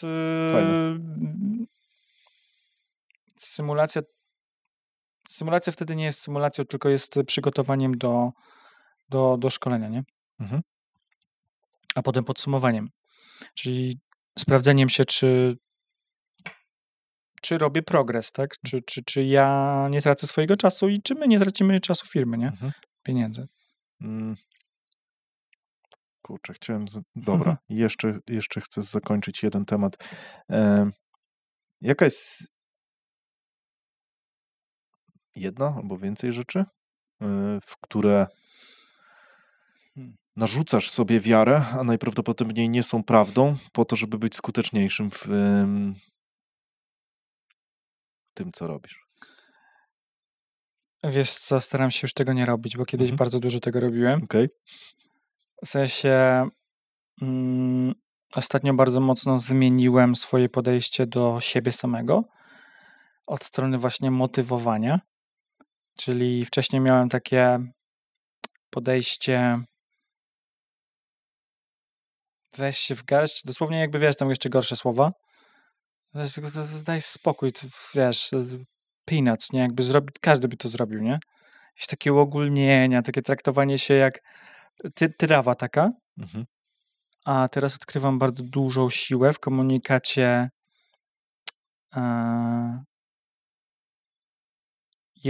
jest dobrze, poradziłeś sobie w sytuacjach takich i takich, dasz radę tu też. I jakby od strony, nazwijmy to, budowania tego, że już były takie sytuacje, w których sobie poradziłeś, czyli nie, żeby nie jakby, bo z tamtej sytuacji jakby, gdzie się tyrasz mocno, to może pójść w dwie strony, nie? Tak. Że w końcu ci się nie chce, bo kurna jesteś tak zmęczony już sam sobą, albo jeszcze dociska cię tam, wiesz, no, tu odmowa od klienta, tu jakieś problemy w domu, to coś tam, nie? I nagle zaczynasz gubić po prostu motywację, no, tak? Czy tam nawet... Fajnie nazwałeś, że przypominasz sobie sytuację, w której już sobie poradziłeś podobną, czyli osadzasz się w faktach, jeżeli chodzi o ocenianie siebie dzisiaj? Mógłbyś tak powiedzieć?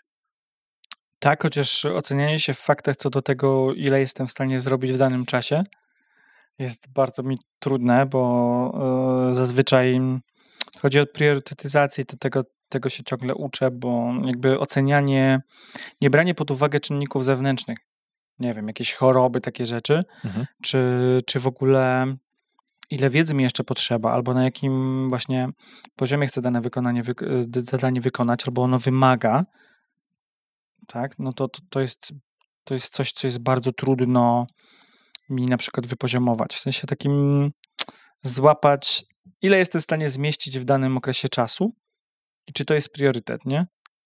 Jest to bardzo trudne, natomiast mam też już tego świadomość, nie? Że jest to mój problem. Wciskanie na ile się da. Okej. Ja wierzę w coś takiego, że dobrze jest, wracając trochę do tej ostrości strategii, optymalizować pod jedną rzecz. Ryzykowne, nie? Mm, Optymalizować pod jeden... Okej, dobra. Znaczy, przepraszam, skończ. Dobra. Pod jedną rzecz, na przykład? Na przykład? No dobra, dam ci przykład. Ten podcast jest optymalizowany pod jedną rzecz. Jedną. I z niej wynikają wszystkie procesy, systemy, wszystko. Praktycznie co tutaj jest, cały setup, wszystko wynika z jednej rzeczy. I to ułatwia, wracając do ostrości strategii. Ja w to wierzę, że tak jest, bo da się to łatwo rozlać na firmę, jeżeli firma rośnie, bo wszyscy zadają sobie pytanie, czy to, że zrobię to zbliża mnie do optymalizowania po prostu pod tą rzecz, czy nie? I wtedy jest łatwiejsza synchronizacja, tak uważam, tej takiej głównej myśli podążania. Czy ty też w to wierzysz, że tak jest? I czy wy optymalizujecie pod jedną rzecz, czy nie? Bo wiesz, zadałem kilku gościom to pytanie i niektórzy się nie zgadzają ze mną. Zestaw wielu rzeczy. No bo na przykład dobro klienta, ale też dobro pracownika, no wiesz, ciężko to czasami wyważyć. Natomiast w sensie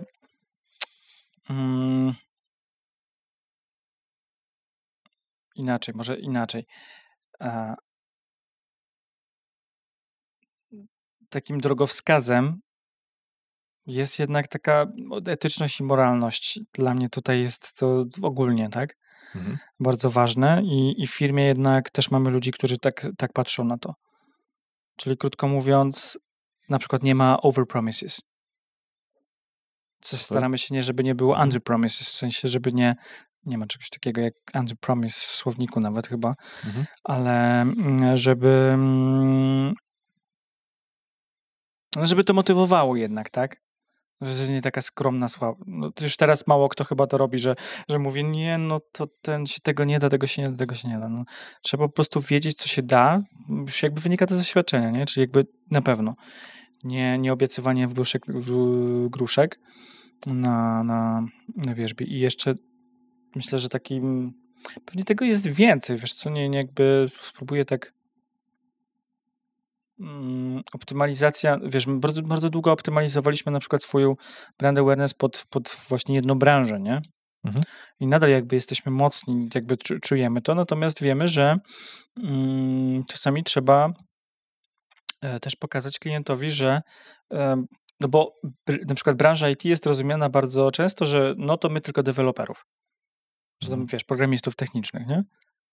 A my de facto bardzo... jak można nazwać kogoś, kto przeszedł do roli sprzedażowej, nie? I jakby potem, nie wiem, czy foundera, który sprzedaje jednak merytorycznie, ale też jest, nie wiem, mocno biznesowy, nie? Mhm. I to jest de facto przenikanie się tych dwóch rzeczy. Oczywiście mamy swoją specjalizację, zrozumienie tej branży i tak dalej, ale jednak punktem wspólnym jest to, że bierzemy pod uwagę dobro biznesowe klienta, tak? Mhm. Czyli kolejny taki, powiedzmy, może cel. Nie wiem, czy tak jakby, czy to ci chodziło, nie? Trochę tak, no. Czyli trochę takie zasady, ale tego jest więcej, na pewno nie jedna, bo jedna w skomplikowanym przedsięwzięciu, jakim jest biznes,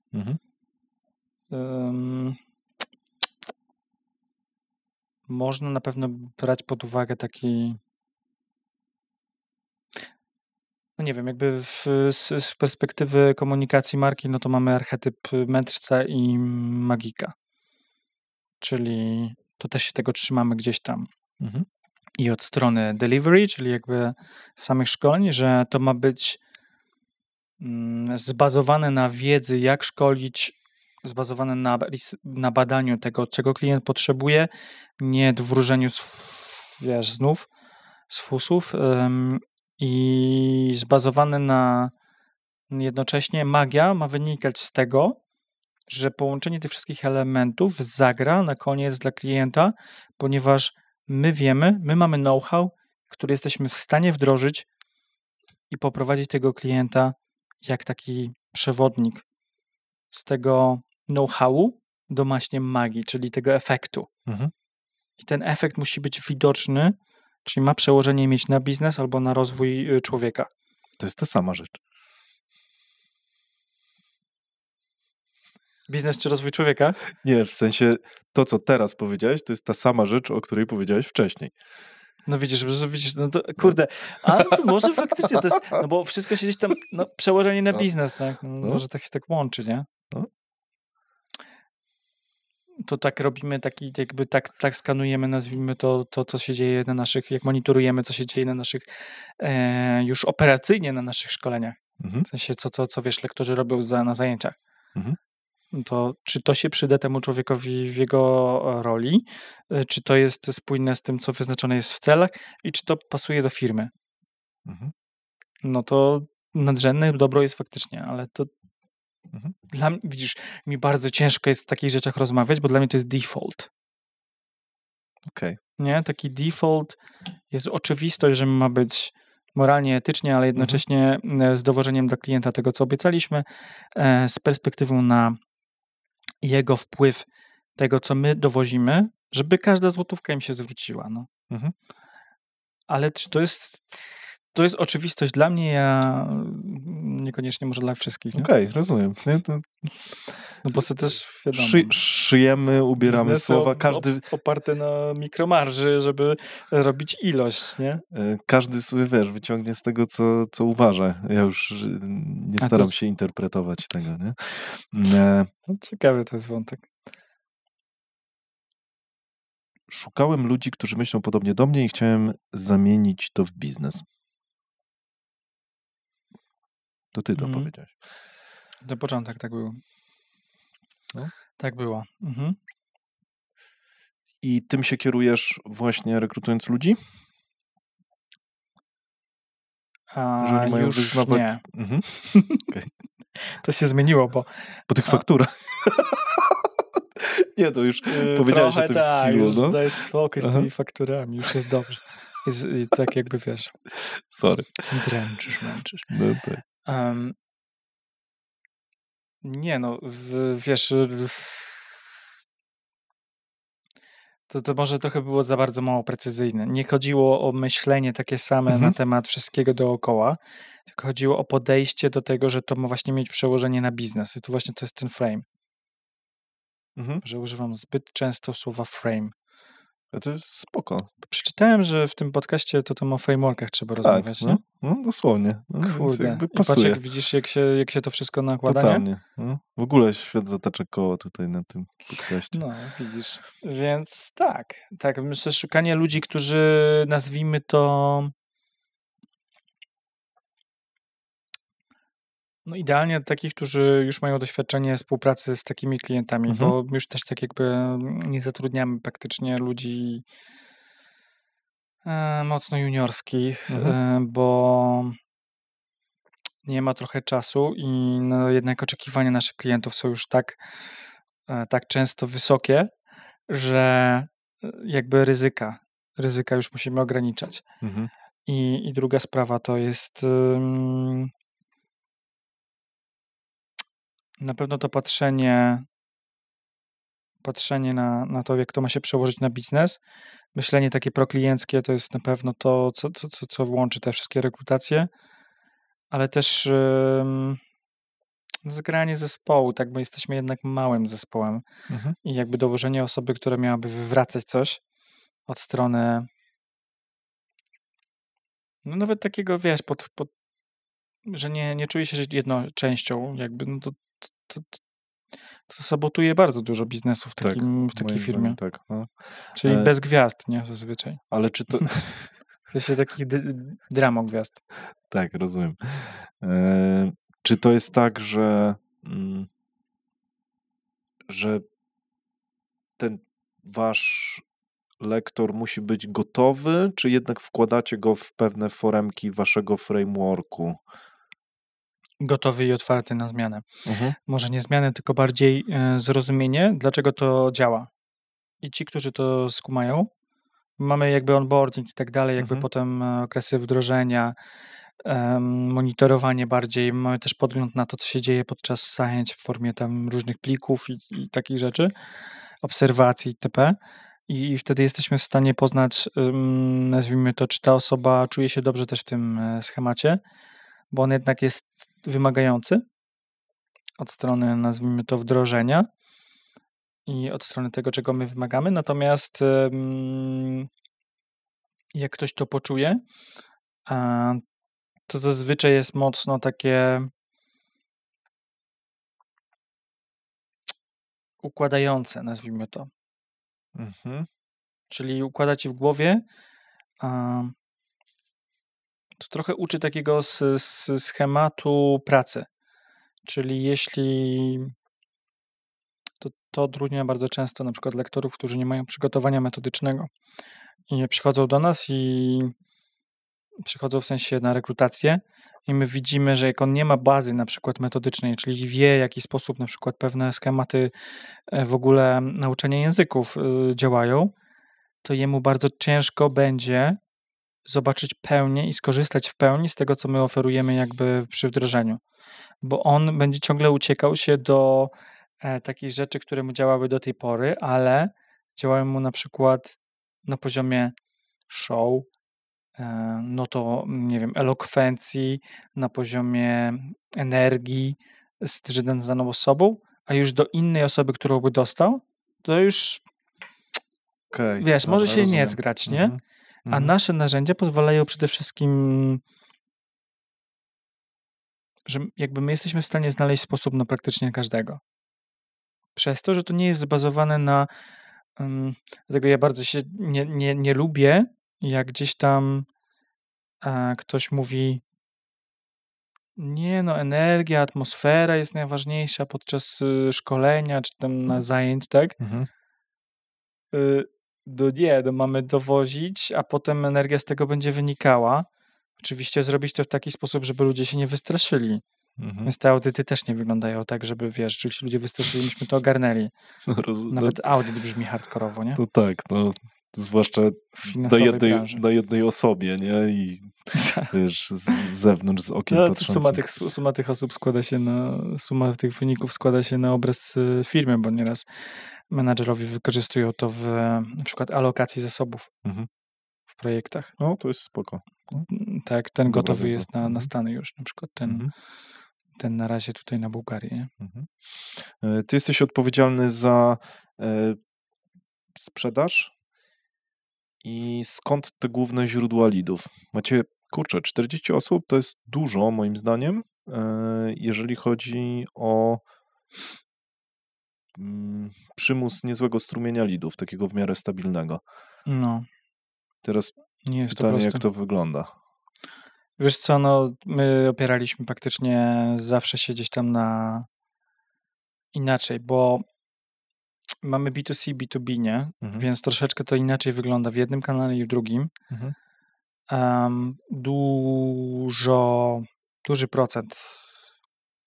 No w B2B to generalnie może tak podzielę. W B2B to, co działało zawsze i działa nadal, no to jest jednak bezpośrednie wyjście do osoby decyzyjnej, czyli wszelkiego rodzaju outreache, konferencje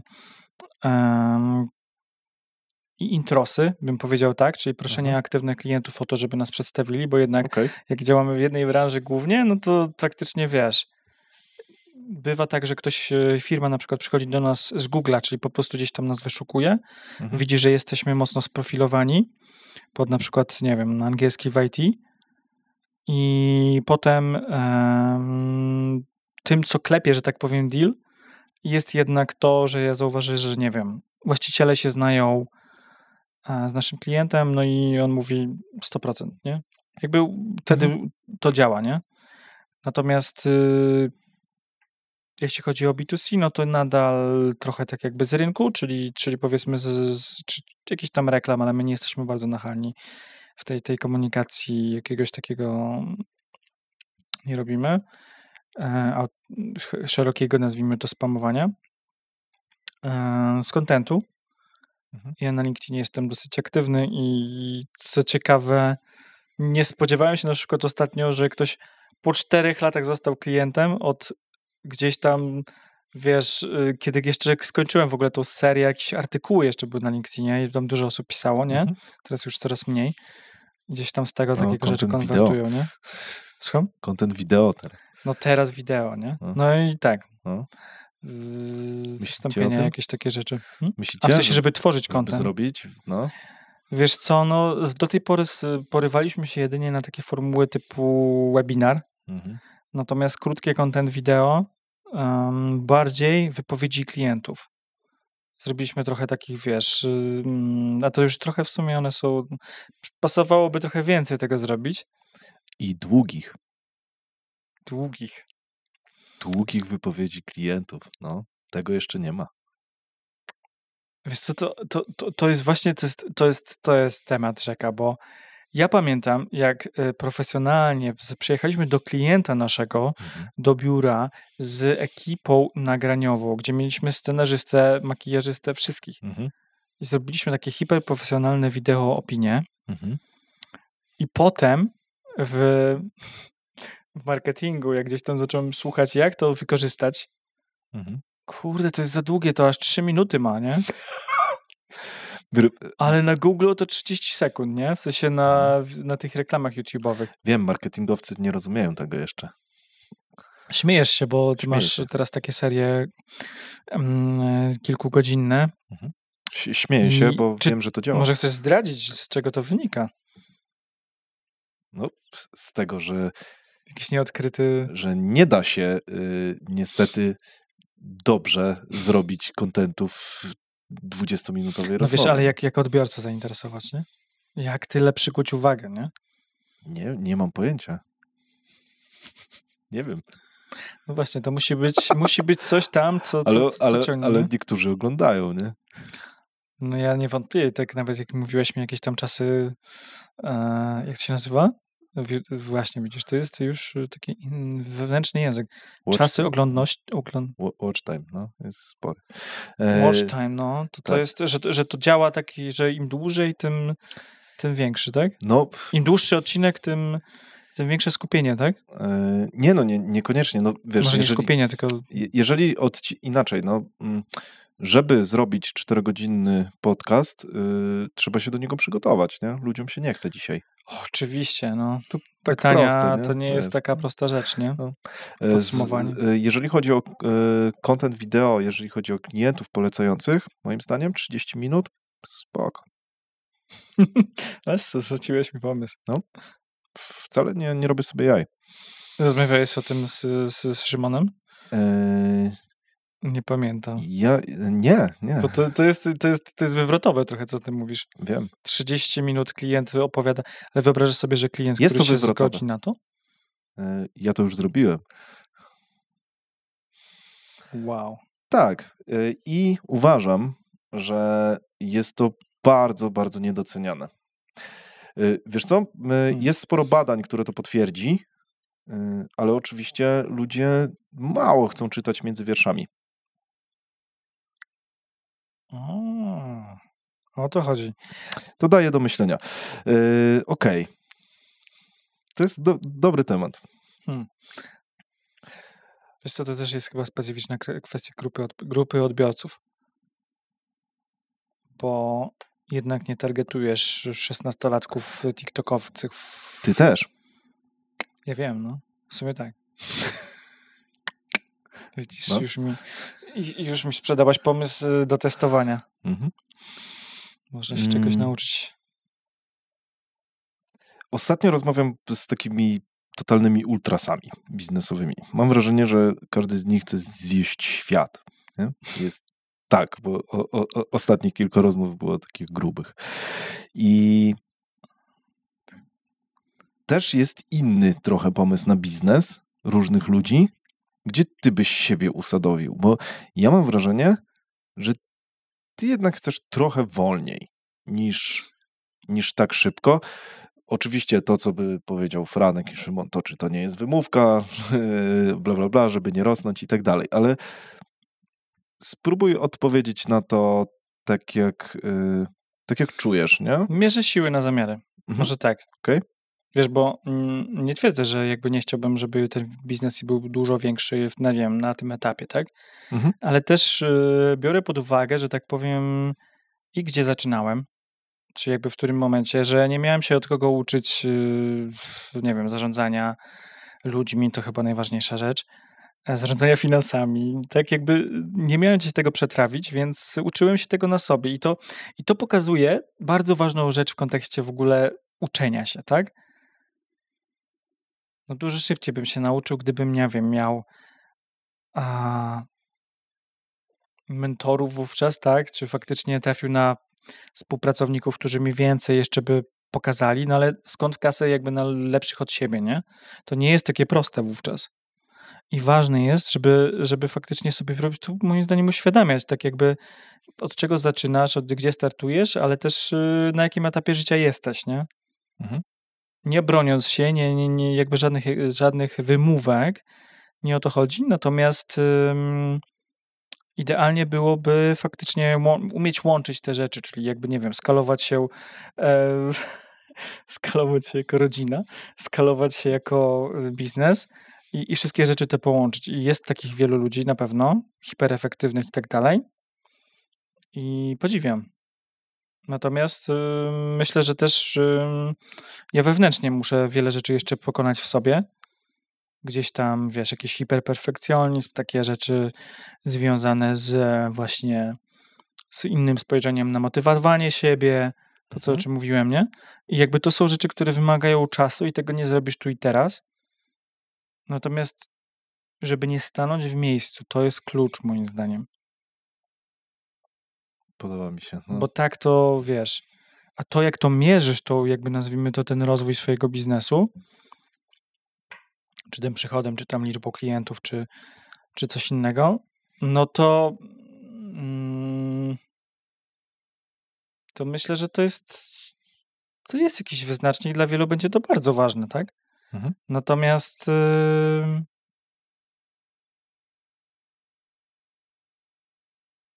ja dostosowuję to jakby okresami, tak? Teraz jestem w takim okresie, że po prostu potrzebuję zrozumieć wiele rzeczy o sobie i tak dalej. A o zarządzaniu uczę się wielu rzeczy też związanych w ogóle, wiesz, właśnie z panowaniem nad tym biznesem bardziej, tak? I to jest okej. Mhm. No. Powiedziałeś, że masz problemy z hiperperfekcjonizmem. Nawet nie wiem, czy coś takiego jest. W ogóle... Perfekcjonizm na pewno. Nie no, ja to czuję, ale u ciebie w ogóle tego bym nie zgadywał, że to masz. Wiesz co, bo ja z tym walczę, nie? W sensie takim, okej. ale to nie chodzi o perfekcjonizm, że wiesz, to chodzi o czepianie się szczegółów w momencie, kiedy zatracam ogół, nie? Totalnie rozumiem, o czym mówisz. Wchodzenie jakby zbyt duży szczegół, a tam ostatecznie potem na przykład nie jesteś w stanie zrównoważyć, czy ten szczegół jest tak mocno wpływający już na elementy, no bo optymalizowanie tego cię uczy, nie? Jakby wszędzie jest ta nauka o optymalizowaniu, a takich holistycznych spojrzeń, takiego uczenia się jakby z lotu ptaka, to jest trudniejsze moim zdaniem do opanowania. 100% się zgadzam. To już naprawdę nie wszyscy potrafią i to wymaga mega rozwoju. A skupienie się na szczególe jest łatwiejsze, bo to daje ci poczucie kontroli. Tak. I to jest jakby połączone z tym poczuciem kontroli, jakby potrzebą poczucia kontrolowania wszystkiego, nie oddawania, nie? Tak, może mój biznes byłby większy, gdybym był w stanie, wiesz, szybciej pewne rzeczy też odpuszczać, nie? Kurczę, ale właśnie mam wrażenie, że ty to umiesz, ale okej. Fajnie, że to mówisz. No, ale wiesz, to spotykasz mnie teraz, nie? Jakby na różnych etapach to odpuszczanie, ale jednocześnie żeby odpuszczać, moim zdaniem, trzeba trochę jednak już wiedzieć o danym obszarze i to dużo wiedzieć, nie? To tak jak wiele osób mówi o sprzedaży, nie? Żeby oddać sprzedaż w ręce handlowców, musisz sam sprzedać za ileś tam milionów na przykład. Zależy od co sprzedajesz, ale... Tak, ale właśnie spotkałem się z dwoma podejściami. Ja sam nie wiem, jaka jest dobra odpowiedź, no bo z jednej strony właśnie... Nie, no to chyba raczej founderzy, jak zakładasz biznes od startupu, że tak powiem, czyli od początku, tak, no bo startup, czy bootstrapujesz jeszcze startup, bo to ludzie teraz to rozróżniają, ale to chodziło mi o słowo startup jako początek, no to babrasz się w procesach. Nie, no właśnie się sprzedajesz przede wszystkim, tak, no bo pierwszą rzeczą, którą potrzebujesz to revenue, jakiś tam streams, nie? Żeby zatrudniać ludzi, no skąd? No tak. Jeśli bootstrapujesz, nie? Ale również delivery, nie? I teraz... No tak, oczywiście, tylko pytanie, dlaczego masz więcej serca, nie? Dlatego bardzo dużo osób zakłada firmy w 2-3, nie? Tak, dokładnie. Gdzie jest podział. I to jest właśnie takie idealne prawdopodobnie połączenie. Z trzeciej strony... Ja pewnie na przykład trochę żałuję, że na przykład z jednej strony żałuję, z drugiej strony... No właśnie, nie? Że nie zakładałem z kimś, ale to wiesz, na tamtym etapie zaufać komuś, jednocześnie ktoś musiałby drugi zaufać, ktoś, kto jakby miałby wiedzę nie wiem, w danym obszarze, na przykład finansów, czy chyba wtedy bardziej właśnie znów tego podziału, który jest teraz, tak? Czyli ja mógłbym sprzedawać szybciej, więcej, lepiej, czy tam marketować, czy rozmawiać po prostu z klientami, a ktoś, no i tak w sumie tak było naturalne, bo taka była pierwsza osoba menadżerska, menadżerka, którą zatrudniłem, no to właśnie od tego delivery, nie? I to było bardzo trudne dla mnie, bo ja musiałem oddać obszar, który był moim obszarem specjalistycznym, czyli twoim głównym tam było dosyć obszarem. dużo tarć takich, wiesz, ale my nie powinniśmy tak szkolić, nie? No ale musimy to zoptymalizować pod już, nie wiem, 20 osób, a nie jak sam byłeś, nie? No 100% to rozumiem. Kurde, weź to ogarnij, nie? A to było trudne do przemielenia, nie? No, Szymon mówił, że i były jakieś kompromisy. Kilkanaście osób musiał przejść na rozmowach, żeby znaleźć kogoś, kto rzeczywiście zrobi mu to delivery, nie? Z drugiej strony mamy na drugiej osi, ja tak na przykład Szymona i Franka postrzegam tak, Franek babrze się w tych, przynajmniej na początku babrał się w tych wszystkich operacjach i zanim je oddawał, to naprawdę miał je super zrobione i dopiero oddawał. A u Szymona jednak tak nie było, nie? Szymon mówi wprost, że on nie jest osobą, która dowozi to delivery bezpośrednio, chociaż no i tak robił 200 tam parę dni szkoleniowych w roku, ale to nie jest najistotniejsze w kontekście tej dyskusji, tylko to, że on to oddawał praktycznie od samego początku i izolował siebie od tych procesów, więc to są trochę dwa różne podejścia. Z trzeciej strony, jeszcze kolejny wymiar dodam, ty mówisz, że trochę żałujesz, że może nie założyłeś z kimś, ale to wymaga wielkiej odwagi, żeby założyć firmę samemu. W drugą stronę. Tak, ja uważam, że to jest bardzo trudne. Mało jest ludzi, którzy sami zakładają firmę, ciągną ją sami właścicielsko praktycznie przez cały czas i uważam, że większość ludzi jednak automatycznie szuka wspólnika i to robił też Paweł Sieczkiewicz na samym początku, że automatycznie szukał wspólnika, mówił o tym na auli, później mu się dopiero zmieniło i teraz uważa, że dla niego defaultowa opcja to jest nieszukanie wspólnika. Ale więc próbował. Tak, ale na samym początku myślał zupełnie inaczej i mówił o tym bardzo głośno, więc ciekawe. Więc tutaj jest bardzo dużo różnych aspektów i różnych spojrzeń. Nie? Ale tak jak mówię, to jest wielka odwaga, że w ten sposób założyłeś tą firmę i wielka odwaga, że do tej pory ciągniesz to właścicielsko sam. No, myślę, że można tak na to spojrzeć i zawsze jest jakby pytanie, co by było gdyby, nie? Natomiast... Ale to było domyślne? Ciężko, czy ty się bałeś tego? Zacząć ten biznes samemu? Bo mam wrażenie, że tak jak o tym mówisz, to jest to takie... Powiem ci szczerze, że ja na początku to nie miałem świadomości, czym jest biznes chyba. Okay. W sensie biznes w rozumieniu takim, że zaczyna zatrudniać ludzi, musi mieć nimi zarządzać, musi zarządzać finansami, że tam jest Excel, że trzeba, wiesz, te wszystkie rzeczy spinać. Ja się uczyłem tego trochę w życiu, w sensie na produkcji i to nie jest tak, że wiesz, no bo wiele osób, które nawet były u ciebie jakby tutaj w podcaście, wydaje mi się, że też zakładało biznesy w momencie, kiedy mieli już wcześniej jakieś doświadczenia biznesowe albo pracowali dla kogoś, byli menadżerami na przykład gdzieś. Chociaż w sumie, no nie wiem, czy Franek chyba nie na przykład. Nie zawsze, no. I to jest tak, że... Nie, ale widzisz, ale to zazwyczaj ci, którzy zaczynali od początku, zaczynali sami, nie? A jak już, nie wiem, ja mam wielu znajomych, mam znajomego, który prowadzi firmę, który robi wywiad gospodarczy i on mówi, on ma akurat wspólnika, z którym wyszli z innej firmy, takiej globalnej, amerykańskiej i założyli własną, bo tam już zaczynało też im to nie pasować i mówi, ale jak ja rozważałem na przykład dokładanie gdzieś tam wspólnika w pewnym momencie dopiero, to on mówi, ja widziałem tyle dysput, no bo on właśnie rozwiązuje takie różne już ekstremalne sytuacje, tak, nie od strony kradzieży, majątku i takich rzeczy, czy jakiś know-how nawet lepiej, jeszcze gorzej chyba, że mówi, kurde, to jest bardzo ryzykowne. Ja się cieszę, że nam się udało z jego wspólnikiem, ale to dlatego, że myśmy zbudowali tam, wiesz, nie wiem, ile oni pracowali razem, ale masę czasu się znali, nie? Okej, no. Tak, też, i świadoma decyzja, nie? Też ale mi się wydaje, że tak współpracowanie z kimś przez... Szukam foundera.pl, tak? Czy co-foundera, to jest dla mnie trochę śmieszne. No. Ale może się tak zdarza, nie wiem. Może się tak zdarza, no. Czy ktoś growing thin jakby raczej następuje, nie?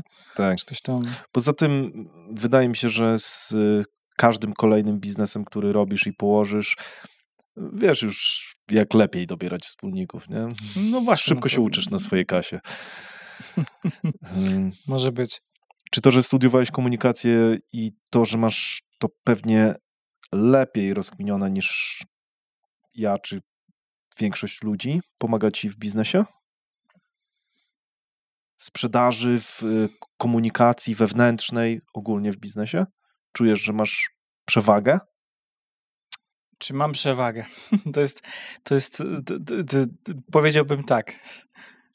Na pewno gdybym więcej sprzedawał, czy marketował, czy w ogóle komunikował się, czy miał zespół w ogóle anglojęzyczny, to myślę, że tak. No bo to jednak, tak jak mówiłem, wiesz, gdzieś tam ten język jest i wrażenie robi inne i tak dalej.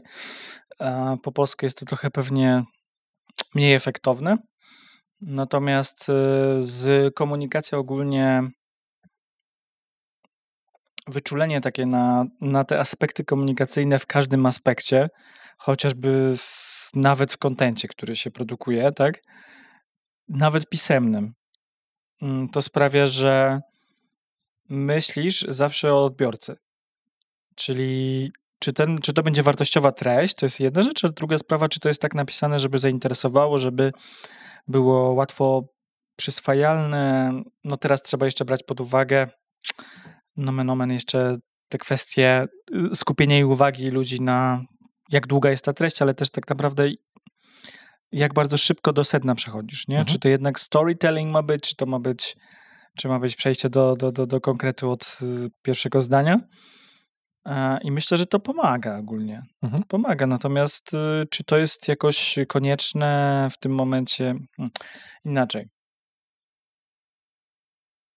Świadomość komunikacji myślę, że każdemu przedsiębiorcy pomaga, ponieważ to de facto na tym polega tak naprawdę gdzieś tam i sprzedaż usług, no bo jednak głównie founderzy są odpowiedzialni na początku przynajmniej za sprzedaż, tak? No to jest coś, co bez komunikacji jakiejkolwiek, może nie jakiejkolwiek właśnie, tylko takiej, która jest nienachalna, ale też no w B2B to jest ogromna jakby przewaga, tak? Kiedy potrafi się rozmawiać językiem korzyści i tak dalej, no to jest jednak są elementy, które gdzieś tam zgrywają się w jedną całość i budują twój wizerunek albo kogoś, z kim się chce robić interes, albo nie. I tak bym chyba to zakończył. Okej, spoko. Ja mam takie wrażenie, że większości w sumie liderów brakuje takiej dobrej, precyzyjnej komunikacji, która jest która zapobiega niedopowiedzeniom. O, może tak. A to jest skill na całe życie, nie? Do ćwiczenia, bo myślenie skrótami myślowymi, sam się łapię często w tę pułapkę, rzucanie jakiegoś pomysłu, a jednocześnie niezbadanie, znaczy też jakby kwestia formy, nie? No bo można zawsze zrobić sesję warsztatową, w której rozwiążesz dany problem i jesteś w stanie wydobyć pełne zrozumienie, czy od drugiej strony, jakby od, nie wiem, od menadżerów swoich, czy oni zrozumieli jakby, nie wiem, przekaz, tak? Czy powiedzmy, nie wiem, cele na ten rok. I jesteś to w stanie zrobić. Najgorzej jest w momencie, kiedy jesteś ograniczony jakimś takim komunikatem albo pisemnym, krótko i na temat ma być, albo jesteś w pośpiechu, nie? Natomiast inna rzecz to jest, jeszcze jest inny ten aspekt, który mówiłeś, że wyklarowanie wizji, misji, czy tam jakby, wiesz, strategii firmy, a zakomunikowanie jej w klarowny sposób, moim zdaniem to są dwie różne rzeczy i trzeba je łączyć. Bo można wiedzieć dokładnie, co się chce robić, ale zakomunikować to tak, że że reszta nie wie, no. No, dokładnie. A potem się zgubić sam, że sam nie wiesz, nie? Właśnie dlatego myślę, że ten przekaz powinien być mega precyzyjny i jeszcze ludzie powinni wdrażać później tą strategię, więc tam jest 3 poziomy do tego, żeby ona się rozmyła, nie? I to jest problem. Można tak bardzo pozytywnie na to spojrzeć. 3 poziomy do rozmycia strategii. Każdy musi wdrożenia, zaimplikowania. No tak, ja to postrzegam jako rozmycia. No. Nie, no tak, no ryzyka. Nie?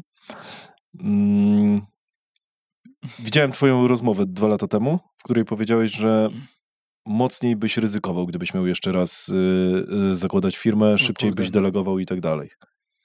I teraz pytanie, czy podtrzymujesz to, co myślałeś 2 lata temu? Czy to zmieniłeś i co dzisiaj byś zrobił inaczej?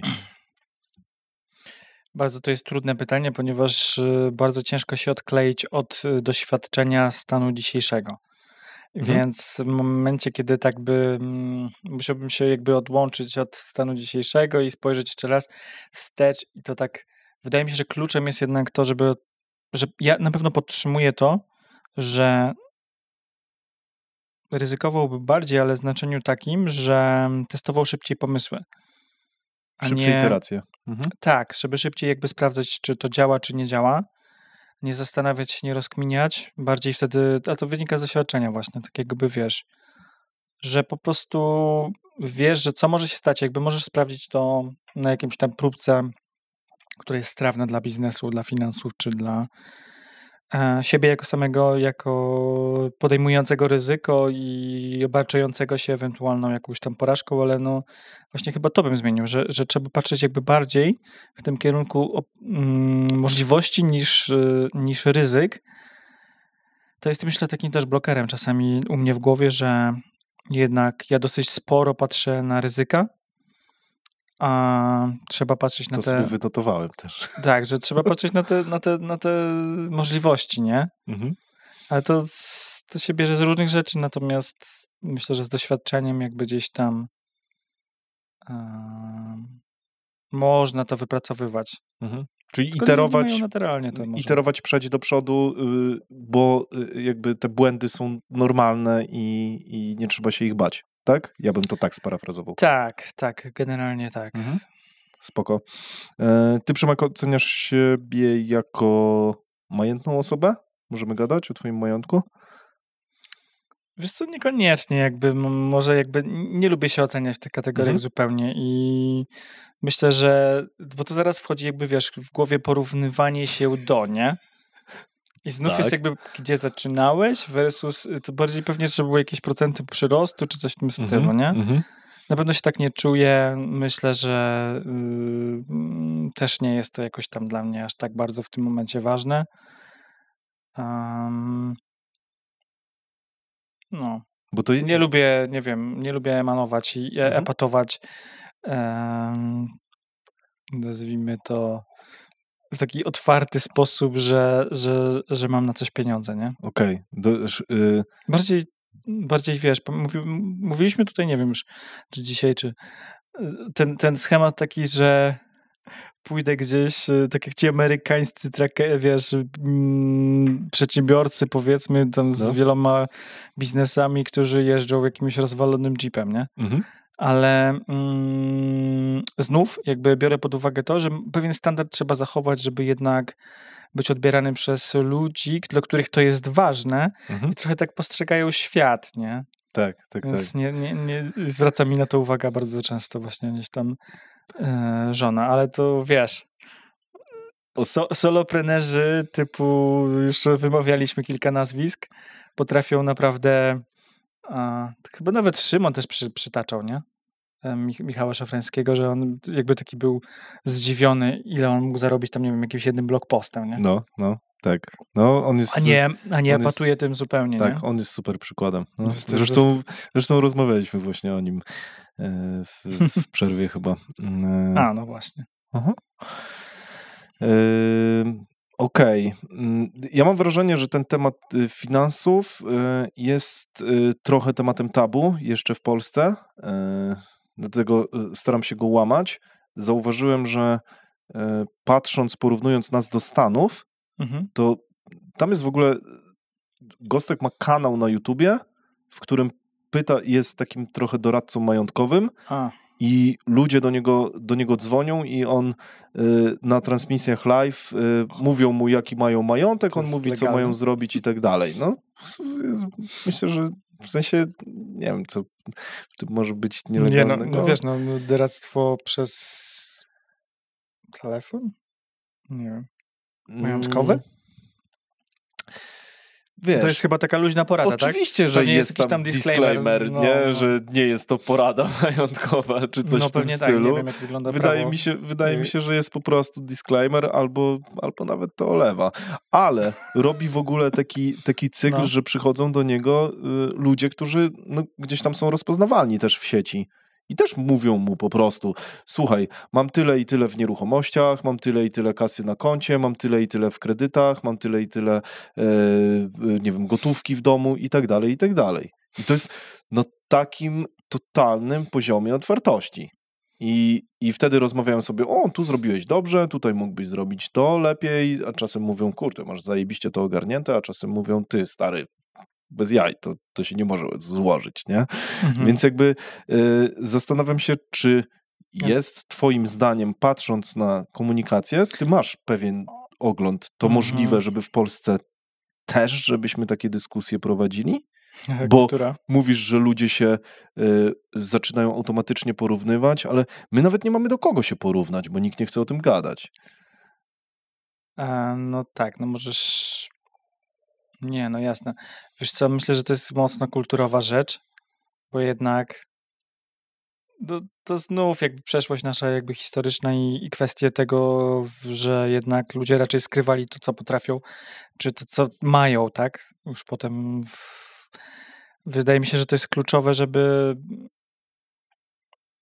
No bo to są kwestie zazdrości, tak? Trochę tego, że to jedna rzecz to jest kwestia, żeby się nie chwalić, czyli taka skromność, powiedzmy, która może być fałszywa, może być prawdziwa, no bo dlaczego ktoś musieć, nie? Niekoniecznie chyba chcemy kogoś tam zmuszać do tego, żeby mówił o tych swoich finansach. Zresztą jakby zobacz, co się dzieje z tymi zeznaniami majątkowymi tam znanych polityków.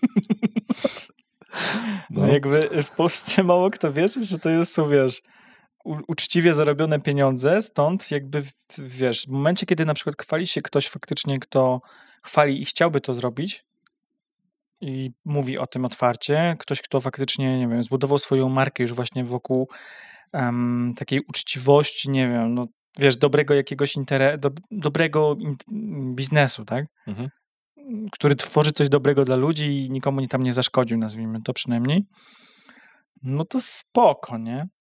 Pytanie, czemu to ma służyć, Szymon? No bo wiesz, bo rozmawianie o finansach osobistych versus firmowych to jest chyba trochę bardziej kwestia trochę rozwoju firmy, nie? Czy zostawiasz w niej dużo, czy wypłacasz? No. Tak, zgadzam się. Chodzi mi bardziej oczywiście o finanse firmowe, ale tak jak mówisz, no one się wiążą trochę z tymi osobistymi.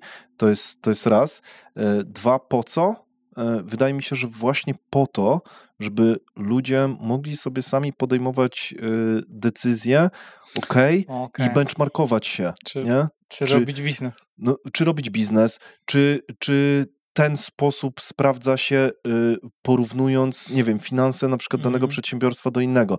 Posługujemy się, sporo ludzi patrzy w sprawozdania finansowe i to są jedyne trochę takie rzeczy, które możemy sprawdzić dzisiaj, czy to przedsiębiorstwo ma się dobrze, czy nie, ale to nie są dane bo kurczę, wiesz, możesz lecieć na stracie non-stop, a mieć kupę kasy, nie? I to jest, wiesz, nie skłumasz tego, dlatego wydaje mi się, że ta debata związana z finansami, ona powinna się trochę otwierać właśnie po to, żeby ludzie mogli podejmować lepsze decyzje, nie?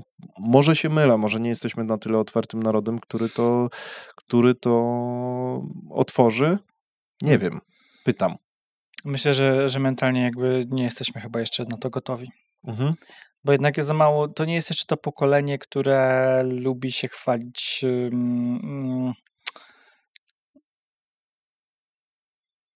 A to jest też ciekawe, czy to będzie możliwe w ogóle za następne pokolenie, bo jednak żyjemy już w takich czasach, kiedy my jako rodzice, powiedzmy, właściwie stwarzamy swoim dzieciom dosyć bezpieczną, nazwijmy to bezpieczne starty najczęściej. Takie gdzieś tam, gdzie nie muszą, jak nie będą chcieli, to nie będą pewnie musieli. Oczywiście nie wiem, jak będzie z inflacją i innymi rzeczami, ale większość pewnie nie będzie musiała zarobić na swoje pierwsze mieszkanie, jakieś takie rzeczy. Oby, no. No właśnie, no nie wiadomo, nie? Ale może może to tak zostać, powiedzmy, i wtedy zastanawiam się, czy tutaj w ogóle, wiesz, przewartościowania nie będzie, nie? Jakby w tym pokoleniu kolejnym, że no po co mi więcej, nie? Może tak. Co nie wiem, czy nie zaburzy trochę czy tej przedsiębiorczości też nam nie zaburzy w Polsce, co będzie jeszcze gorszym skutkiem miało. Jakby to będzie, to już w ogóle jest takie jakby głód, nie? Zostanie tego głodu. Nawet ostatnio widziałem jakąś rolkę z Cristiano Ronaldo, który gdzieś tam mówi, że jego dzieci to już 100% no oni już mają tak inaczej ukształtowane umysły, że one nie osiągną takiego sukcesu. On nie ma szans, żeby W sensie takim, że wiesz, że parcie jakby ta motywacja jednak u niego bardzo mocno wynikała z tego, że nie miał czegoś, a nie, że może mieć wszystko, nie? No, to I weź wychowaj z tobą, takie no. dzieci, nie? Jak w jego przypadku też w ogóle, no ale... Tak, ostatnio rozmawiałem z jednym 18-latkiem, który powiedział, że kurczę, Szymon, wiesz co, ja to chcę po prostu spokoju, nie? Ja chcę pracować na etacie i po prostu, żeby mi starczało. A ma rodziców przedsiębiorców? Nie. No widzisz, I nie pochodzi z bogatej rodziny. No ale to jest jego wybór, nie? No, ale wiesz, nawet taka osoba, która, mówię, nie pochodzi z majętnego domu, też Tylko ma taki 18 mindset, lat, nie? Oczywiście. Myśli raczej o dziewczynach i niż... Tak, no wiesz, no to jest jednostkowy przypadek, no nie będę... Nie, myślę, że właśnie ciężko jest jakby to porównywać, nie? Ale o tych finansach myślę, że warto rozmawiać, tylko że jak ktoś, wydaje mi się, że nie za bardzo... Podoba mi się ten pomysł twój, że takie zbenchmarkowanie siebie, czy swojego pomysłu, czy to może się spiąć, ale to wymaga nie finansów osobistych, no bo dojść, może być jakimś motywatorem dla przedsiębiorcy młodego, to, że dowiesz się, ile ktoś tam, komuś zostaje z tej firmy, nie? No ale to sobie też obczają, nazwijmy to, chociaż, no nie wiem, może są sceptyczni, pochodzi tego, jak się ten człowiek, nie wiem, ubiera, czy ma jakie samochody, czy gdzie występuje, tak? Można sobie to jakoś tam wydedukować, nie? No można, wiadomo, można, na kredyt nie? No też właśnie, można. No dokładnie. Z jednej strony na kredyt, a z drugiej strony rozmawialiśmy o miliarderach, którzy jeżdżą starym Volvo, nie? No i właśnie to jest jakby, no tak, Więc... czy influencerzy, którzy pierwszy tam 1 milion zawsze przerabiają na samochód, nie? Tak, no dokładnie. I to jest jeżdżą Lambo, a ich fejkowe. na to nie stać, nie?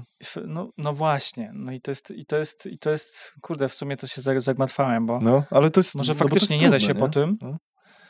Ale z drugiej strony ta transparentność taka finansów, taki turkus czy coś, nie wiem jak to nazwać już nawet, ogólnospołeczny, no to jest... No niedługo nas podobno czeka transparentność wynagrodzeń, nie? To będą jaja, nie?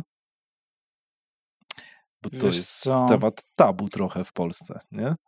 A jak narzuci to Unia, to ja nie wiem, nie wiem, co się stanie. Już miałem kilka rozmów takich, że albo płace wzrosną, albo spadną, albo się ujednolicą. Niektórym spadną, niektórym wzrosną, tak na dobrą sprawę. Nie? No, wszystko dla wszystkich to samo.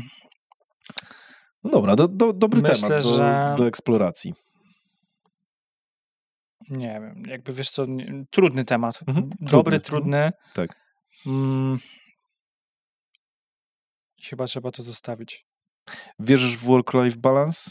Czy pracujesz ile masz siły? A wiesz co? Odpowiedzią jest moment, w którym zrozumiałem, że to jest jakby kwestia priorytetów, ale dużo mniej zacząłem pracować w momencie, kiedy narodziła mi się pierwsza córka, ale świadomie też wtedy właśnie zacząłem, no bo to wtedy zacząłem budować gdzieś tam zespół zarządczy, nazwijmy to, bo do tamtej pory to widzisz, to mówisz długo, że miałem biznes. Ja tak naprawdę w 2018 dopiero zatrudniłem pierwsze osoby do biura, a tak to jakoś sam próbowałem wszystkie rzeczy ogarniać i jeszcze zarządzać lektorami. I w tamtym momencie dopiero, kiedy już wiedziałem, że no nie może być tak, że ja będę niedostępny 14-15H, no to zacząłem zatrudniać, nie? Więc ten work-life balance w momencie, kiedy pojawiły się dzieci, potem druga córka, dla mnie jest faktycznie takim ważnym elementem w ogóle całej układanki. Po co? Po co w ogóle ma firmę? I czy sobie z tym radzę? Pewnie, tak? Pytanie. Ogólnie rzecz biorąc, tak. Też chyba trochę ułatwia to jednak, bo to jest też, ludzie mówią teraz o life-work balance i takim jakby wkomponowaniu się pracy w życie. Ja jestem zmuszony ostatnio do takiego systemu pracy, że czasami po prostu w ciągu tygodnia mam jakieś obowiązki na przykład z dzieckiem, albo nie wiem, dogram sobie jakieś inne rzeczy w ciągu dnia No ale potem muszę nadrabiać, czy chcę nadrabiać, no bo potrzebuję po prostu tych godzin, tak, żeby, że tak powiem, pewne tempo pracy zachować, no to muszę to zrobić sobie w sobotę, tak, na przykład. No i jakoś tam się wymieniamy z żoną, że wiesz. Więc myślę, że tak, no to jest jakby do zachowania, natomiast no kiedyś tego nie miałem na pewno, ale to naturalne. Ja bym powiedział, że jakby nie demonizujmy. Kurde, jak masz swój biznes i chcesz go rozwijać, to na początku, sorry, no ale coś za coś, no. Ja nawet ostatnio się zastanawiam, kurde, a co jeśli okaże się z tych całych takich, nie wiem, wgłębień mentalnych w siebie, że biznes to moje hobby i pasja. To wtedy mogę, czy nie mogę w wolnym czasie? Ale kogo ty pytasz, mogę, nie mogę, nie? No, ale bez sensu. Ale nie? właśnie Wyrzućmy wiesz, sobie chyba to pytanie, nie? tak, właśnie mówię o tych wszystkich ludziach, którzy trochę na siłę każą nam odpoczywać. Nie? No bo to są takie... Nie? Tak, po co komuś coś kazać? Wydaje mi się, że to jest kwestia tego, żeby mieć samoświadomość tego, że już przekroczyłem pewne granice. Zgadzam się z tym. No i wtedy to ci mówi już otoczenie o tym. Jeśli ci już mówi otoczenie, to już jest pewnie późno. Ale jest pewna presja społeczna, żeby jednak nie pracować za dużo w tych czasach. Czujesz to, czy nie? Czy może ja tylko to czuję? Może w zamian za co, nie? Jakby, no bo presja jest raczej na to, żeby że jakby to, co daje się na przykład dzieciom, no to jest ten czas, a nie czas przebywania z nimi, a nie jakieś prezenty, tak, czy coś innego. Tak. No to ja to rozumiem i to popieram, nie? Z Alkiem mieliśmy dużą dyskusję. Tylko w jakim celu zawsze, nie? No bo możesz mieć work-life balance. Na przykład dla mnie fajnie, jak ktoś ma zajmujące hobby, ale no dla mnie to jest jakby element trochę... Jeśli to jest tak zajmujące, że nie jesteś w stanie dawać światu coś z tego, światu to będzie twoja żona, rodzina, inni, czy jakieś społeczne rzeczy, no to powiem tak, nie wiem, czy ty będziesz zadowolony na koniec życia, czy dałeś coś temu światu tyle, co wiesz, że tak powiem, taki sens, powołanie, czy jakkolwiek to sobie nazwać, wzywało cię, czy ten głos jakby przywoływał cię, nie? Moim zdaniem to trzeba ten głos odkrywać, tak? Ja jestem zafascynowany Jordanem Petersonem i w ogóle logoterapią i takimi rzeczami. Gdzie moim zdaniem ten sens to napędza cię i to, co ci daje, nazwijmy to taką motywacją kopa do życia, ale też po prostu satysfakcją na koniec życia, no bo tam jest wiele badań i tak dalej, za co są ludzie wdzięczni na łożu śmierci, albo czego żałują, to jest jednak to, ile dałeś z siebie w jakimś celu. I pytanie, czy tam jakby ten element egoistyczny jest, wiesz, przeważający, bo jeśli tak, no to ostatecznie człowiek moim zdaniem nie jest szczęśliwy, mimo że może w jakiś fajny sposób sobie dogadać, tak? Zgadzam się, tylko pytanie,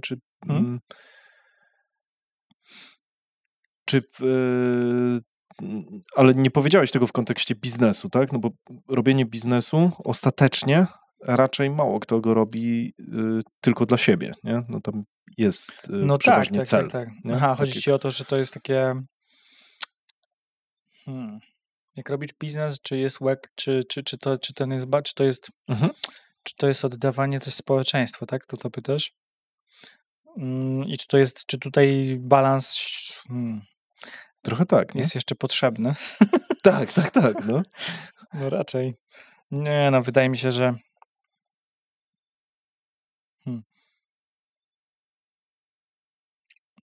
idealnie byłoby oczywiście to wszystko łączyć, tak żeby nie zaburzać każdej sfery. Ja miałem kiedyś zawsze jakby gdzieś tam z tyłu głowy mam taki podział, że odpowiednią ilość czasu, to jest trudno do wymierzenia w ciągu tygodnia, ale można, przecież to godzinami można złapać, na pracę, na rodzinę, na życie społeczne, czyli spotkania ze znajomymi, ale też jakieś wspólnoty inne, nie wiem, może być też sportowe, jakieś, wiesz, drużyny itp. Tutaj się to łączy trochę z hobby. No i na taki, powiedzmy, czas rozwoju, nie wiem jak to nazwać, no rozwój, tak, powiedzmy. I że to wszystko gdzieś tam trzeba łączyć. Natomiast jak sobie policzymy 24H, tylko to nie trzeba liczyć na 24H, tylko raczej na dłuższych okresach, tak, no bo na miesiącu, czy tam są różne okresy, tak, kiedy musisz po prostu wyłożyć cię, nie wiem, choroba dzieci przez 2 tygodnie, no kurde, no musisz im poświęcić ten czas. Więc w ciągu tego miesiąca danego możesz mieć tak, że work-life balance będzie w live, nie? W kierunku przetoczony. Tak. I trzeba to po prostu gdzieś tam liczyć sobie w głowie, natomiast przede wszystkim czuć się, tak? Jakby trochę takie, zbierać sygnały, najbardziej ci powie o tym na pewno żona i Alek powiedział ostatnio w naszej rozmowie, że no i dzieci. Że on właśnie nabrał takiego powiedzmy balansu, kiedy stwierdził, że to jakość tych godzin, a nie ilość właśnie będzie świadczyć o tym. Jakość godzin. Czy to jest okej, nie?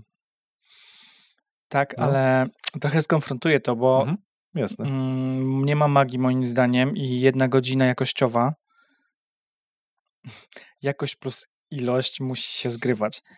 Bo 1 godzina jakościowa raz na tydzień z dzieckiem, no to trochę będzie za mało. Na 7 dni, nie? Czyli jakość plus ilość zbalansowane versus to, ile poświęcasz na inne aspekty. On to zestawiał bardziej z tym, że było trochę godzin, ale one były puste, nie? I to jest, i tu mówi, że... Co to znaczy puste? Puste znaczy, że jakby mentalnie był gdzie indziej, nie? A, no to nie, no to jasne.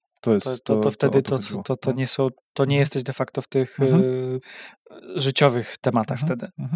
Więc nie można nazwać w ogóle, że jesteś z dziećmi, nie? No, właśnie o to chodzi. Dobra, Przemku, z tego co zauważyłem, ludzie trochę się obawiają tego fotela i czasem jakiegoś pytania? Jakiego pytania się najbardziej obawiałeś, jak tutaj przyjeżdżałeś?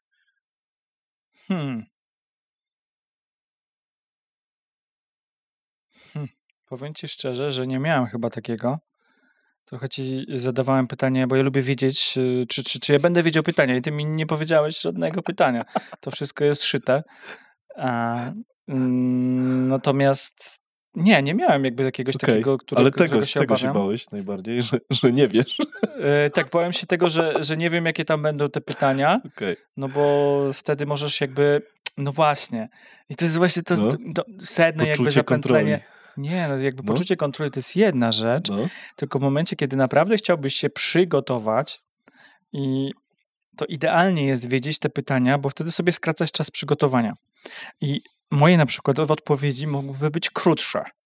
Wiem, że nie lubisz tego, żeby był krótszy odcinek, ale można zrobić, wiesz, można zrobić w jednym, skoncentrować myśl wówczas, bo jesteś przygotowany, bo nie wiem, znów jakby skomunikowałeś to w precyzyjny sposób, nie? A jak się nie zna tych pytań, albo w ogóle skacze się pomiędzy tematami, no to jednak jest trudniejsze, ale wówczas mogą też wyjść bardzo ciekawe rzeczy. Właśnie. I właśnie to jest o to chodzi, to wartość dodana, nie? To jest właśnie... Długości tego czasu, który mamy ze sobą, nie? To jest trochę wynikową tego, pod co optymalizuję, nie? Okej.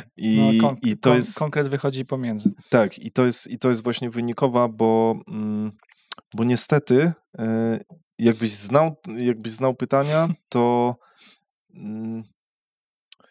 wierzę w to, że czasem pierwsza myśl albo szycie tego będzie dużo bardziej jakościowe i widzę to, rzeczywiście sprawdziłem to kilka razy. I wierzę w to, że tak jest, nie? Życie jakościowe. No. Spoko, no.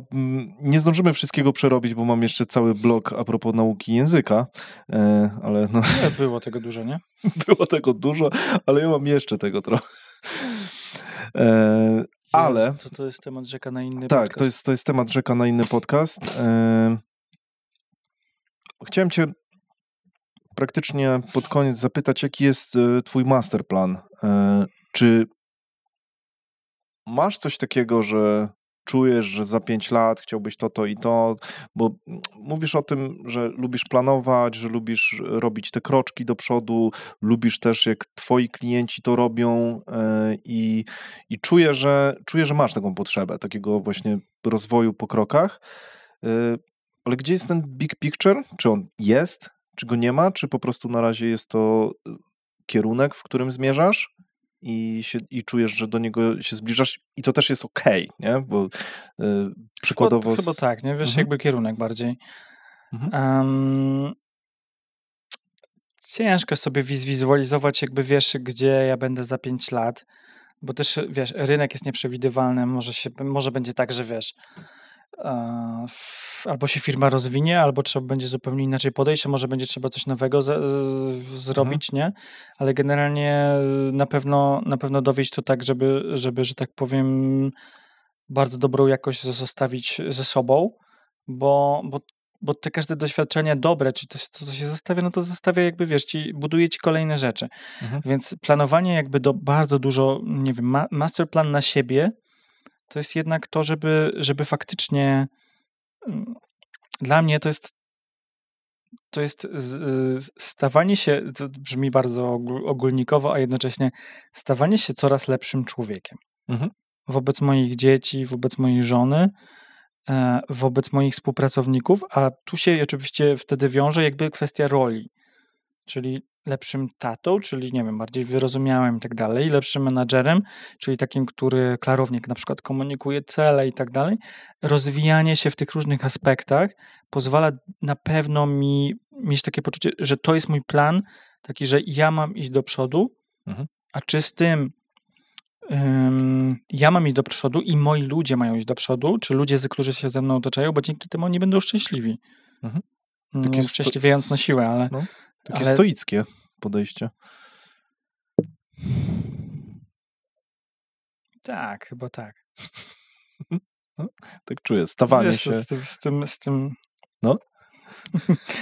nie chcę gadać o stoicyzmie, bo ostatnio coś słyszałem ciekawego w kontrze. Okej. Ależ to długi temat był. Ale tak. Tak, myślę, że wiesz co, tak. Myślę, że to jest jakby klucz. Jakby kasa nie miała absolutnie już żadnego znaczenia, bo byłoby jej tyle, że nie dałoby się jej wydać, robiłbyś to, co robisz? Robiłbyś to, co robisz.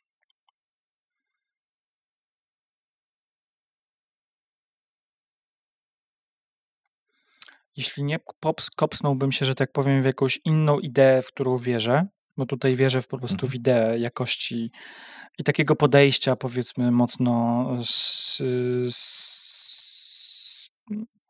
praktycznego, już tak jednym słowem, do szkolenia ludzi z komunikacji, no to myślę, że tak, to jest jakby okej.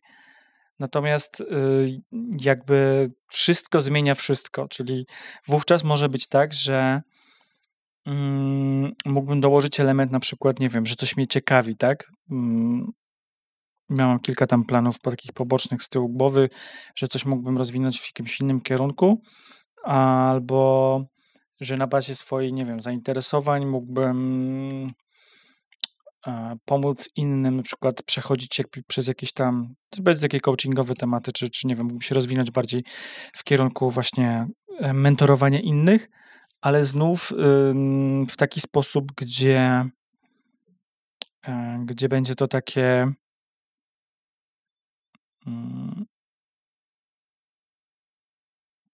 moja natura jest taka, że jednak lubi mówić, jak to coś zrobić masz.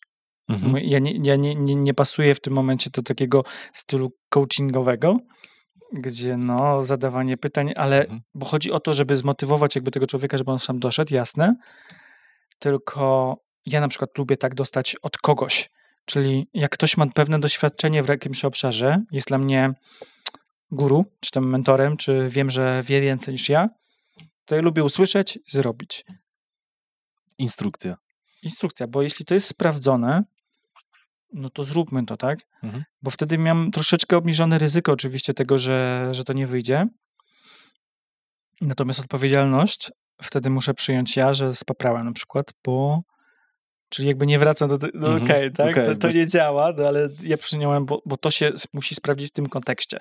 Idealnie byłoby mieć już to przetestowane na, nie wiem, na tym samym zupełnie grupie docelowej kontekście wszystko, nie? Jakby idealnie. Ty lubisz tworzyć frameworki, co? Ale ludzie szukają takich rzeczy, natomiast to budzi rozczarowanie, jak nie zadziała, nie? No. Bo myśmy na przykład nie włożyli swojej jakby pracy, bym powiedział na to. Framework, ale ty jesteś człowiekiem, który ma swoją przeszłość. Bullshit jest taki, że wiesz, że odetniemy się i ten framework jakby zupełnie nie pasuje do mnie, ale go wdrożę, no nie.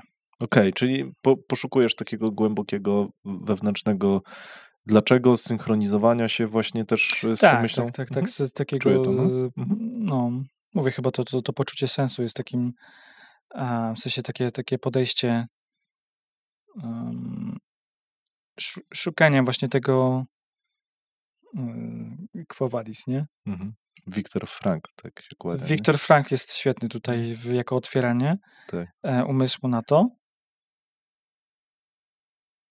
Oczywiście ma swoich krytyków. Ostatnio mnie to zabiło, jak usłyszałem innego takiego znanego, Yalom chyba się nazywa, psychologa, który powiedział, he was a terribly tortured person.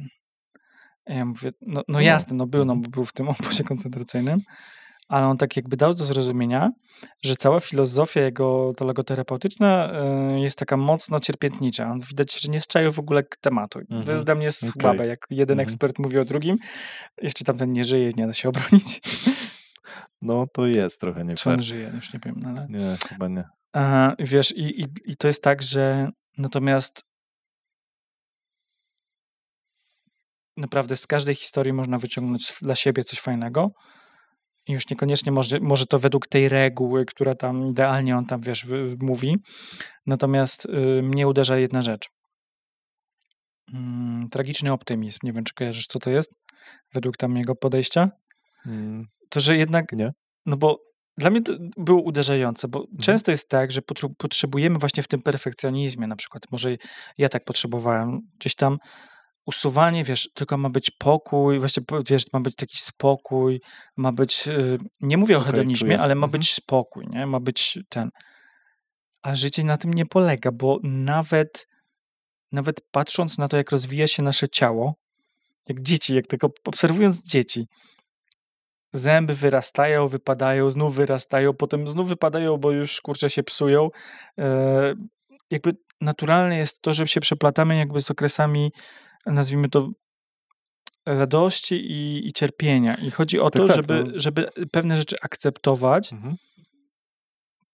z pewnymi rzeczami jakby może nie walczyć, ale stawiać im czoła i wtedy czujemy, że to jest życie, które, nazwijmy to, ogarniamy, no tak brzydko mówiąc, nie? No tak, no bez cierpienia nie będzie tej radości, no przecież bez jaj, dopamina rośnie tu, nie? No. A nie na piku. Tak, no. Nie da się w jednym stanie przeżyć życia.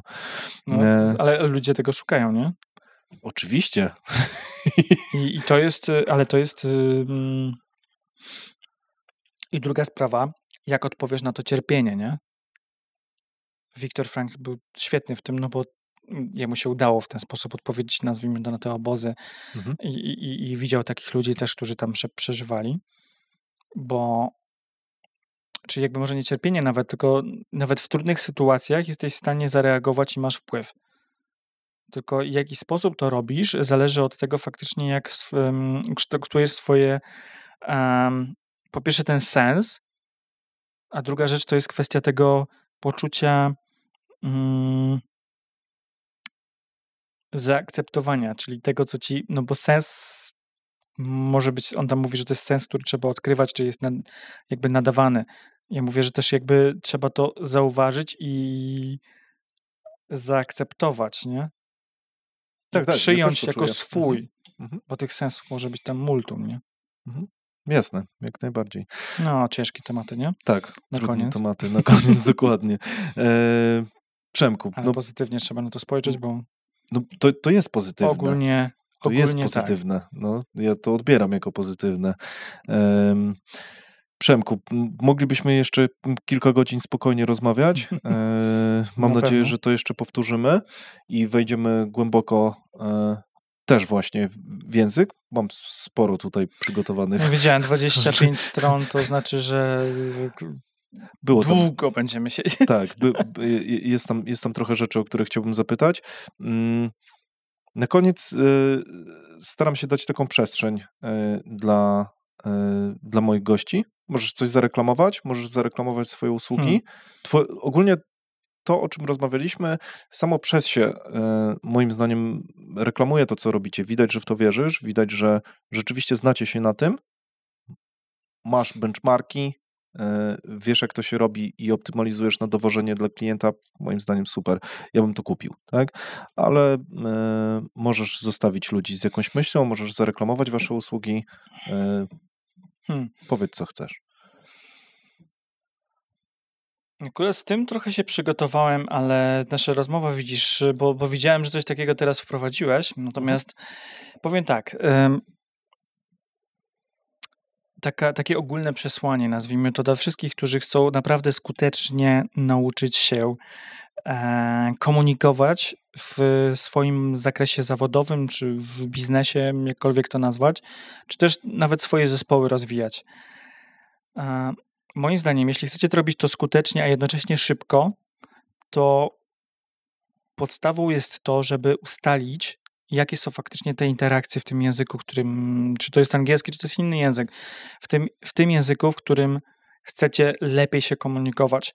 Bo jeśli te interakcje, które obecnie wykonujecie, są na jakimś tam poziomie, nazwijmy to, i możecie to zbadać, to po prostu to róbcie. Czyli krótko mówiąc, jeśli masz jeśli w swoim życiu, w swoim zawodzie na przykład, nie wiem, czy w swojej pracy dużo prezentujesz, to po prostu na części pierwsze dobrze jest rozbić ten język prezentacji i ćwiczyć konkretne elementy, czy to strukturalny, czy to słownictwo, czy to tak zwany język prowadzący to prezentację, okalający, i robić to. Jeśli twoi ludzie, nie wiem, na daily, czy na jakimś statusie, czy na jakimś retro, czy po prostu prowadzą, nie wiem, discovery call z klientem, to niech robią ten język, czyli poprawiają ten język już na konkretnym przykładzie i znów posiekać to na elementy pierwsze, od strony słownictwa, od strony potrzebnych struktur i tak dalej, i robić to w ten sposób. Nigdy przez ustalanie od strony, a może to się przyda, a może to się przyda, a może ta struktura się przyda, a może to słowo się przyda.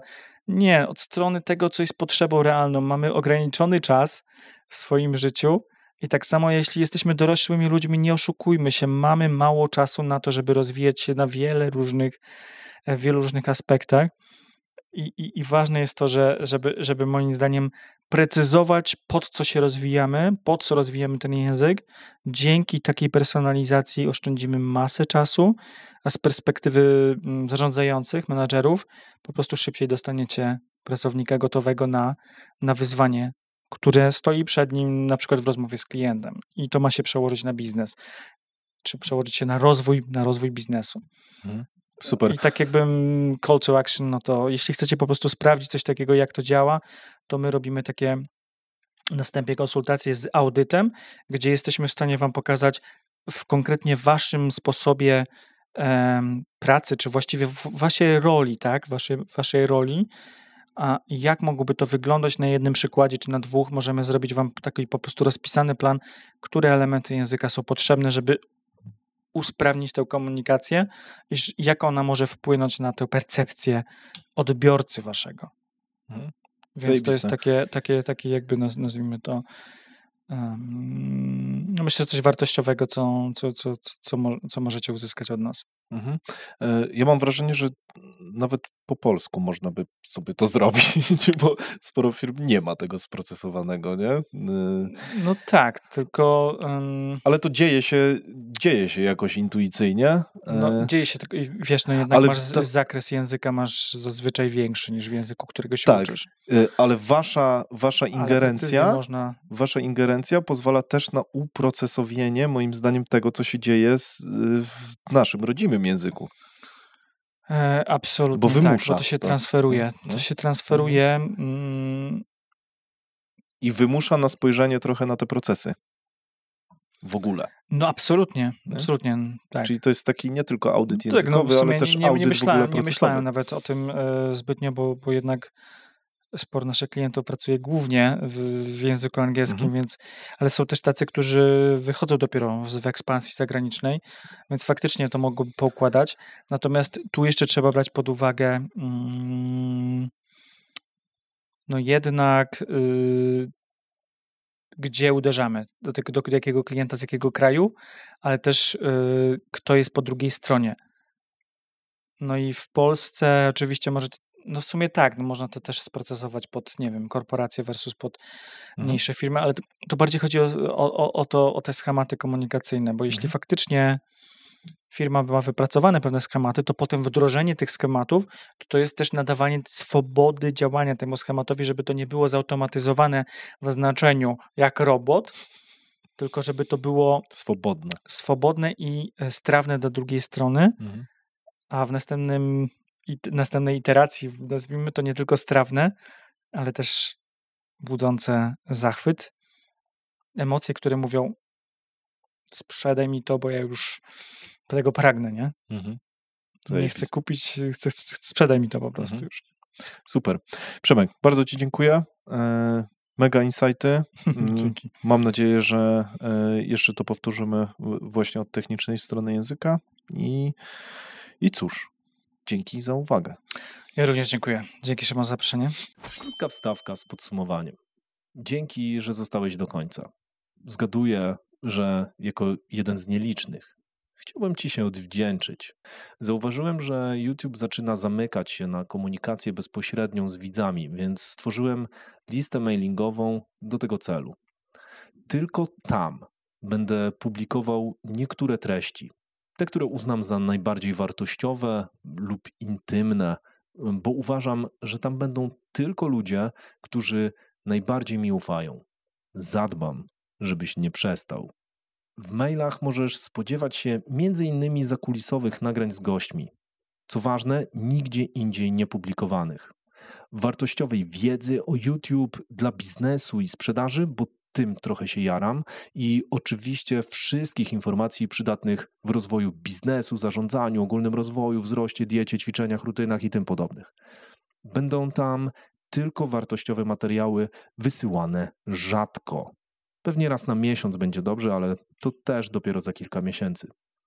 Obiecuję Ci, że nie będę używał automatyk z dużą częstotliwością. Wszyscy znamy miejsca, gdzie codziennie dostajesz maile z naciskiem na zakup 100 kursu. Mnie to też wkurza i wiem, że nie zadziała w moim przypadku. Wierzę, że jak masz coś wartościowego, to nie musisz do tego natarczywie namawiać. W skrócie, jeśli znajdę coś wartego Twojej uwagi, podzielę się tym z Tobą. Jeśli nie, to nie pojawię się w Twojej skrzynce. To pewna osobista obietnica. Dzięki za zaufanie i za Twój czas, bo to najcenniejsze, co mogłem od Ciebie dostać. Jestem Twoim fanem i mam nadzieję, że dzięki temu kanałowi coś kiedyś będzie dla Ciebie prostsze, tak jak zaczyna być dla mnie. Wracam gadać.